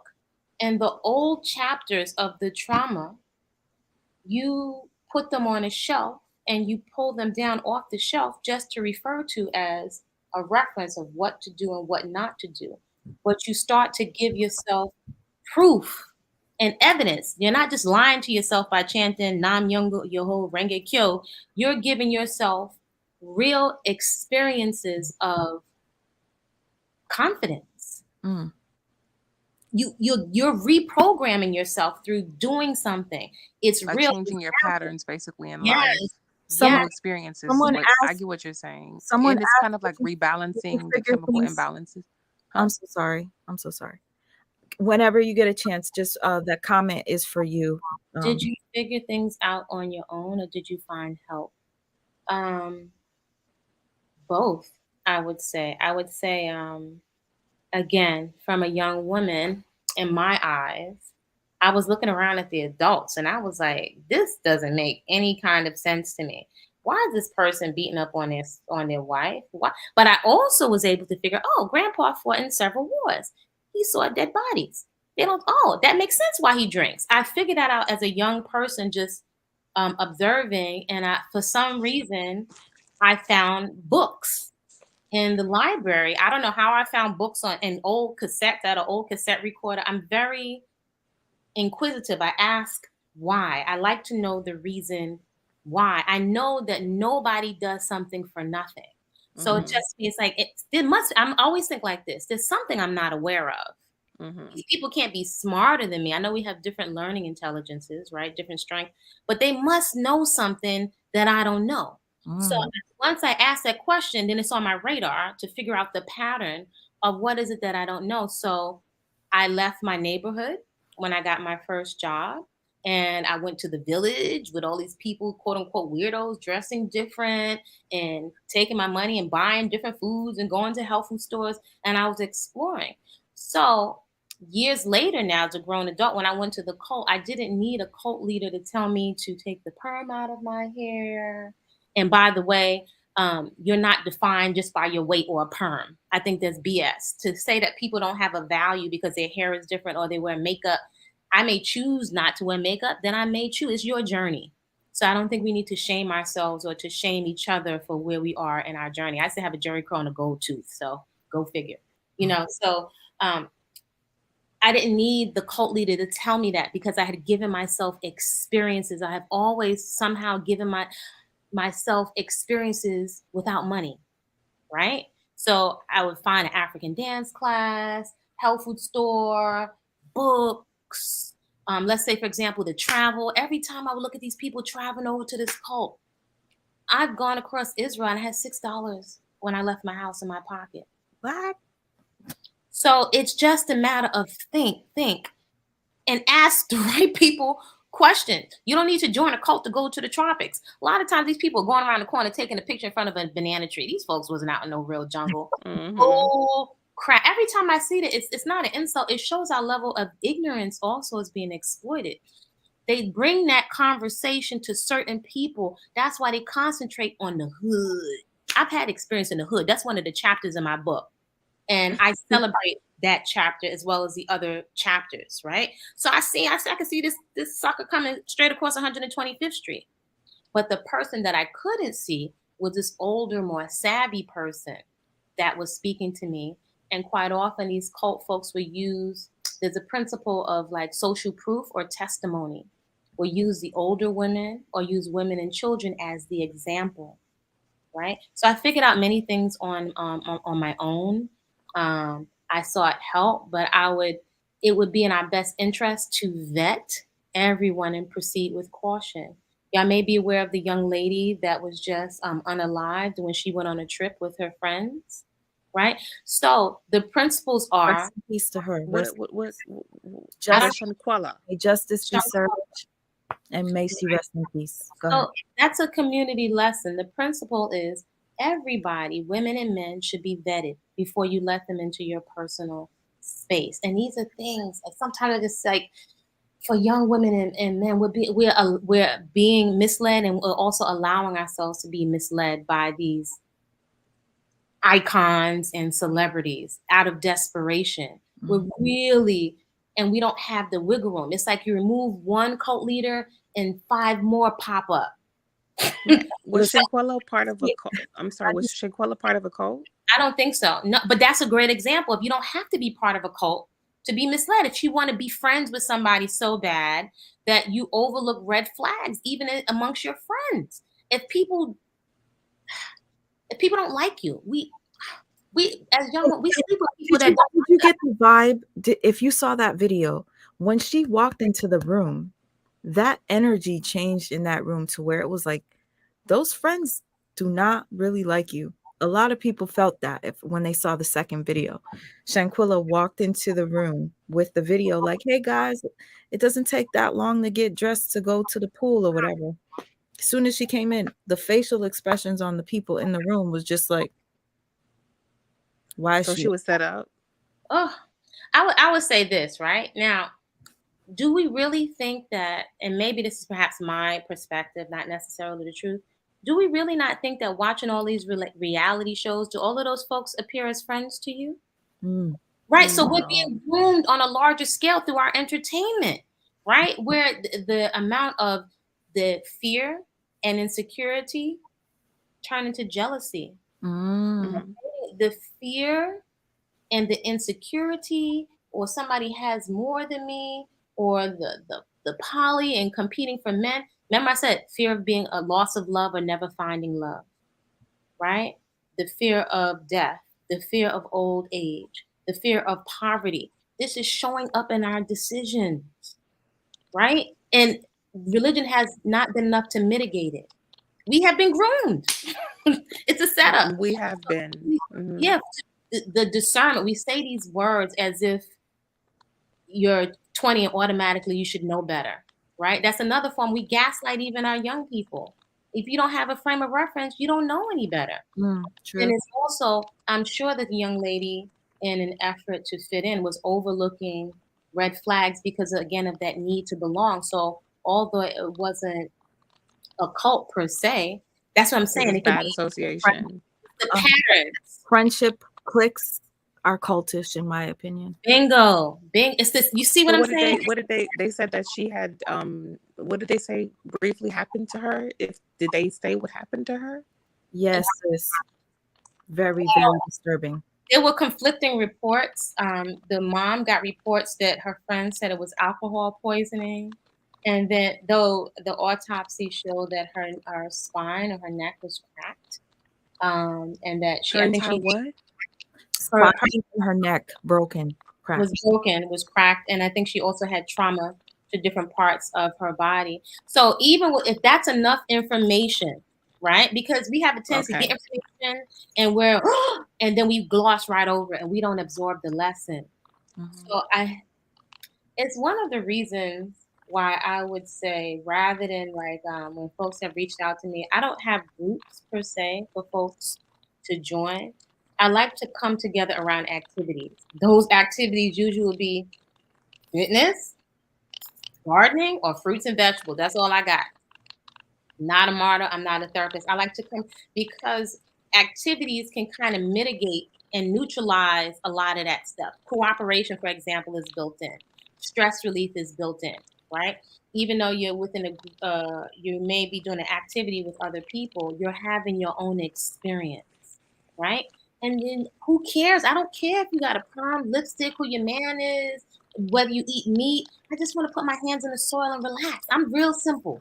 I'm real I like that. simple, simple. And I think I would also say, I think that there's something, we're actually addicted to watching the trauma, right? And that is also subconscious. It's almost like you can't take your eye off of the trauma, the thing that's threatening you, because if you take your eye off of it, it can happen to you, like subconsciously, if that makes sense. So it's one of the reasons I think we're enamored, because I think that we recognize there's something that we're recognizing that's sparking something as we're watching it. We're horrified. Like, remember Jerry Springer? It was so you couldn't believe what you're watching, but people couldn't turn it off. I couldn't stop. For It's years, or obsessed. Maury. It's addictive. So there's a dopamine, there's a chemical reaction that's happening when we're watching a lot of social media. It's actually it's known now. It's a dopamine response. Even the validation and the likes is affecting a certain part of the brain. It is highly addictive. So to give ourselves different experiences, I'm telling you, to find some way to implement nature. It could be a community garden. It could be one pretty plant like a pothos that's easy to propagate in a herb, like some basil. You grow some basil from the seed and you start uh, adding it to your food, something that you grow. This may sound corny. You start to experience wonderment, like, oh my gosh, like you become so proud, especially if you have children, like, I grew this basil, it's so delicious. Then sometimes you'll lose a plant, it will die. And that teaches you not everything makes it. It helps you become comfortable with so-called failure. So there's so many lessons that we can cut the middleman and the manipulation out by giving ourselves some experiences with nature, with a movement practice is deeply therapeutic, and also with simply deciding to feed yourself real food and learning the appropriate amounts that you need. It's not 20 million books from 4000 BC of rhetoric. It's not necessary, especially as women. We don't trust ourselves. No. Oh, real quick, I just wanted to say this only because Miss Sweetly, that made me happy that you are enjoying this live so much that you did that. She said, oh my God, I want to thank all three of you ladies for this conversation. It's very, very much needed. I had screen record myself to have this information to revisit and share. And also, Regina was wondering if you were part of Carbon Nation at some point. I said no, just so you know, Was Regina, she's never not. a part of carbonation. So what does that sound? Somebody get some munchies? I don't know what that is. And your channel is I had screenshotted it. I think is it the Kofi? Do you go by the Kofi Quadamonte? That's a channel I have for the cult. I have other channels on social media, though I'm wary. Maybe I'll say it behind the scenes with Sweet Ma. I'm wary because of the mobbish, polarized climate of this sector of YouTube. That's why I don't come on and I don't share that much of my other channels on here. So maybe if you reach out, On the side. yeah, because the climate is very. And she's protecting her energy. I'm going to make that assumption. My safety. I wish women would take that much more seriously in this age of people doxing each other. My priority is my safety, my family's safety, and the safety of young people, and it's non-negotiable. I'm not having no conversations. I'm not asking for permission. It's safety. So that's what I have an allegiance to over people and personalities. Period. Period. So I do have things that have to do again with movement practice because I work in fitness and nutrition. I have several other channels. So if you reach out to me, do you have Instagram? Okay. Yeah. Okay. So, I'll reach out to you on Instagram. Where do they reach out to you if they want to get the information? So I have to think about that again because I'm gonna be honest with you. There are certain other channels that are so toxic that come frequent your channel. The others, they are so toxic. There's such a huge sect, and it's really unfortunate. I really wish people knew how much they're just being misled, but we are so drawn to information. I could be toxic too. Oh my gosh, I hate that about.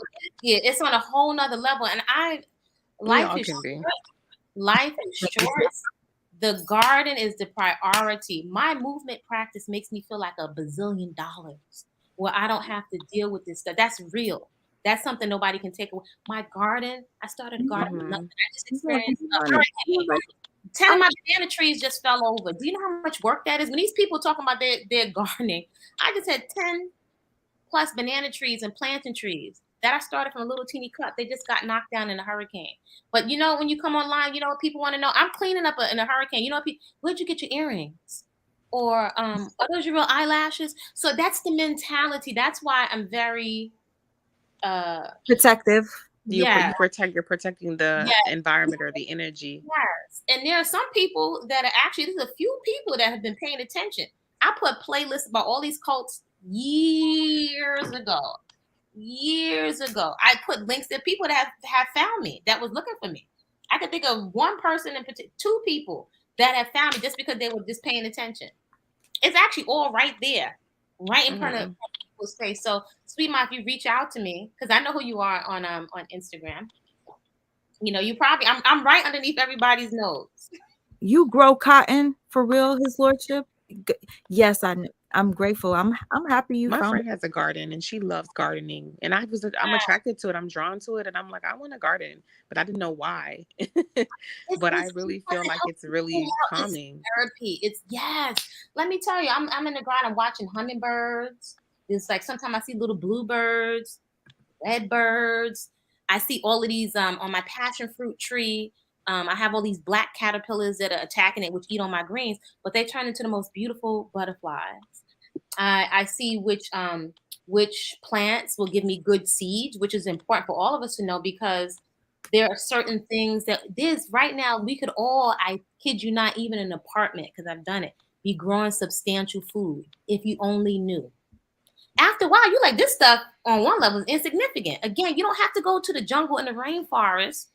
Why don't people get together and go with your community garden or starting your fire escape, or something? It's a lot to be doing, and we're looking for leadership for some basic stuff that you don't need. We just gotta develop new patterns. I see.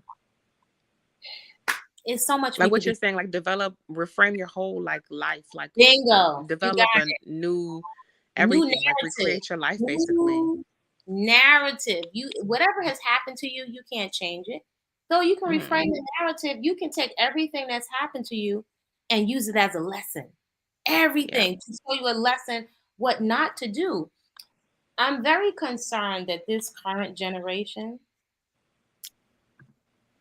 that without implementing discernment and without any kind of wisdom, it's not likely that most of this generation will make it into the 20s without a life-altering STD. That's factual. There are several new strains.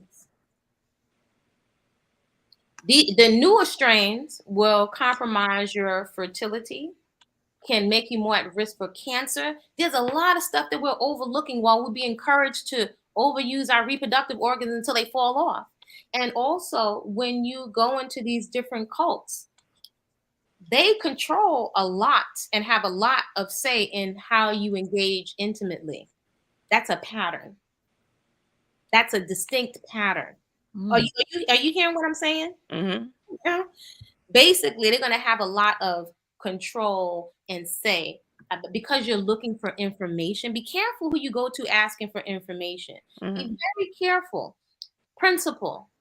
I invite you to look at, even if it's uncomfortable, I invite you to look at the conflict of interest. These could be little shortcuts. When somebody's coming to you offering you a solution, ask your, in business they do it. What's the conflict of interest? Is there a conflict of interest? Do you understand what I'm saying? Yeah, I'm following. It's not about being paranoid, but it's really about using your discernment. I don't care if it's somebody selling you a makeup palette, somebody selling you a colon cleanse, to really sharpen your discernment. Without discernment and wisdom, really, you don't have. It's better to have knowledge, discernment, and wisdom than gold. Really, because you can be broke and you can have discernment and wisdom, and you can find a way to be successful and rich because you have knowledge. But if you don't have wisdom or discernment, that is the worst thing to not have. You will fall into so many traps in life. And I'm very thankful that, I don't know it all, but one thing I do know is that I see past layers. I see past bull crap. I see past glitter and gold, smoke and mirrors. I'm able to see things. I'm not perfect, but I definitely can say discernment, wisdom has saved me from a lot of things that other people might have experienced, unfortunately. You know what I mean? Well, I would say that all of us experience things, but some people really have had life-altering situations happen, like you said, that they can't come back from because of the lack of wisdom. Just observing, just pay attention. And pay attention. And also, I would say this. I'm humble enough to know that, and this may sound horrible, that it could happen again. And I say that, I put that on my own consciousness to keep me aware. Because let's say I come out the gate saying, that could never happen to me. That wouldn't be me because I don't learn this, and that. We're human. And I've watched intelligent women with double degrees in a cult. Double degrees. In a cult. The one that I experienced personally. Where all that you work for, your money, your cars, and also their desire to do good was exploited. Quick question. And I'm sorry to cut you off. The one that you were connected to, was it like Nature Boy to where it was on social media? They're on social media. This is an OG, so it looks different. It looks much more calm, red, gold, and green, and it wasn't big. He didn't seem flashy or laid back in the cult. And again, this is again how a lot of folks got in cults, because people can say, as if you listen to the pattern, there was some good experiences there. I had positive experience there. Yeah, and you took. Did you take the planting and all that grounding stuff from that cult or no? I didn't get grounding. It's taking off your shoes. These people kill me with this stuff. Let me tell you something. I got a grandma my grandma Lou was in her 90s. Between her and my godparents, my godmother, I'm so grateful to their simplicity. She helped me get out of that cult. And I'm going to tell you why. When people keep taking the same basic stuff, repackaging it and selling it to you, grounding, they're making this stuff like some crazy science. We used to think this was so-called, no offense to vanilla people, that was vanilla people taking stuff, air, and repackaging it and selling it to you, and they're calling it grounding. Making this stuff high science. When this stuff is, take off your shoes and relax. The intermittent fasting. No, When it's dark, close your mouth, close the fridge, go to bed. Now they got apps for it. You understand? People are taking and selling you. They're selling you back yourself. I didn't get none of that. That's why I didn't get that from the cult leader. I had common sense from my grandma Lou. She was simple. She could say stuff in less than one sentence. So I did planting while I was there, but I was planting before I left. I had a little on my fire escape, on trays and recycled cartons in my community garden. I was a member of a food co-op. It didn't cost me no money to do that. I did that on my own. You don't need a bunch of people to do. We have so much resources in the United States that you're paying taxes for that you're not using. You're probably not using your beautiful parks that you have, your beautiful libraries, free classes. You know, folks that want to learn languages. You have the Japanese society, the Chinese society. You have people that go to the library, older people that want to learn English. You can go to the library to have regular meetings and go doing a language exchange. So I know one of my eye is always geared to other forms of currency other than just monetary fiat. If you're in the United States, you can create so much of an education for yourself and experiences for yourself and for your children if you have children. And I encourage women that don't have children, I encourage you to really, two of the most important decisions you will ever make is who you decide to parent with and who you decide to open your body to. I'm not a holy roller. I'm not a prude. Right. But again, we are in an age where many women will likely have to come to terms with abstinence, right? Period. I think we are being oversold, and this is just me. We're being oversold on pleasure in the context of it's pleasure with people that don't like you. You don't really like them, even though you may be attracted. That are not accountable, that are not responsible, that don't demonstrate that they're interested in being parents. Many of us women are not really interested in being parents initially. We're winging it. We're winging it. We're winging it. All for a little bit of pleasure, right? Music and the climate of the music industry. It's like the younger kids, they're listening to music, and the women now, the sexuality, the women now are basically, it's literally like flat out sell your body for money. Tricking is basically the thing that's being taught in music and kids. Like, I don't know if you know about the City Girls, if you've ever heard of them before. I've heard of them, but I don't follow for the most part. I don't. Years ago, I stopped following most music, right? And my son would even say I'm a little jaded because I don't have an ear for abusive. I just it's nothing but abuse in the industry. Like, abuse your body, sell your body to a billionaire for funds. Like, this is what people are, and it's a culture now. And when I was growing up, it wasn't that like that. I have a question. Are there any songs, like, I know they talk about SZA, maybe I could be slow or beyond, or whatever, these syrups and pills and perks, or are there any songs about STDs? Why don't they rap about STDs and education? Why not that? We really could do that. You know, it's like, as a people, I think it's very easy. But that doesn't sell. But we don't have to support these things. I have not given my money. When Mr. RK came out, I loved his music. I'm gonna be real with you. I had all his CDs. I paid full his CDs. I threw that music. I remember when the video was circulating about him, Mr. RK urinating on a young girl. I had to throw his music in the garbage can. I threw those CDs that I paid full price for. So when we are continuing to support, I don't care, preacher, pimp, singer, we are feeding them with our attention and our money. I'm just not. So, and I don't have to be a big show and go on stage. You will never get $1 from me. Most of what is masquerading as leadership, if we choose unvetted leaders with no character, right? And just because you have money doesn't mean you have character. A lot of us, or celebrity doesn't mean you have character. People worship these celebrities. I have to say this, and I'm kind of ashamed.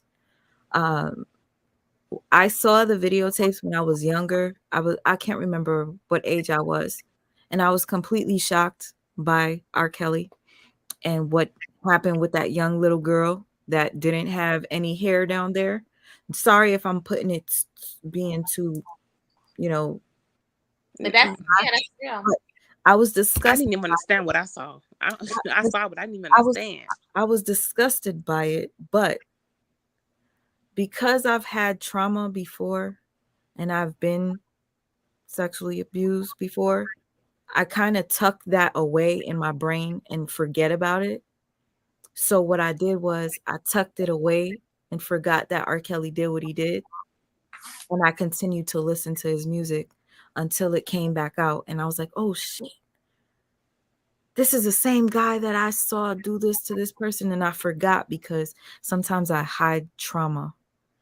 You were escaping your trauma. I think a lot of people do it. So distraction. Social media and music is a great distraction from our problems. Yeah, I don't think it's something to be. I think perhaps what's nothing to be more ashamed of. effective than being ashamed, right? Because that's a key. That's a. Thank you for mentioning that word. One of the key ways that you are controlled in a cult or an abusive relationship is with shame. Shame is very, very powerful. That's what's used in most religion is shame, right? Is shame is that's how they get control. That's how you will stay your behind in a cult. For example, this may sound so ridiculous. You could have stole some change out of your mother's purse when you was 4. Do you realize that's a reason somebody could keep you in the cult? Because you're so ashamed. It seems so simple, but it's what it represents for you emotionally and mentally. Shame is very powerful. So you can't lie to yourself. You're not likely to outsmart your subconscious. You can't say, oh, I'm not ashamed, and you really feel ashamed. What you can do is unpack it, acknowledge it, and see if there's some corrective action you can take within yourself so you can shift your paradigm without lying to yourself. You just said a word. You just that said subconscious is something else. Listen, all the demons live there. You just said a word, and it just dawned on me. There's a connection here. First of all, I want to say thank you to Glenn the Truth. Thank you for the super sticker. I appreciate it. And I wanted to ask you a question that Regina had asked, but before I do that, you said something that made me think of Nature Boy when he was talking to a young man that had sexually abused his younger sibling and like a family member that was 2 years old. And Nature Boy sat there and was talking to him. The guy was so embarrassed by what he did that he wanted to be part of the cult. Then you look at the other members that were part of the cult. They all did similar things to family members, and they joined the cult. And it's like, you have that shame of violating someone or being violated, and you guys joined in this group as if they're like, not to say this, and I told you I'm not great with. No, you right on point. Go ahead, unpack it because you going in the pack. Go ahead right there because you just you hit the net. Finish the fit. It's coming right. Say it. It's almost like a group, and I'm using a terrible word, like a group of rejects, but I didn't know the other word to use. Tell me the proper terminology. Word. See, again, if you're ashamed, we could say these things, but to just give ourselves compassion and space without lying to ourselves. You may say the quote unquote wrong word, but until you say, you can't unpack it and then refine what it is you're saying so you can get clear. That's your process of getting clear. So that's a distinct pattern. Within the cult, you may find a lot of people who have either been abused and mishandled by people close to them or other people. Where's a safe space, especially for men, to go and talk about that? It's been pretty much normalized, unfortunately, for women. But where's a safe space for men to talk about that? Right? So that's a big part of the appeal. So a lot of times the cult leader holds that secret. But what people are not banking on, as is done in Scientology and some other cults, is the auditing process. Again, pattern. You are sharing with someone, like, wow, sweet Ma, she's such a good listener. But what you're not banking on, you don't have a frame of reference for, is that it's going to be weaponized against you later when you go to leave the cult. Or the cult leader will trigger you. with certain kinds of to trigger. It's subconscious. They are very, very well aware, more likely more than you, how to trigger these feelings in your subconscious by just referring to that situation or something that refers to that situation to activate that shame. And you don't want anybody to know. Right? So part of these folks, not saying that everybody you need to put everything on social media, because this is not necessarily a therapeutic audience, although many people use this like it's therapy, that can also be very dangerous, right? Using YouTube and social media. I get it, but this also shows where we are as a community. People don't have safe, confidential spaces with people who are qualified and who are not going to turn them out and exploit them. Don't have safe spaces to process. Right. A lot of stuff will be used against you. Be used against you to hold you into the cult or to hold you into the abusive relationship or to trigger your fear so you don't leave an abusive relationship. Nobody's ever going to want you. You're never going to make it. You're stupid. You're retarded. Nobody's coming to check for you. Did they go check for the rest of those Black women who kidnapped? Nobody really cares. You'll usually be shamed in a group setting amongst your peers. You're usually shamed in a group setting. That's a clear technique that you will see when you try to leave. Other people will come after you, come to talk to you. No, sis, you really don't want to leave. No, it's beautiful. Look at all the time and money you invested. Look at all the trees that you grew. Look at the garden. Every time we wanted to leave, me and my folks went to leave the cult. Let's take a walk in the garden, knowing how much I love the garden. Wow, why would I want to leave the garden to go back out there with all of those people? You know what I'm saying? This stuff is really powerful. It's manipulation. It's very powerful. I'm getting chills. And Sweet Mom, you said something. You said the word that you didn't want to say was reject, right? Mm-hmm. So it's like, I noticed that a lot of that, for me, the word was throwaway for me. So it's like, the throwaways, quote unquote, of society. That's how some people feel. They feel like they finally found a home. They finally feel like they finally found somewhere they are accepted. And so I think, and that's the big thing that I noticed with all the people you were showing me with Nature Boy, all those people, I said, they're broken. They're broken. They're like, they all have issues, different backgrounds. So it's like, you feel like literally, I felt like, a reject before because of specific reasons, but I never went, that direction. But that's true. Like you want to feel accepted. You want to be loved. You want to feel like, something.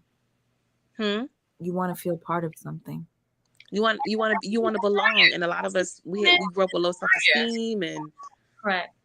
Mm-hmm. That's a very desire. Alexis said something, and I want to say this is why I stopped talking about a lot of things, and this is why I don't come on my channel often. She said the sad part is that some of these carbonation awareness channels are becoming cult-like to me and very toxic. Do you think they really feel like they are still doing something positive? A lot of them are very cult-like and toxic and enabling, even when the conversations turn like, I know I'm not like the best to be talking because I will come on my channel and I get a little ratchet. I say some bad words, but I can't. This is who I am. I try to correct myself because I know I want to do better. But I definitely have to do better. I'm too ghetto. I'm ashamed. my thing is, I recognize that the cult-like behavior turns me off, so I don't like to come online a lot. Yeah, I think you said it. Even when I'm tempted to say stuff, I say, you know what? I made sure, I said the least I can do is to put some videos out there, information shows. So should anybody be looking for information where there was no information before, if they search, something will come up. And I said, every time I thought of something that I didn't think of, I would just record it. I didn't have to do that. Right? Especially in light of, I wasn't expecting the negativity and the victim shaming and blaming that I got from within my own community. I wasn't expecting that. So I put out, I feel, enough videos. I went through legal recourse. I went through different things, and I thought I had done enough. So I was like, let me just check myself. There will always be people that will be drawn towards cults. So I don't have the illusion. I'm not Jesus and I'm not the Christ and I'm not a martyr. So I don't have the illusion that I'm going to change that. some things people have to go through, but I feel that I did my part by not letting there be an illusion that this utopia. And because I was eating raw living foods, living in the rainforest, there were a lot of things I could say that were positive, but I'm very clear, just because I had a positive experience with gardening, that does not negate the manipulation and the control. There's not a day that goes by that I'm not crystal clear I was in a bona fide cult. And maybe I didn't really want to say that about someone that seemed so positive and an elder. Who wants to say something like that about something you thought so highly of? That's mind blowing. That was actually really, I felt like my heart was broken. My heart was broken. My heart was so broken. All I could do was sit for like a year and cry. You know, but then it's like, why should I beat myself? I didn't know any better. I didn't know what a cult was. And so even some of the last videos on our channel, I said there has to be life beyond the cult. So I said, I'm not coming off my trajectory, which is I came to garden and for community, and that's what I'm still doing. So I think my vetting process, I've learned more. I have more wisdom from life experience, right? So I'm not going to stop gardening. I'm not going to stop working out. I'm just not. I'm not coming off of my trajectory of whatever I'm eating or I'm doing because I wasn't doing it because of other people.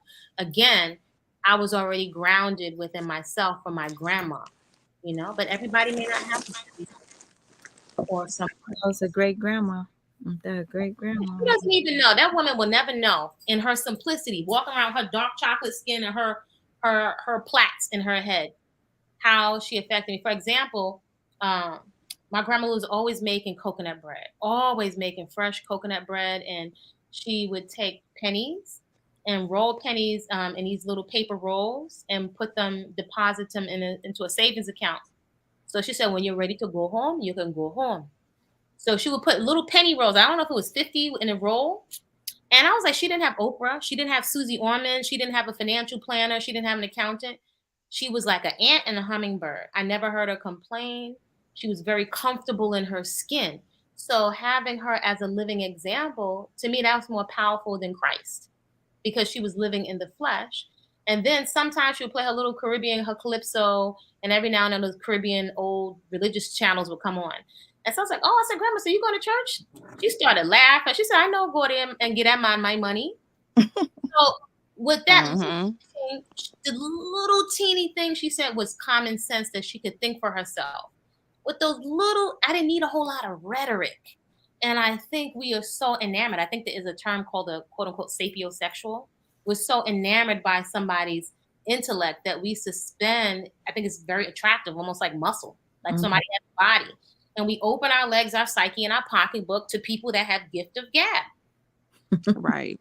Making us feel like we're missing something when we have it. It's just that they're able to put it however is appealing or however society says it's supposed to be put.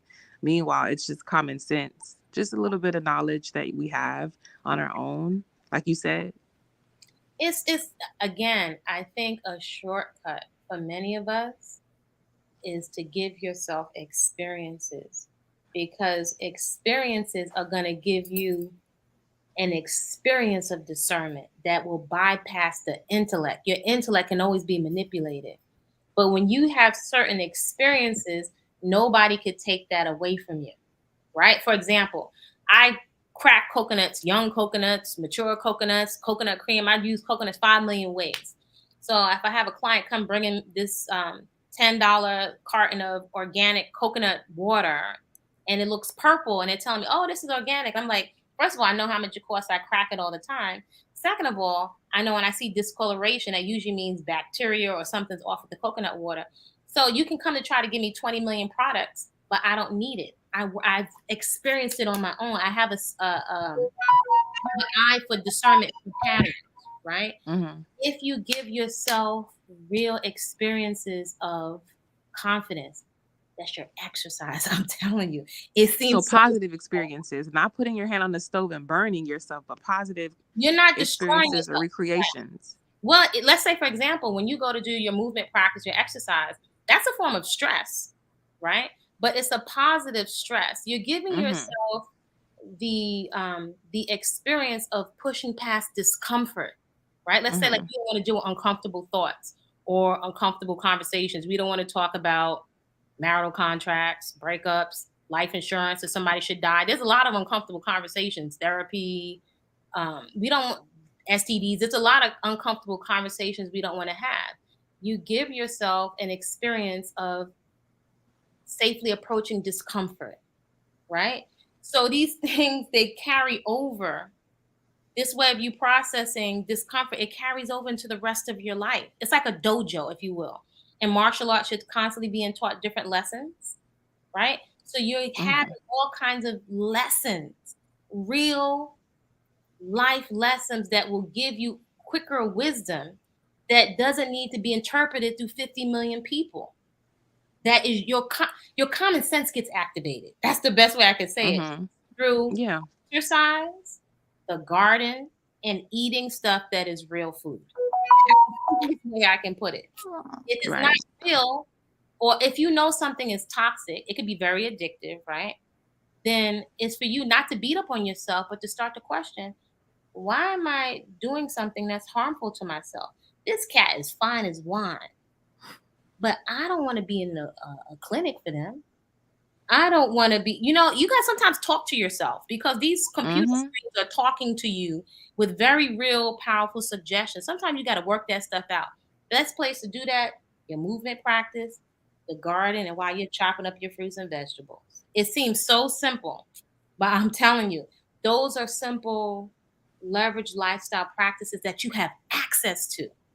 You I have can change you. Before your children get up, you take that time for yourself. It's worth it to get up. Again, that getting up early, I got that from Grandma Lou. One of the best things I ever got from her was getting up early when it's dark. So I get my movement practice on. I get my little green juice. I can pull a little batch of greens from my little garden every day. A small little garden, but it's enough. I can pull greens every day. That's amazing. I was a junk food junkie. And I have some kind of a sense of peace that I don't have to pay $1 million for. So you give yourself access to those things. Without those things, we're running to every celebrity chasing something that is ever elusive. We're cutting up our bodies, is chasing something that we haven't identified, and you'll never be satisfied. That's the thing. You'll never be satisfied with keep trying to alter yourself just physically. Most of us won't even take our bodies to the maximum we can take our bodies to health-wise. And we're encouraged to go for these Band-Aid quick fixes. And if you just watch the pattern, watch the trajectory, only now are people coming forth on YouTube saying, I'm not satisfied with, no offense if you had alterations, with my BBL, with my hopping from cult to cult. You'll never be satisfied. A lot of people want to. They're not addressing the real issue, which is your spirit, your mind, your trauma, your everything. It's like that surgery stuff is like I mean, I've had plastic surgery, but it didn't. I had a nose job, and I felt like I needed a European nose for some reason. I don't know. Like I just got a nose job, but I was still insecure. Like it's a shortcut. It's an illusion, and it's a shortcut to. Remember I told you about conflict and a distraction from the real problem. The conflict. I invite you, always ask before you touch your precious body temples. Ask yourself, the person that's offering you the solution. One, the solution that they're giving you, is it going to give you 10 more problems? Two, is it going to keep you on the whole stroll? Not to be offensive. The whole stroll, I mean, you got to keep coming back to them for more. Right? So, for example, if you're offering me something to make me feel better, but now I got to be on the whole stroll and dependent on you, I'm good.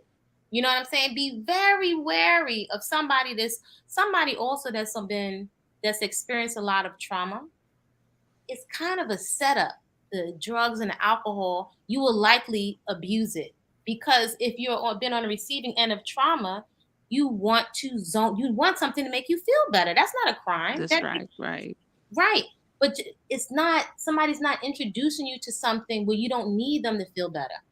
Your garden, your movement practice, and simply not eating stuff that is not food. And number 4, not principle. I don't know everything. I'm just saying, Flowers, just an agreement to yourself. I will not put myself in harm's way. I will not put my reproductive organs in harm's way. I got to keep stuff simple so I can comprehend it, right? And I know I have nieces and young people in my family. Just like, I grew up in the church. When they tell you come to the altar call and I claim that Jesus Christ is my Lord and personal Savior and you can't come to the Lord, whatever. So my thing now, I have reframed that narrative. I will not put my reproductive organs in harm's way. There's not that much muscle. Ain't nobody that fine.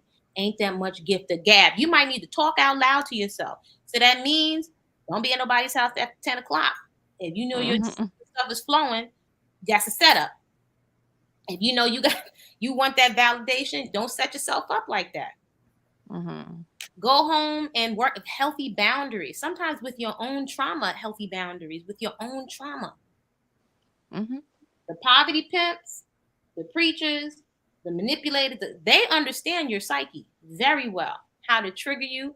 Even when they say it's a storm or something coming, they know how to trigger and move the crowd, move the population, so you go empty everything off the shelves and start shopping for more. But it's crazy. The mind control is crazy. And you don't even know you're being controlled. It's like you just literally are oblivious. And even if you think you smart, you get smacked in the face when people like you come up on a panel and you're like, wait a minute, this is way more than superficiality. This is really like this is really, really real. The world is being really misled by so many different things, such as, cult culture or etc. And I'm just like, wow. It's rampant now. The pattern itself is the pattern of cults. The pattern right now is so prevalent on the planet. They got Black cults, white cults, Korean cults, Japanese cults. They got cults for doctors. There are corporate cults.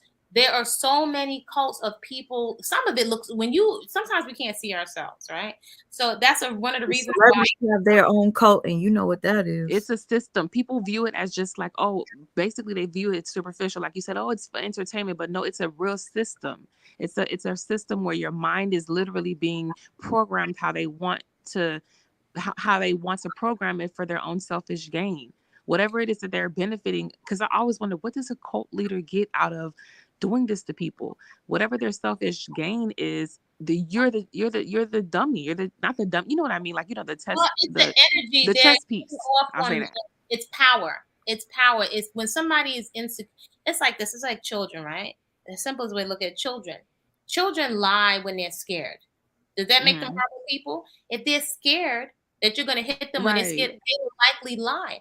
So if you're dealing with insecure people, their insecurity, they want power. But also, I will say to you, that could be any of us. That's the humbling thing. We're looking at the screen. That's how we're missing it. You think it's just them on the screen.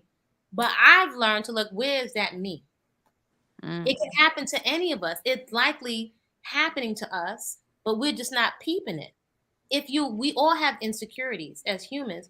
It's easy for your insecurities to be exploited. And sometimes we will be drawn to people that are narcissistic because they appear to exhibit such confidence. You're like, wow, they're so. I wish I could be like that. Yeah. Bingo. But you may not know what's going on. Like, I don't know if you've seen the movie The Wiz, right? At the end of the movie, they pulled back the curtain and The Wiz was just a little small man.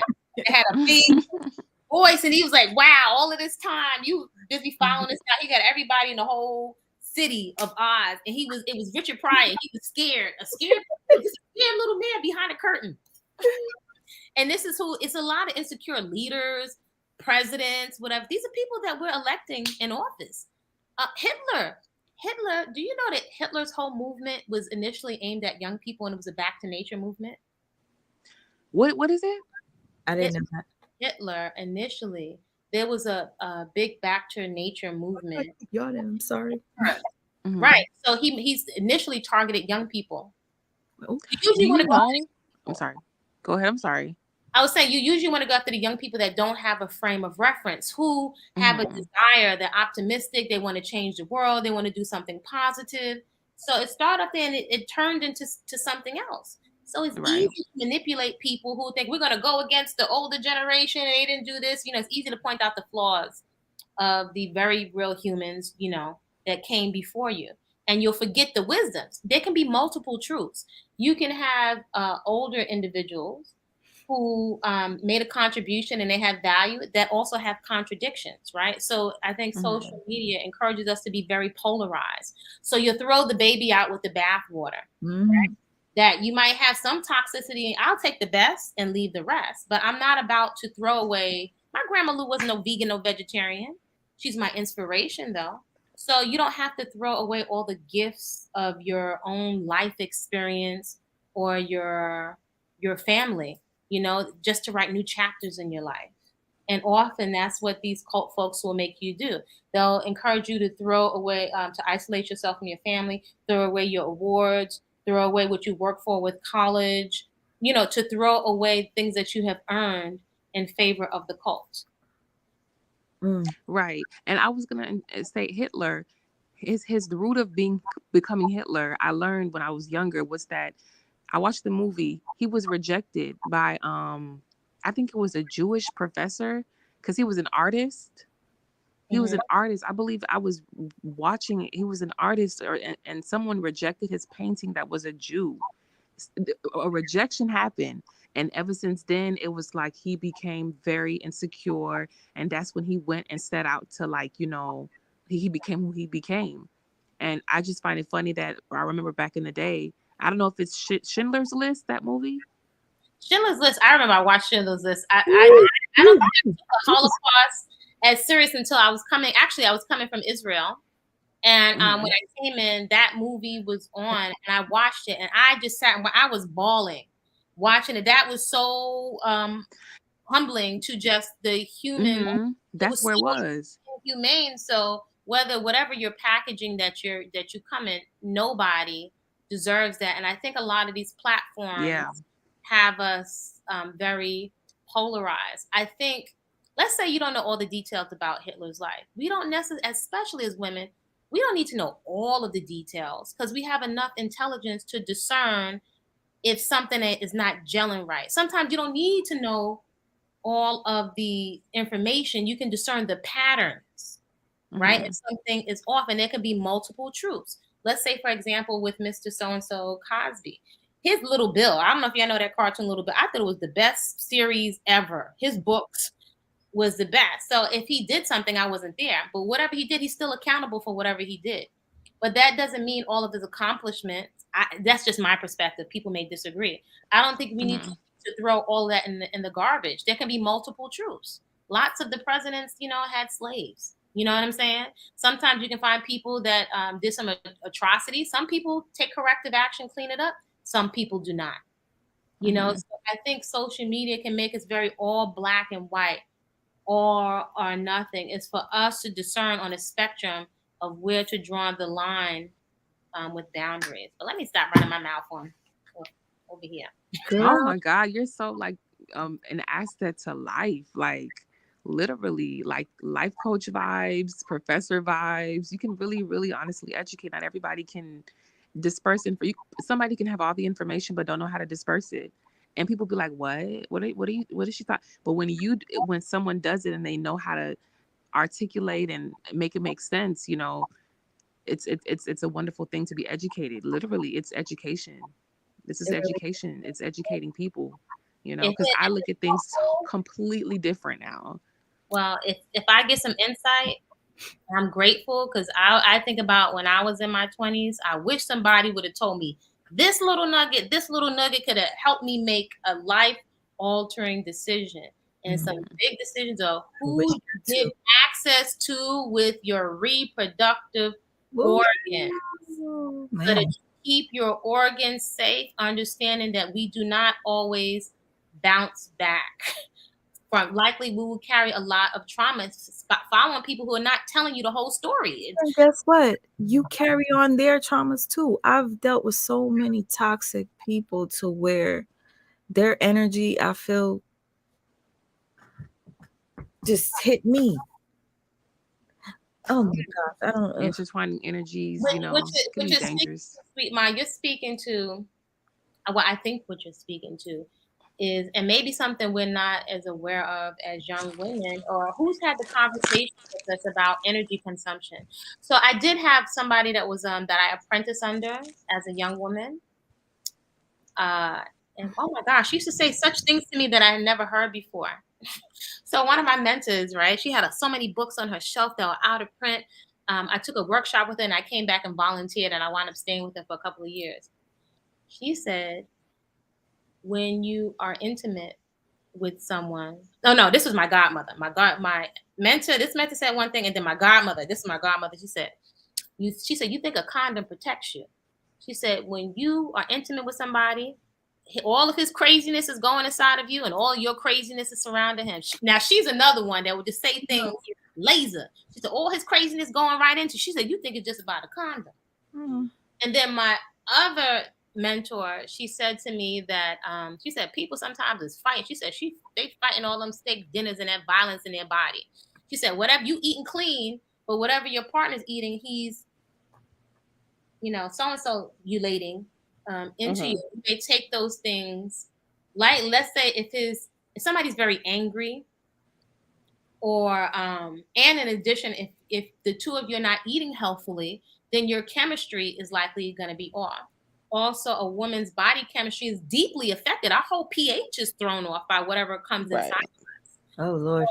Yeah, that's hygiene. We keep thinking how many times my pH done fell off the planet because I was dealing with some nasty. Right. So if perhaps not off the planet, sweet mom. And then you look like the one that has the problem when your pH is literally being affected by what they're doing. But wouldn't that say that we don't understand that nobody told me that?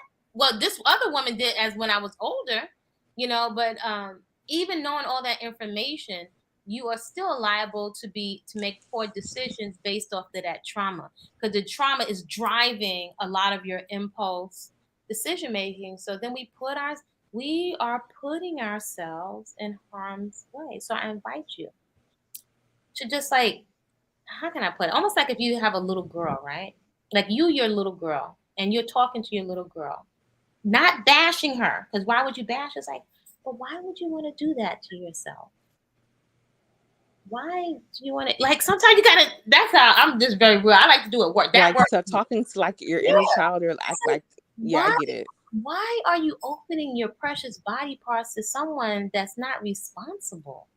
Like, they don't even act like they like you. This person is mean. That I picked up early. This person is you. Why are you letting a mean person sweat on you?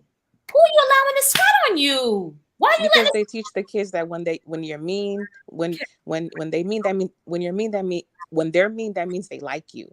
So that's toxic. When somebody's mean to you, they're mean. Why can I letting somebody sweat on you? That is ask you a question. This question, I know a lot of people that are watching this are probably going to appreciate your answer. I've allowed many toxic people to get close to me in that way. How do you forgive yourself? How do you forgive your body? How do you heal your body from all of that, besides being celibate? I think, well, first of all, I think there's a difference between celibate and abstinent. So just my perspective, little distinction. So I would say I'm abstinent more so than celibate. So I'm not a nun and I'm not a prude.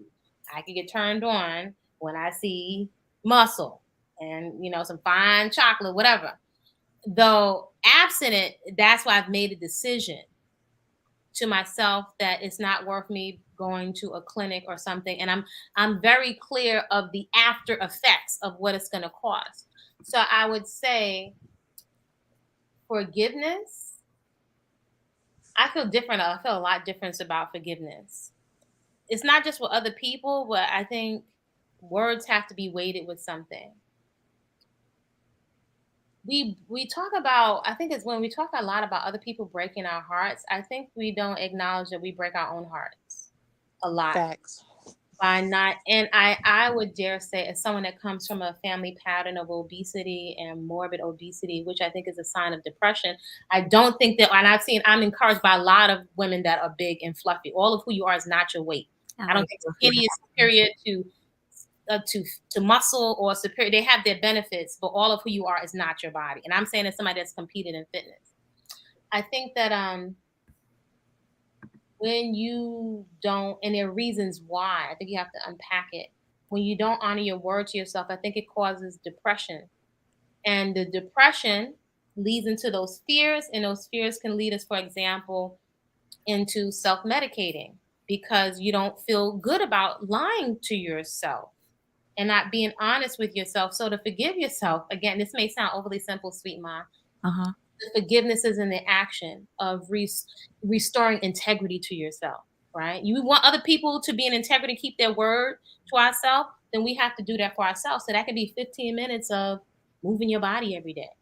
Do you talk to your womb and say, I'm so sorry? Like, what, like? Yeah, I've done that. I've done everything. I'm a big experimenter with myself. So I talk to myself out loud because sometimes I think there's different forms of intelligence, right? For example, you got all this communication coming at you through the screen. It's like 20 million loud radio stations. So you're not really discerning between your ego, which has a purpose. Your ego, though, is illogical.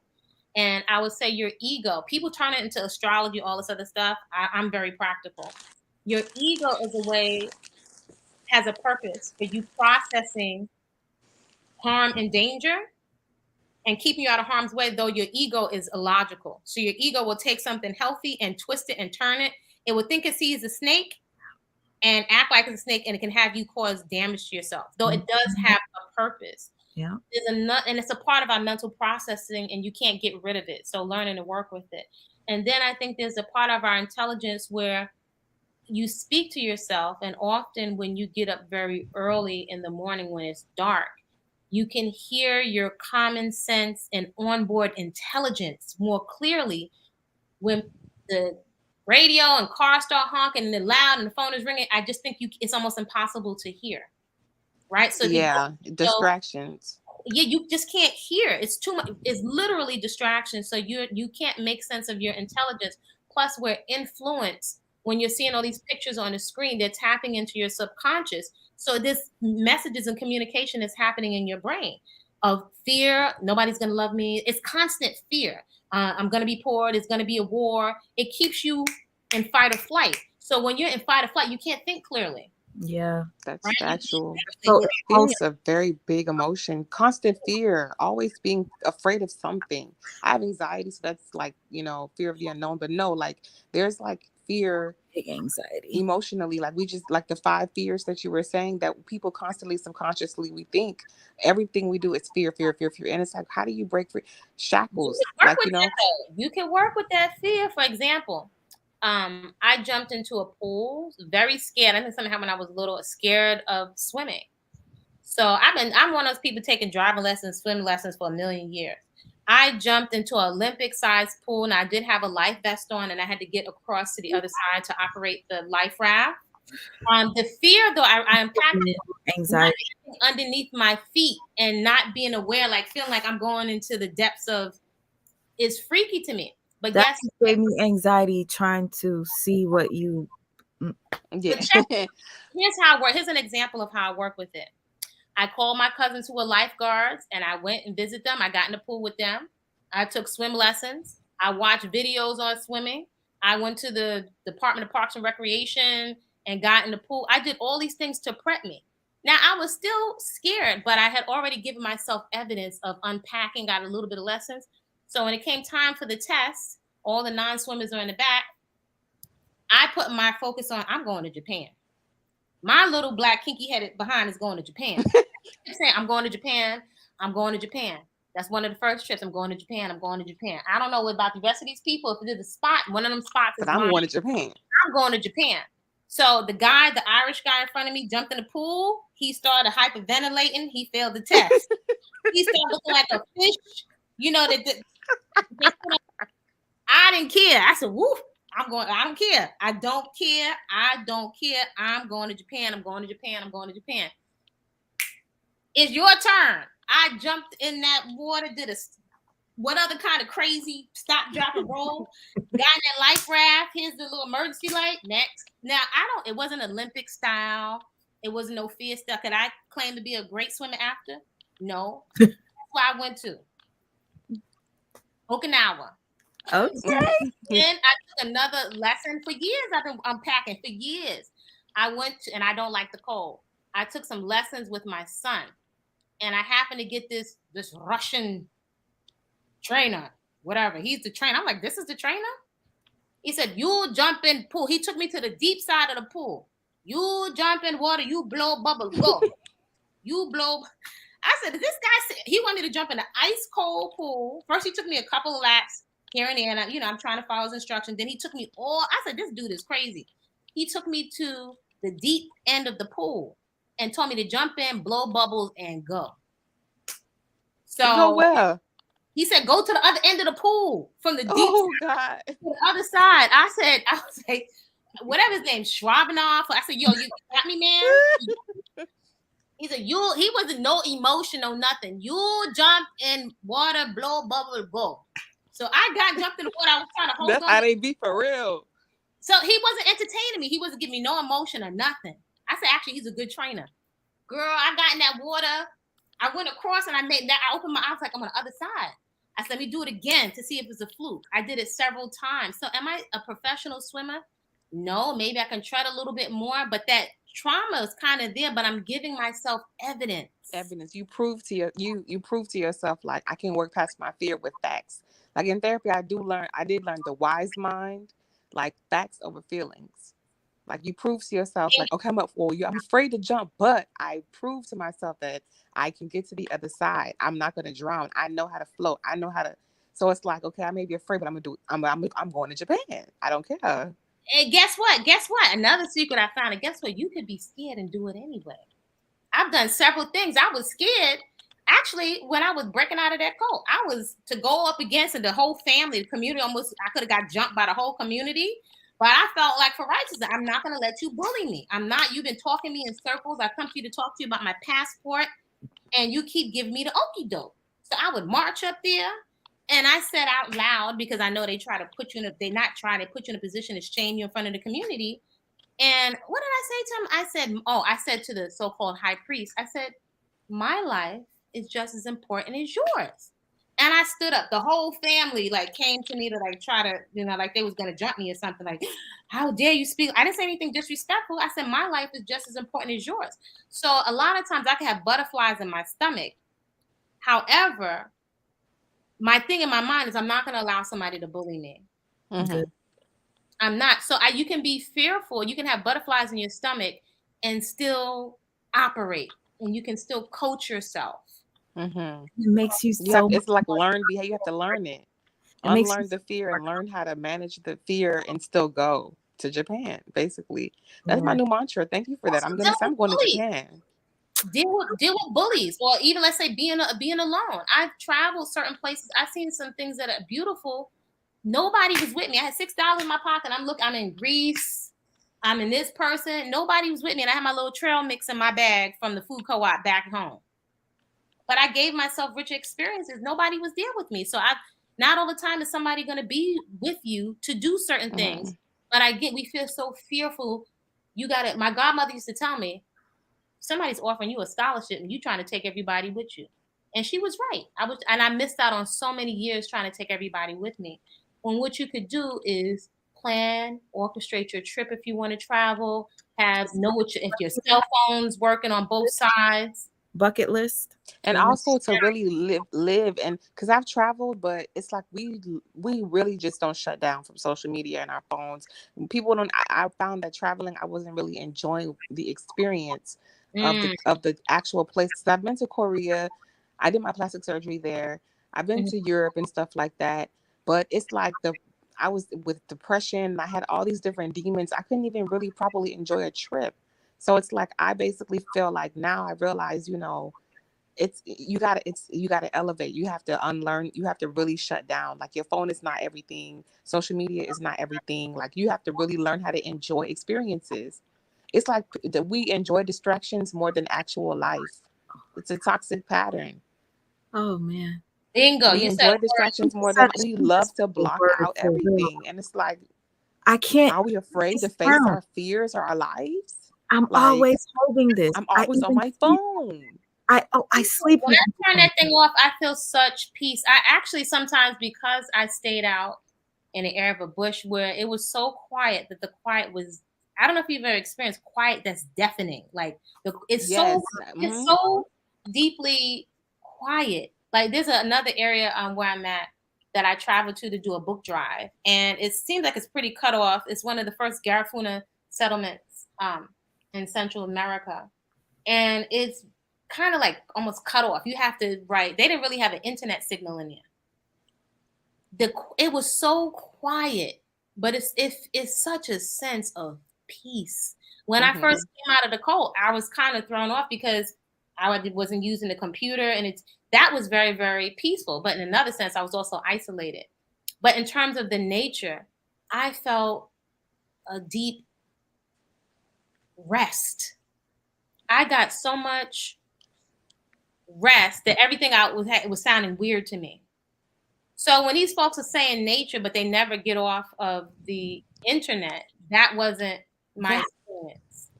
That was a question that Regina had asked.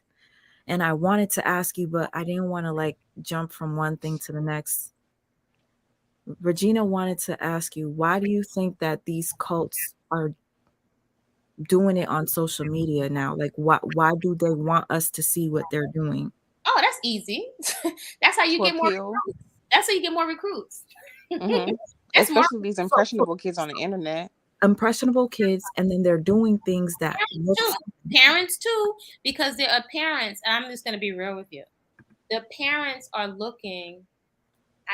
I'm a parent, and I've also spoken to parents, numerous parents of young adults in cults. Numerous. That I've spoken to them. So a parent of somebody has somebody that has their adult child in the cult. Their first priority is to know that their child is all right. The child or the young person is of legal age now. So, and the cult leader knows this. They go after certain age groups, or they go to a country where they know the legal age is a lot younger. Their main thing is to know that their adult child is okay. That's deep. That's all. That's the main thing initially that they care about. I know an adult who's had their child in the cult for years, and they've come to terms with it. You know what I'm saying? People don't know what that's like when people are yelling at the internet. Sometimes, like, folks don't really have a clue. We're so enamored by this entertainment. Folks are clueless. That's why so much stuff is right in front of people's face, and they still can't see. People are blind, are looking right at something, and I can see there's no discernment. That's why I don't really come on like that, because I'm not an entertainment channel. And folks are more interested in stuff. When I tell you the amount of stuff that's right in front of people's face, you can't see. For example, people come in onto these lives, they don't ask any questions, just start blurting stuff out. It never occurs to them to ask a question. You're saying stuff, you're looking at a little box. It's not occurring to you, for example, that somebody don't move 5 meters over and then standing in front of a tree, and right next to them is an alley.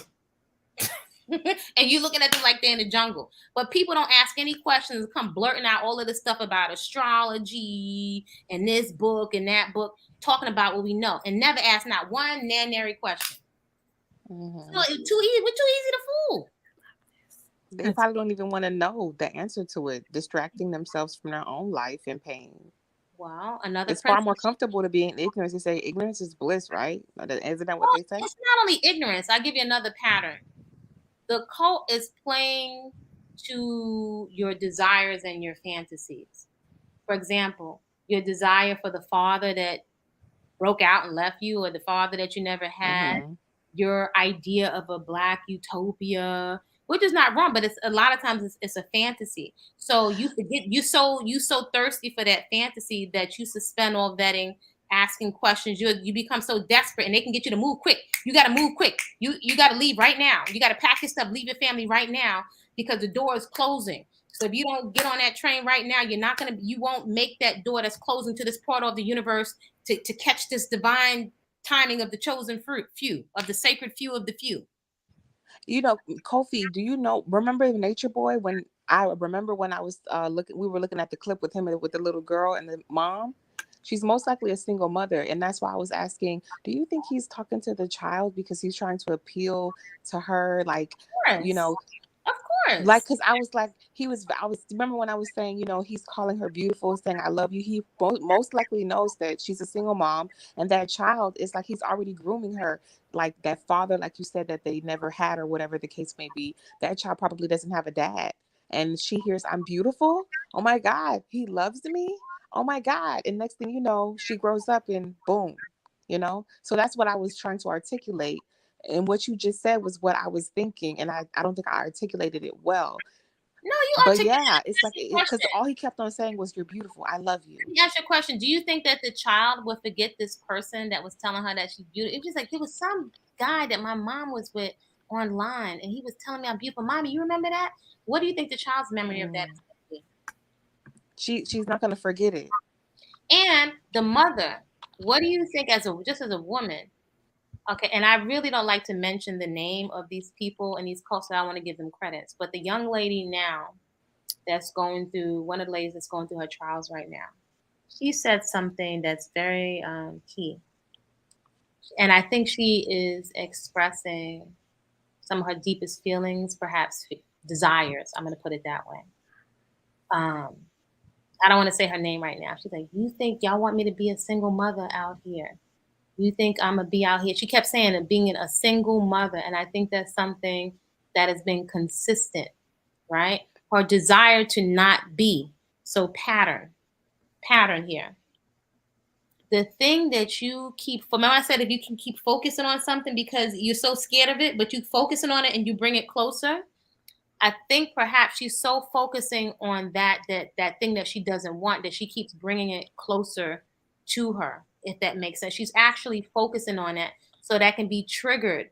The right person that can trigger that fear of not desiring to be a single mom. That could perhaps mean shame or fear, or maybe she's perhaps scared that her children are going to turn out a certain way. So that could be fueling her choices, or is likely contributing to her choices in the men that she's choosing in the absence of a vetting process. Because she's saying she doesn't want to be a single mother. She's basically saying, I want a father.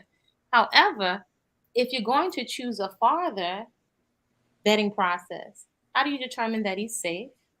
How do you determine that he's responsible? How do you determine that he's committed? What has been his track record of decision making? How long is his track record? Have you gone over his criminal records? Have you gone over his health records? Have you gone over his child? And she has not. Character. So, but wouldn't those be qualities in a father? And would you like your person to be a father for 2 weeks? A play father, or would you like a long-term committed father who is willing to parent children that he has not fathered? So she's not asking critical. She's not asking those questions, but the questions that matter. I plan. Why I came on here was to let you guys know that I was going to break things down, because I was tired of just, you're not supposed to coddle people that are not, they're not good people. I'm tired of it. I'm not going to turn a blind eye to the behavior that I see in this person. I know you don't want to say her name, but I'll say it. Obviously, you guys know the title of the video, who I'm talking about. Anyways, well, I would say this as somebody at this state, and everybody has a different role to play, right? So I can say where I am as I'm not. What's the word that I want to say? Compassion doesn't mean passivity. Okay. Right? So I don't have to give. I can be compassionate. I can have compassion without giving a pass. So that's where I am right now. I'm not here to. I just, for me, it went from where I am. It wouldn't be. I wouldn't be effective, right? She'll have to. I don't think I'm being effective for me by shaming her. The information. I definitely agree with you, Kofi. Like, I see things differently now. Like, before I was like, really, but now it's more so like, I feel like even the ones that you feel are the most manipulative, they're still being manipulated. They're still being manipulated. I also hear with Sweet. I'm just saying, everybody has their role to play. Like, let's say my homie, gotta hold them accountable. She doesn't. Yeah, of course, you hold them accountable, but she's I'm not gonna. very to the point. My homie, she was like, I'm not gonna do all that nice stuff like you do. I'm calling. I'd be like, ooh, I might be thinking like, ooh, it's harsh. But some people, everybody's not gonna communicate the same. That's what Right? makes us. Sometimes people need things That's from what different makes us people. individuals. I'm just clear on how my goal is to be effective, right? And so let's say like if it's your child, and I've been in a situation with family members, right? So when you exit a cult and you still got family members in there, that's a lot I don't talk about online because I'm not here for my family to be exploited, and that's what a lot of these channels do, which I think is I feel like it's disgusting. Maybe that's not the word, but I just feel like the audience is being constantly gaslit. We are gaslit we gaslit each other. It's so much gaslighting that it makes you dizzy. And even many people that are so-called being helpful, some of them are gaslighting for their particular channels. It's too much. I can't. That right there really turns me off, and it makes me. I just retreat. I have other things to do. That's not my goal. And I so don't do gaslighting very yeah, well. that's too What much. I was trying to say was, and Alexa says she's abusing our compassion. My thing was I was very, very sympathetic to her situation. I've sent her money. I've done things like that. Even though I don't agree with a lot of things that she does, I wanted to be helpful. And then it started to dawn on me between the time that she's left the cult, she has had 1, 2, 3, 4, 5, 6, 7, 8, 9 men in her life. And a couple of them, her daughter would call daddy on camera. Okay, that's very disturbing, number one. Number two, she's only been gone for a period of like 2 years, was it? I'm not sure. So for you to have that many men in front of your child. Yeah, I feel like I feel like holding someone accountable, you can still exercise compassion because obviously what we just heard is a very, very a broken individual. You know, this is I can somebody, you said 9 men. Okay, she's a broken individual. So it's like, even though she is even when she's being manipulative, for example, it's like I see deeper now. It's like, okay, rather than, yes, hold her accountable, but rather than, like you said, Kofi, be effective, rather than come at someone a certain way, maybe shaming them or talking to them aggressively, you know what I mean? But It's like, look past. I'm not sweet way. I'm not going to say that because there's duality in the universe. And as a spiritual teacher told me one time, sometimes it's spiritual to smack somebody in their face because nobody else ever did it before. So I'm not saying that's what you should do, but it's duality. I think sometimes we can be trying to do things so right that we just never get to the point and cut to the chase. So that's not my role. I think everybody's role is significant because as some of these folks that have come out have said on their own, that thank you to all the trolls that were trying to give them information and was like saying, just calling them out. So that's just not why I am. That's also for my health. Maybe Sweet Mart has a capacity to call it out like that. You know what I'm saying? On her. I wasn't always like this. I was not.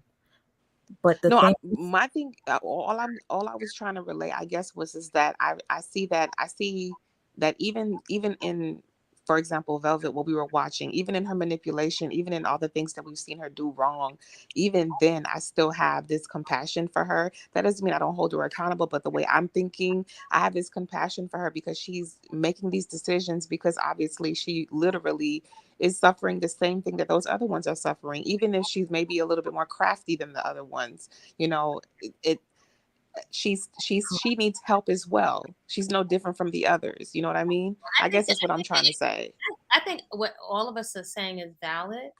I think that also, I think where things get cloudy with us is that what accountability looks like.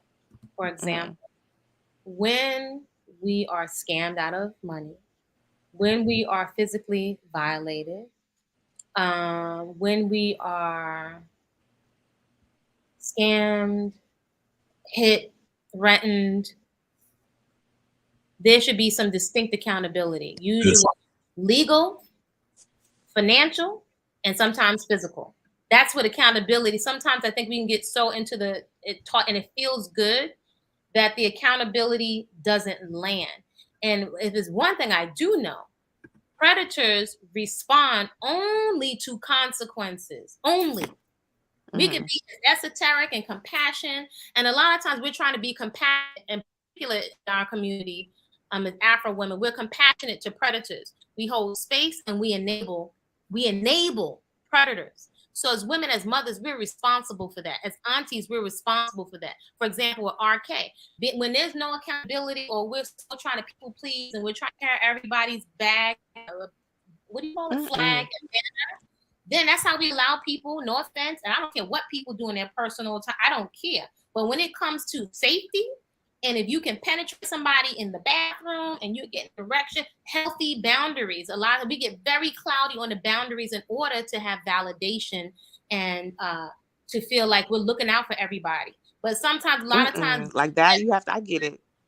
We let predators, so there has to be the firm consequences are definitely needed. I get that. I would never enable that. Consequences. So I think it's for women to start to set the tone. Let's say, for example, I could think of a mother, and she said when she has sleepovers, her husband was not allowed to be around. And I was like, some people are like, dang, even he was like, this is my house. This one was way ahead of herself. I had never heard that before. She didn't have, when she had sleepovers with her children, and she didn't have any men around. So nobody could ever say that she made sure she didn't leave nothing to chance. I had a woman in my family once when I went to visit. She was going out to the mall. She said, you come with me. And her husband, she said, no. You just, and I was young. I was like, how come she didn't let me stay at home with like Uncle so-and-so? I will never forget that. Those types of decisions stand out on my radar because for the most part, I've never seen women do that. So they didn't leave anything to chance for somebody to violate me. And I remember when I was a little girl, I was like, why do they do that?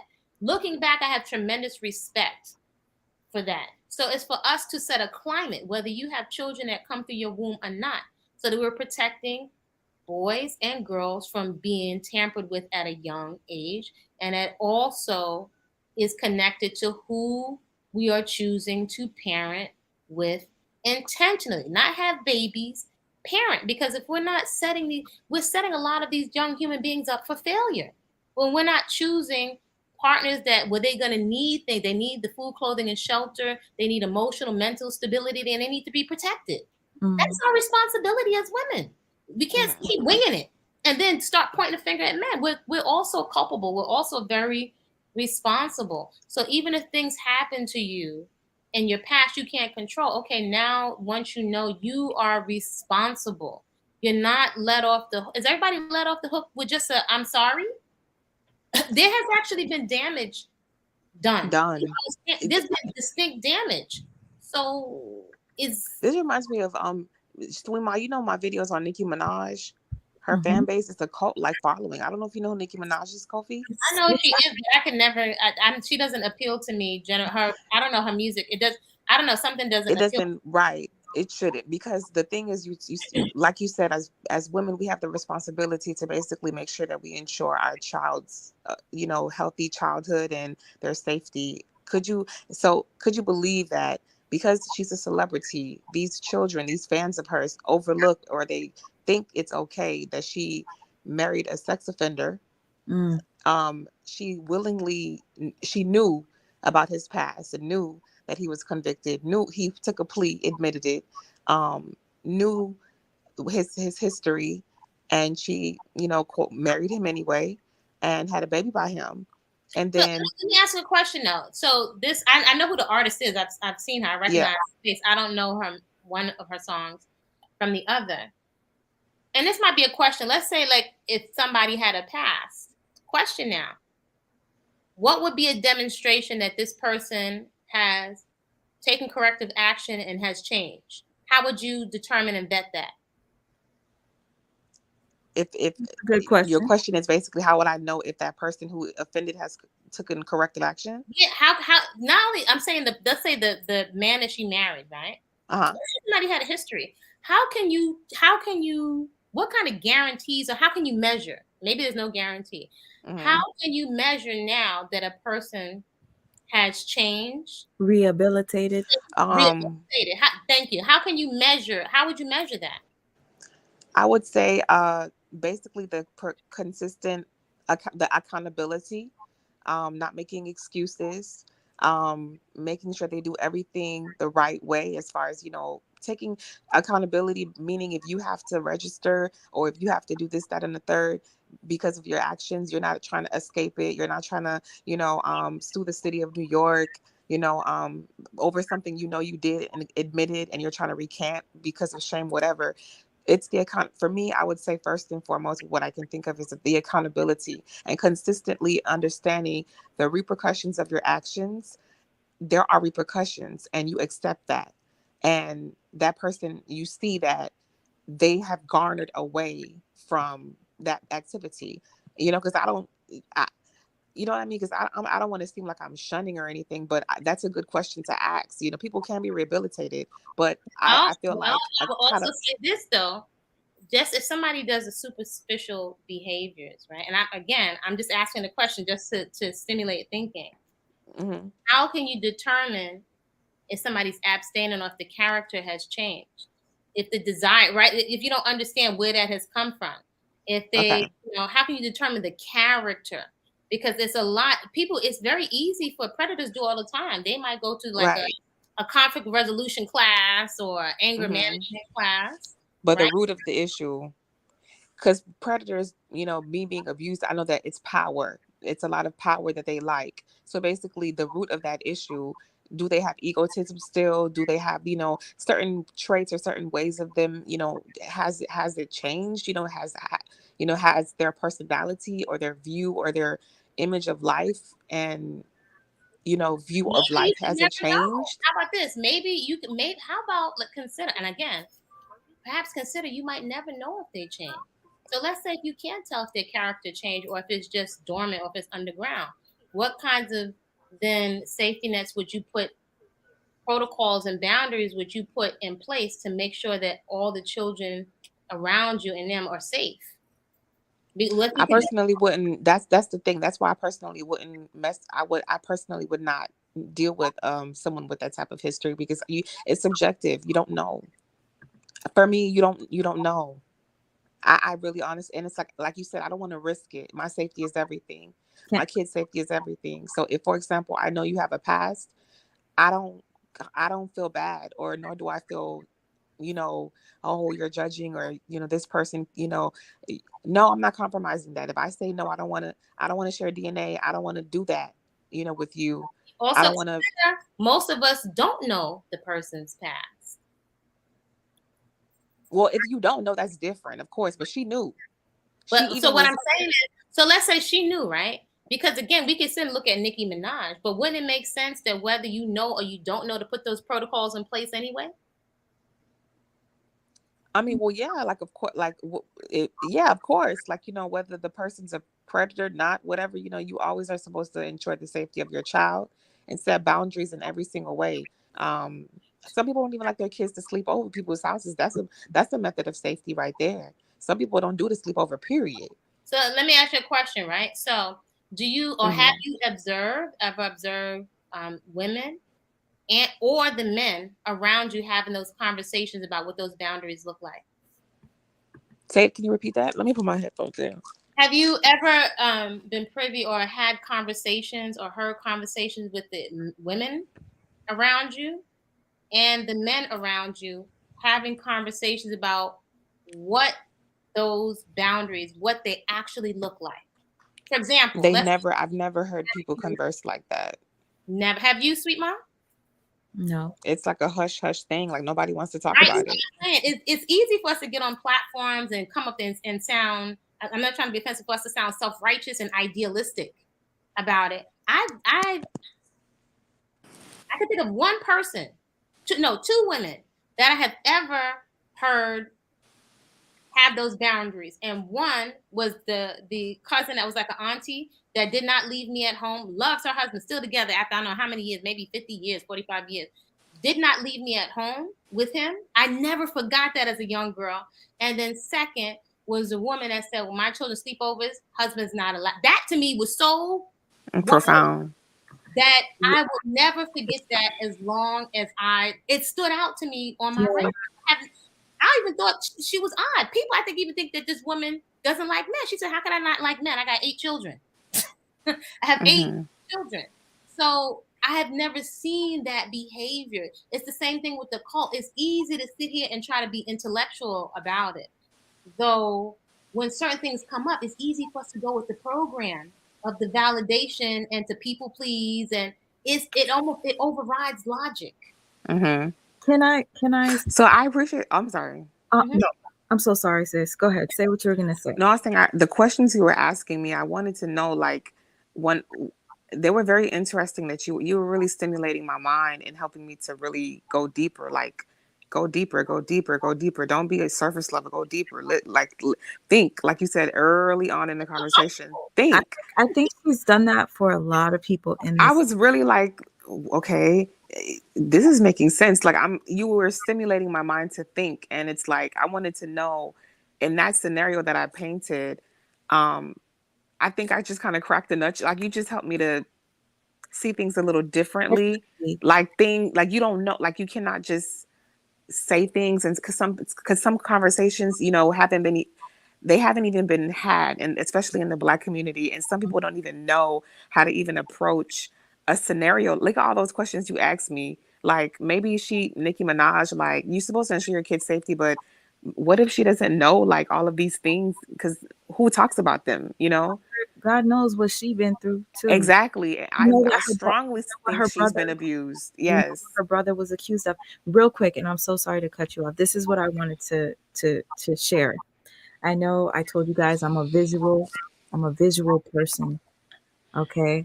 And I want to see if you see the connection with your conversation that you were just having with this story real quick. It's only 1 minute. A scorpion wished to cross a stream, but he could not swim.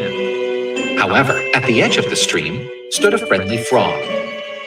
Could you give me a lift to the other bank? I would be very grateful. I don't know if I can trust you. That sting of yours is quite dangerous.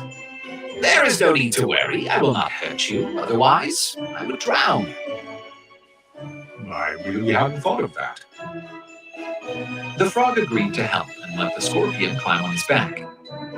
But when they were halfway across, the scorpion attacked the frog's back by injecting its poison. The agonizing and sinking frog asked, "Why the hell did you do that?" And the scorpion replied, "This is my nature." Oh, wow. So I wasn't wrong. So with that, I'm very familiar with that. That's the same thing. I almost got killed by yellow jaw snake out. It's one of the most poisonous snakes where I'm at, and it's a very aggressive snake. Like it chased us like out of the water, and we went back. It was still there. It wouldn't move. Nobody could get this snake. It's like a pit bull, and it's huge. And that taught me a lesson. That's why I say the garden. You know what that taught me? Was it personal? The snake don't give two whoopee crips about me. That's what the snake's nature is. That's what it's gonna do. It's doing what the snake does. Did you connect that 1 minute story with? Oh yeah, definitely. I feel like all the questions, I really honestly, what I got out of it was like, don't doubt yourself and don't people please. And if you stand on what you believe in, especially when it comes to safety, all those questions you asked me, I felt like, it taught me don't compromise. Like, you were asking me, how do you know? Like, how do you know? And you're like, you don't. Like, so why would you compromise? And all this, and it's kind of like you were asking me questions, and I felt like, am I going to break or bend? That's how I felt. It was like challenging me. Often, and this is something I've been taking some self-defense classes with this person right now that's really excellent. Oh I love good teachers. I always get the best coaches. So she is so excellent. She's getting me to, and I love it. She's got me to think more critically. For example, like I don't have my knife. Oh, hold on. Let me grab my knife. Well, maybe you can't have the whole knife here. I'm gonna be Let's ending have this soon, y'all. So she was telling me that let's say like if I have the knife, she was like, okay, you got the knife. Where are you gonna put your knife at, right? Because I like to wear dresses. So she was like, you got to find a place to put the knife where you're comfortable. If somebody's coming to approach me, I got this fancy, I got several nice knives, but you don't know how to operate the knife. You're not comfortable. It's not a reflex. It's not in your muscle memory. So you got a nice knife. It means nothing. Then when I pull it out, I wasn't comfortable with flicking it open because mine is spring loaded, right? Then when I have the knife out, okay, you're letting somebody like in your distance room, so-and-so did, you had to have a 6 feet distance. She said, oh, excellent. She said, you don't focus right at the person when you're going through trauma. Do you know your eyes actually become blurry to focus only on the person in front of you? So she said, you want to look way out in front of you. Why? So you can look at the peripheral view of the attacker or the predator. She had me thinking, she's like, then where's your arm? You want to keep your distance. She said, if you have allowed the person to get within 6 feet, it's escalated already to another space. Now you're somewhere else because you have allowed the person to come into your personal space. That's deep. Because quite often as women, we're social. She talks a lot about socialization. A lot. You can do the whole kata, but go through all the forms, but that's not what's going to happen in real life. A lot of times for males and females, your socialization cues kick in. So like, she was telling me where to put my elbow, because the elbow, you try to come up against it. This is actually really painful. And things in a legal fight, if you are fighting for MMA, there's certain things illegal. But when somebody's coming at you, you do all the illegal stuff. So you're going for here, you're going for their eyes. And I was like, this woman really had me thinking. And I actually retained the things that she was teaching me because of the context in which she was giving it to me. It stuck. Right? So it's easy to intellectualize, and then all that stuff goes out the window once you're in a certain kind of situation and you are uncomfortable, or you just start to people please, because that's how women are socialized. So rather than themselves bad or wrong, is to start to talk to yourself and say, damn, I did it again. Or say like, wow, I wonder how come every time, for example, I'm gonna say, yo, sweetheart, where you going right now? Well, I'm going to the store. Why are you answering somebody's questions about where you going?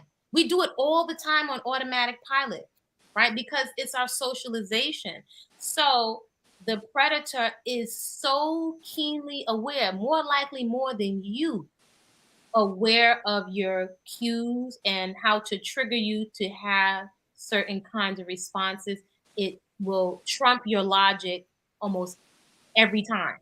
Does that make sense what I'm saying? Yeah, that's why they're predators, because they know, they study, they're the prey, they know, like they have their nature, the scorpion, they know. So we'll better have than you. And have some experiences. So even if this woman says something to me, I've been in a Brazilian jiu-jitsu class where the instructor slammed me to the floor and pinned me down, and I was in shock. Like, I will never forget that. But all of my senses were heightened. I was like, oh my God, I could smell like the weed he was smoking last night.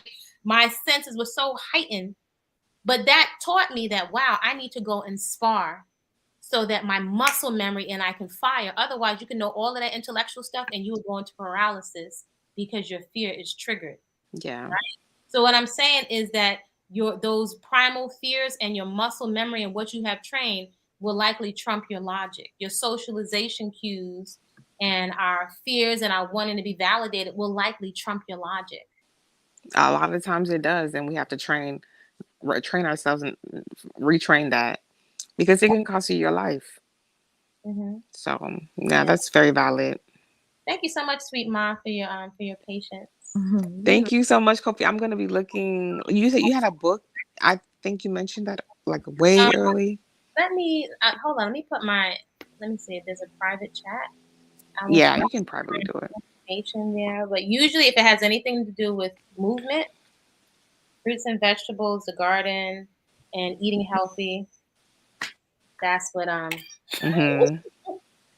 me see if I can put in here. What's my? Unfortunately, Regina, your comment, you say, Lord, there are a lot of predators, narcissists, psychos, manipulative, traumatized, PTSD, broken people in this world.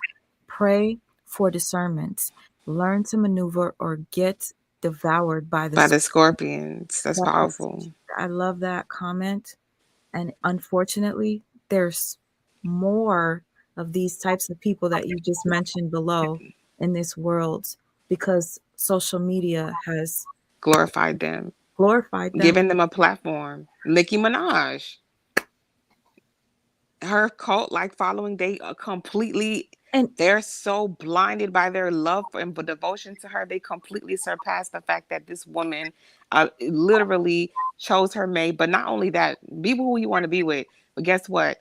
She's re-victimizing the victim, trying to bribe the victim to recant her story, offering her to go to LA, offering money just to make her husband look, good, or to redeem him. You know what I'm saying? All these evil acts, like, they're okay with that. You know what I'm saying? He's a level 2 sex offender, meaning he's likely to reoffend again. All of these things just go over their head. But it's not just them. I'm sorry, and this may be unpopular, but as women, we have been giving this stuff a pass with our preachers, with and with celebrities that we like. So it's not just them. That's why I say, like, it's bigger than them. We have been given. It will show up differently when we set a climate of boundaries for children, young adults, and ourselves. Boundaries is what says it all, right? Not giving access to children, period. And choosing better when it comes to our parenting. Even if we're 16 and 17, there's some things that we don't know, but then there's some things we're still going to be accountable and have to live with the consequences when we choose people that are not interested in parenting. And also, to be quite honest, a lot of us are not interested in parenting. We're just not. We make each other feel good and stroke each other's egos, but we're not, because commitment shows up in specific action. So we're making decisions from a traumatized and a very immature space, and then our children have to pay for it. So I'm a little kind of humble. Sometimes I look and say, where is that me, or where has that been me? So one thing that I can say is that when it comes to violation of women and children on my watch, I'm gonna be a whistleblower. That's what I'm gonna do. Yeah, it's like certain things you just can't compromise. And the thing is that she has a child, and she goes. One more thing I will say: she went on the radio, and she attacked Garcelle, the actress. She was like basically Garcelle Bouvet. Remember Fancy from the Jamie Foxx show? Have you ever watched that? Garcelle Bouvet. No. She's basically an actress, and she also has a show called The Real. And basically the victim of Nicki Minaj's husband went on The Real and was basically sharing her story. And because Garcelle interviewed, along with her co-host, the victim turned survivor, Nicki Minaj went on a rant and attacked Garcelle and asked her, you went and you did whatever on The Real. Did you think about my son? Blaming her for doing the interview with her husband's victim. Asking Garcelle, did you think about my son? And I'm thinking, well, did you think about your son when you decided to lay down and have him with a sex offender, with a predator? Did you think about your own son? Why are you deflecting? Why are you so angry? Why are you yelling? She was literally, did you think about my son? Likely triggered. She's likely triggered, and then it's likely that she may not be expecting the audience to hold her accountable. Maybe she's not expecting that because she's in a position of power, as from her fans. She's extremely triggered because ever since this came out, there's been so many people covering it and just talking about it and pointing the fingers. So she's embarrassed, as she should be, but you can't try to manipulate the victim. Mm-hmm. Like re-victimizing the victim. That's the word. And then that's a pattern here in our community. If you look at this whole so-and-so boy, and also the different people, the few people, there was one woman that spoke out. I think her name was Sybil, and she spoke out about so boy. She came out. Now, granted, she was over there and she was really down at some point. When she came out, she spoke out. She wrote a book. Mm-hmm. Whatever people say, she made money off the book, whatever. But she spoke out. If you check my page, I have the reading. I did a couple of readings from her book. If you guys are interested to listen, I remember those videos. It's called How to Get Out of a Cult. You remember? Yes. And then the first one to ever speak out was Yaya. I will never forget. Yaya was the most prolific. She didn't hesitate to come and speak out. And when she was in there, she was like, you know, we used to say, you know, she was a yes woman. She was a very much a yes woman. She was very much, and when she came out, she was like, "Nah." She was like, "Nah, this is not right." Oh I no, I don't don't remember. Yaya. Yaya spoke out. The other people that left, women and men, no. And I used to like, how come nobody speaks up? But I know why they don't speak out. Because my own experience, the cult leader got something on everybody in there. The Of cult course, leader, I mean and that's they feel ashamed of, and they feel a sense of allegiance. They feel like the cult leader has saved their life, so they owe him their life.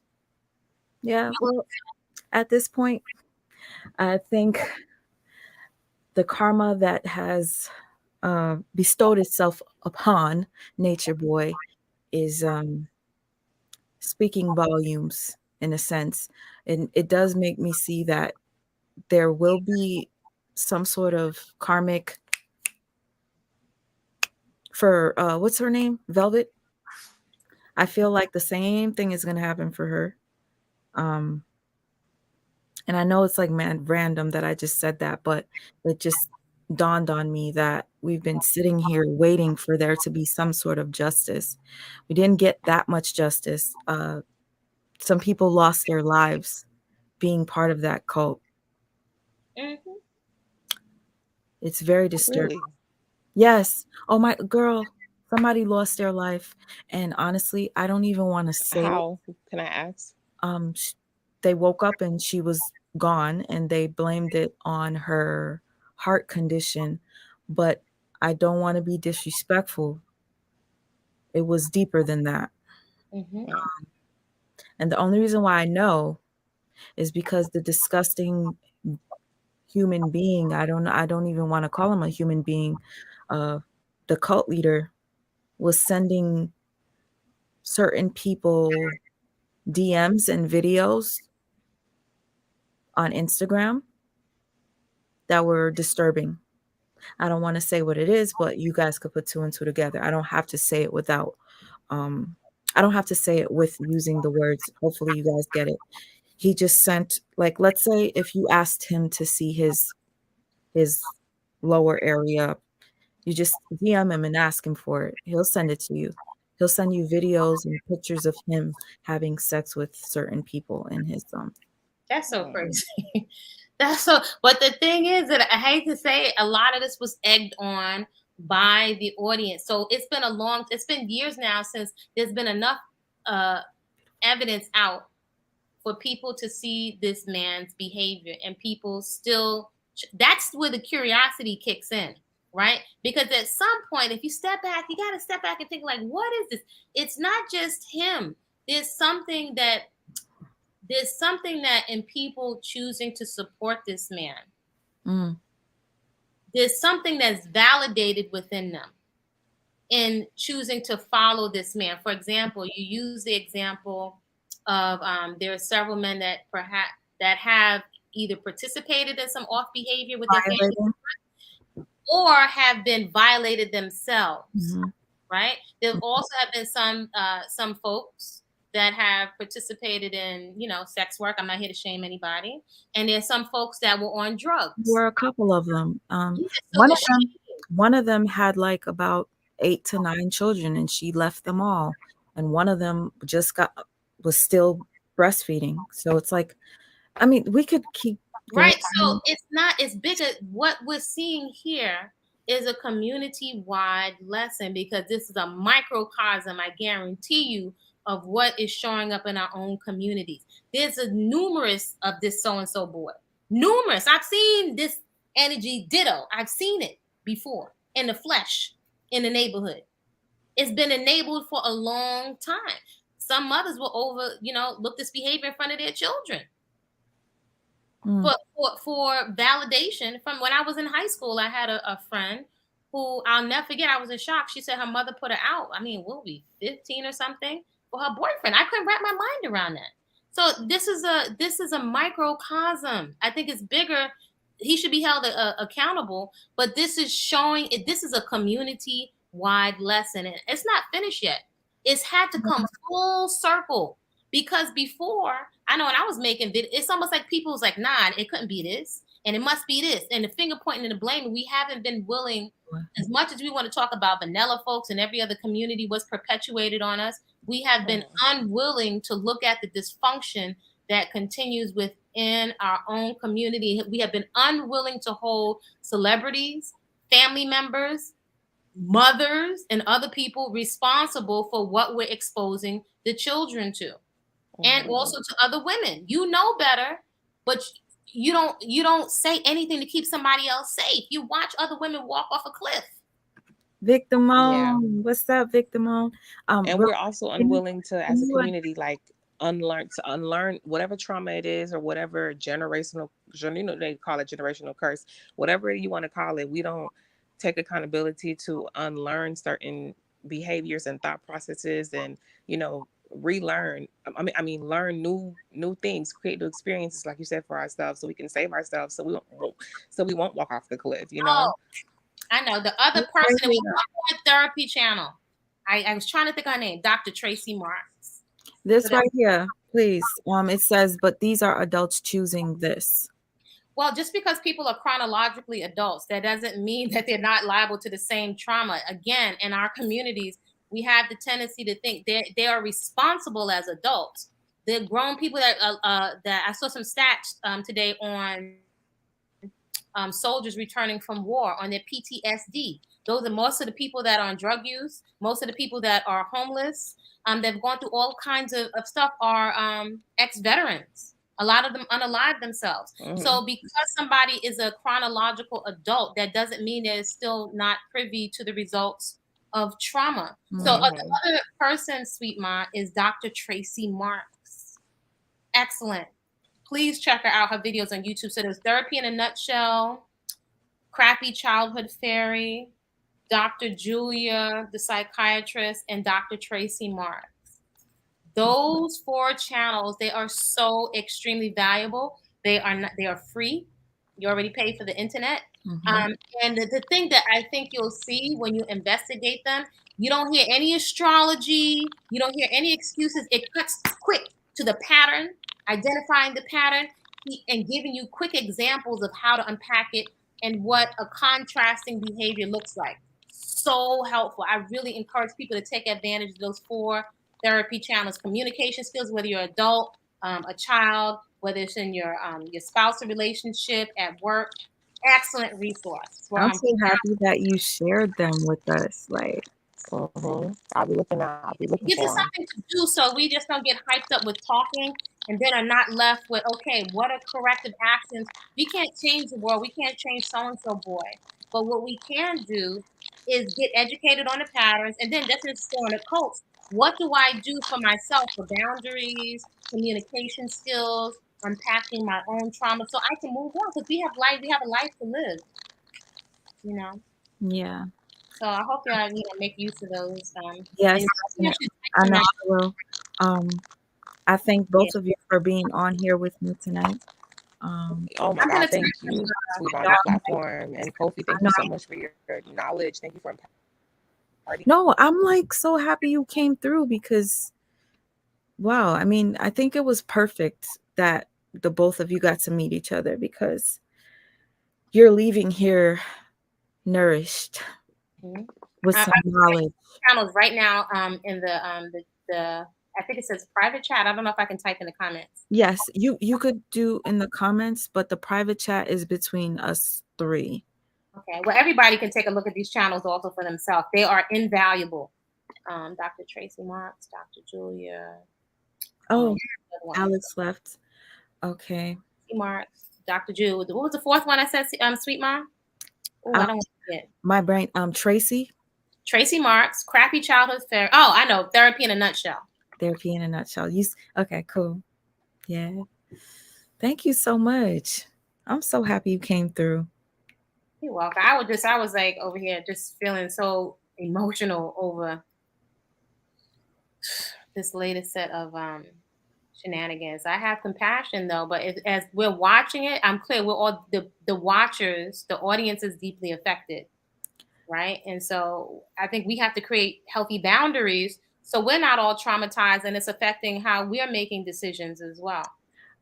I don't mean to come off as such a terrible person. Like, I know the way I express myself, I use foul language. I can be very mean and cutthroat. I think the reason why I'm like that is because I wish somebody was like that with me. I probably would have saved myself from a lot of heartache, pain, and trauma if I had somebody beating it into my head with the tough love. So yes, I do come on here and I expose people's behavior because I feel as if you are mentally abusing someone, you deserve to be exposed so that other people can see the behavior and stop it from happening to them. If they see that it's happening, walk away, run away. Matter of fact, run. I hear you. I hear you. So I typed those the 4 channels. I'm not able to put them in the comments, but I just typed them in the private. So maybe you can copy and paste it because you're the host. Let me see. Those channels, hopefully people can take. They're really excellent. They're such an excellent resource. Okay, let me see if I could do copy and paste. I'm not super savvy with this type of stuff. Oh, I got it. Okay. Thank you. Let me pin it. Hey, Ann. How are you, Ann? Okay. Thank you, Regina. You said if you haven't already, thumbs up the video. Thank you so much. I appreciate it. You know, if you like the video, you got something from it, hit the like. Alexis says we are all shout out, sweet ma. Love you. This is what we've been missing. Thank you so much. Actually, you inspired me to come on with some positivity next. Life is duality though, because sometimes, you know what I'm saying? And guess what? Listen, I don't know if you noticed this. You probably didn't notice this. But I know people say I'm crazy because I come on here and I be live for like 6 hours. We managed to keep the attention of 200 people in the chat for 6 hours. Whether people came and gone, came and left, somebody filled in for the next spot. And I thank the people for just doing that. Some people will look at numbers in their chats and say, oh my gosh, you don't have that many people. And I remember sitting back for a second thinking, what if I were hosting like an art show and only 30 people came? Do you know how much that would mean to me that 30 people came to my art show? So when you come into a room and you see there's only like a few people in the show, think about it that way. These people actually came. I'm not going to look at the number. I mentioned the number only because it's been 6 hours. And for me, that means a lot that you guys, we could hold your attention for that long. Okay. Especially at this time of night. But if I had only 30 people, it would still mean the world to me because I think back to real life. We're always looking at the internet. Internet is this and this and that. But in real life, if we were in a room and there were 30 people sitting in front of me, I'd be overwhelmed. I'd be overwhelmed with joy and like, oh my God, these people are here to see me, my art. Kind of corny, but look at it that way. That's not cool.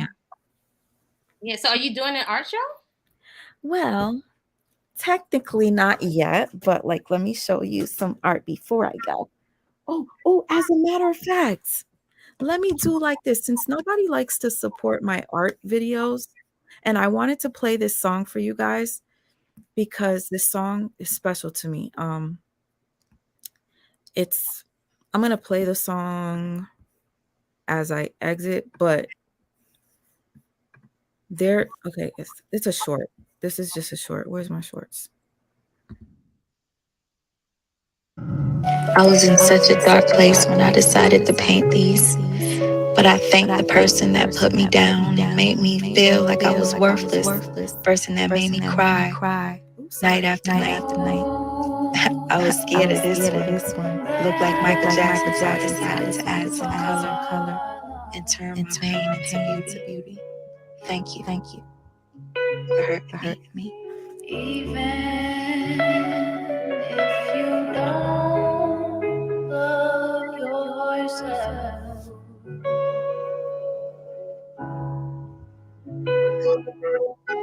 Know that you are loved. That's all your artwork?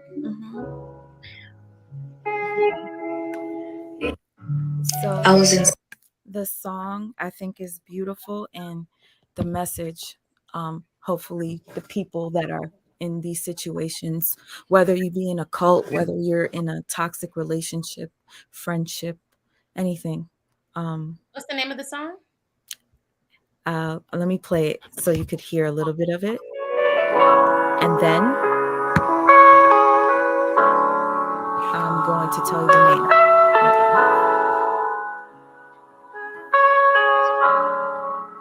This is another piece of art. It's not done, but I didn't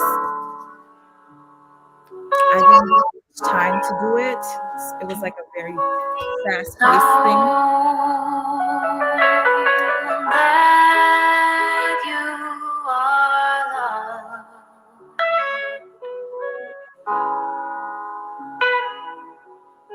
Even if you don't love yourself.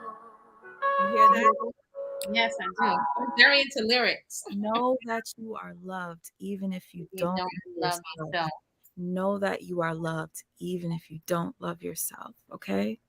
And the song, just for people that would like to know, the song is entitled Know That You Are Loved, and the artist's name is Cleo Soul. Cleo Soul is spelled Cleo and SOL. All right? Listen to it when you're going to sleep. Some people might be depressed.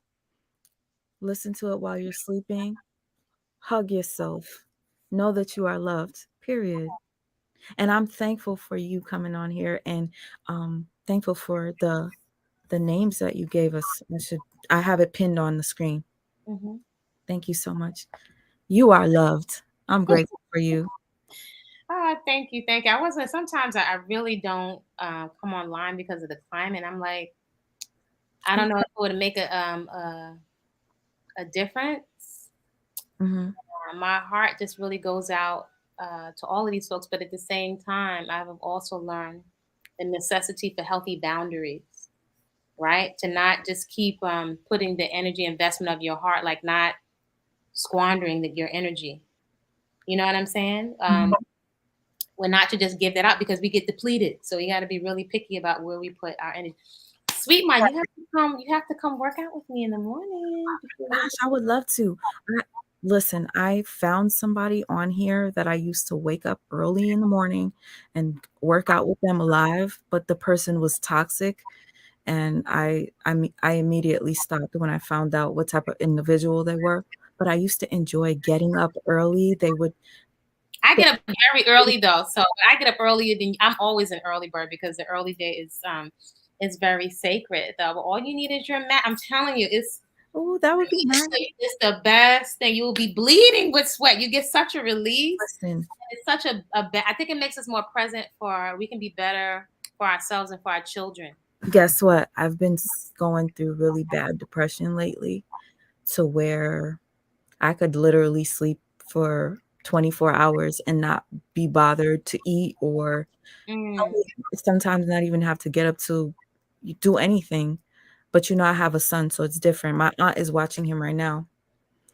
And when I realized my depression getting like that, I'm like, you know what?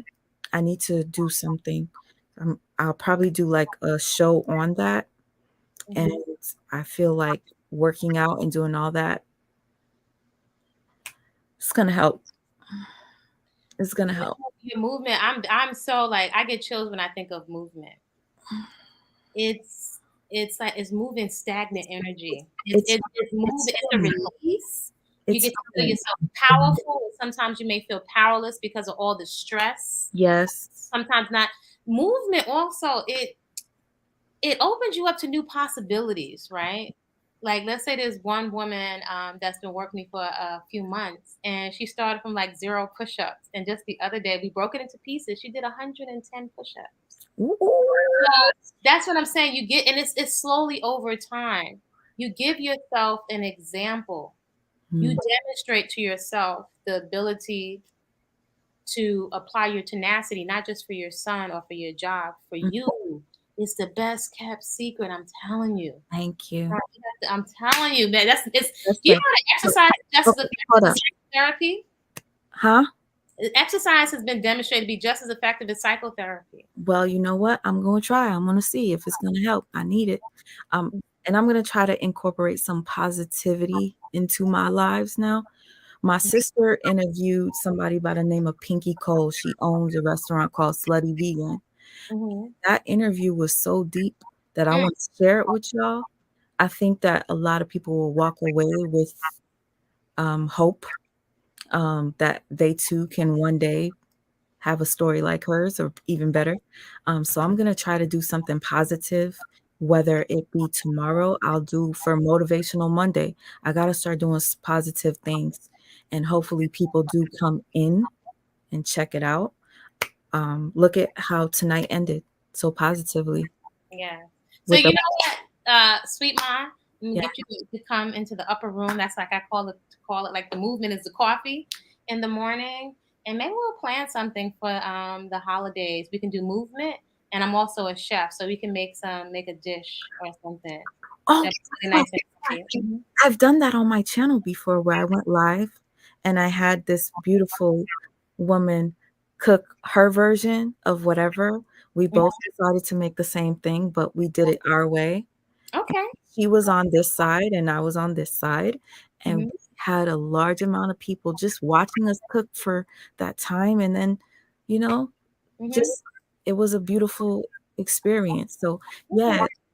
And we'll also add a nutritional element to it too, which I think is very important for our health, right? Because everybody's going to this new year. I don't really do the New Year's thing, though. I like to, when I'm working with folks, just put a little bit of education so women can understand.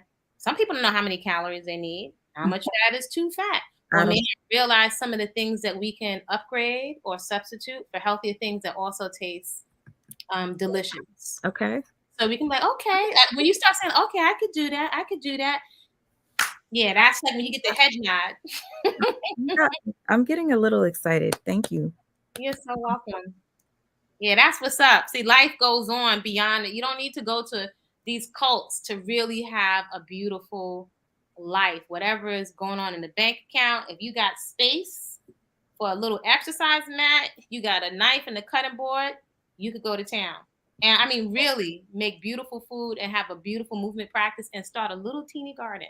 And keep in mind, when she says cults, it's not just literal cults. We have cliques of people, of friends. That is, yeah. You know what I mean? Like, thank you. Thank you for everything. Yeah. So my email is there. Thank you for your time. My email? Huh? Or if you reach out to me on Instagram, send me a message. I believe I sent you a message. You might not realize that it's me. Send me a message on Instagram, and I'll hit you right back, and then we can maybe plan some. But for you first, just to nurture and just take care of yourself. I don't need a whole bunch of crowds and people. Yeah. Something with you. I'm grateful. Thank you. You're so welcome. You're such a blessing. Back at you, child. So I'm going to play the rest of the song and then, I guess. Cleo Soul, right? Yes. Cleo Soul. CLEOSOL. All right. Thank you. You're welcome. See you soon, sweet mom. Peace. Good night, everybody. You are loved, y'all. I'm so thankful for the two beautiful women that blessed my platform. To all of you that stuck around, and I'm grateful for you. And I hope you love this song as much as I do. You don't love yourself.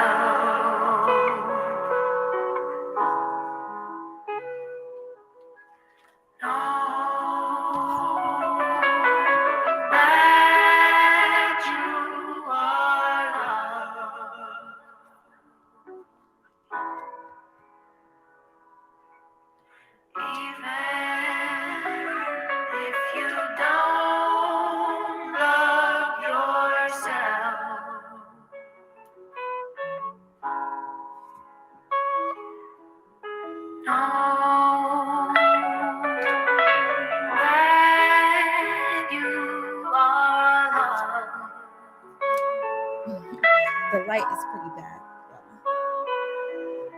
Even if you don't love yourself,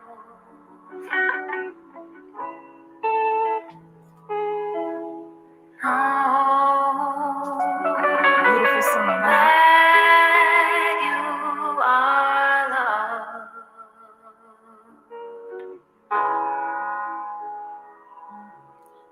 Even if you don't love yourself,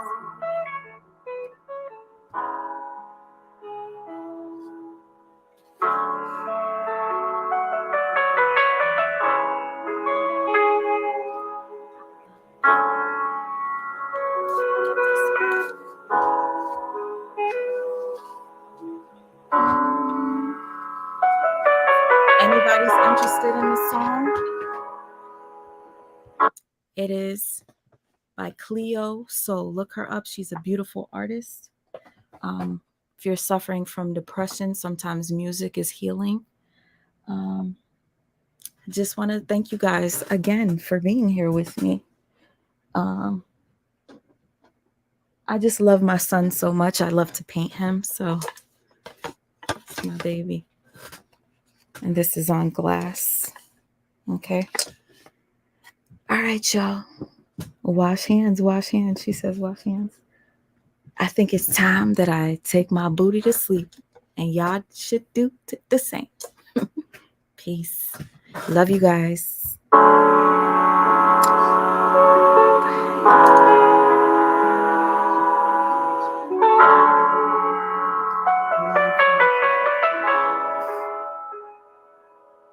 Thank you. Yes. Thank you. Mwah, mwah, mwah.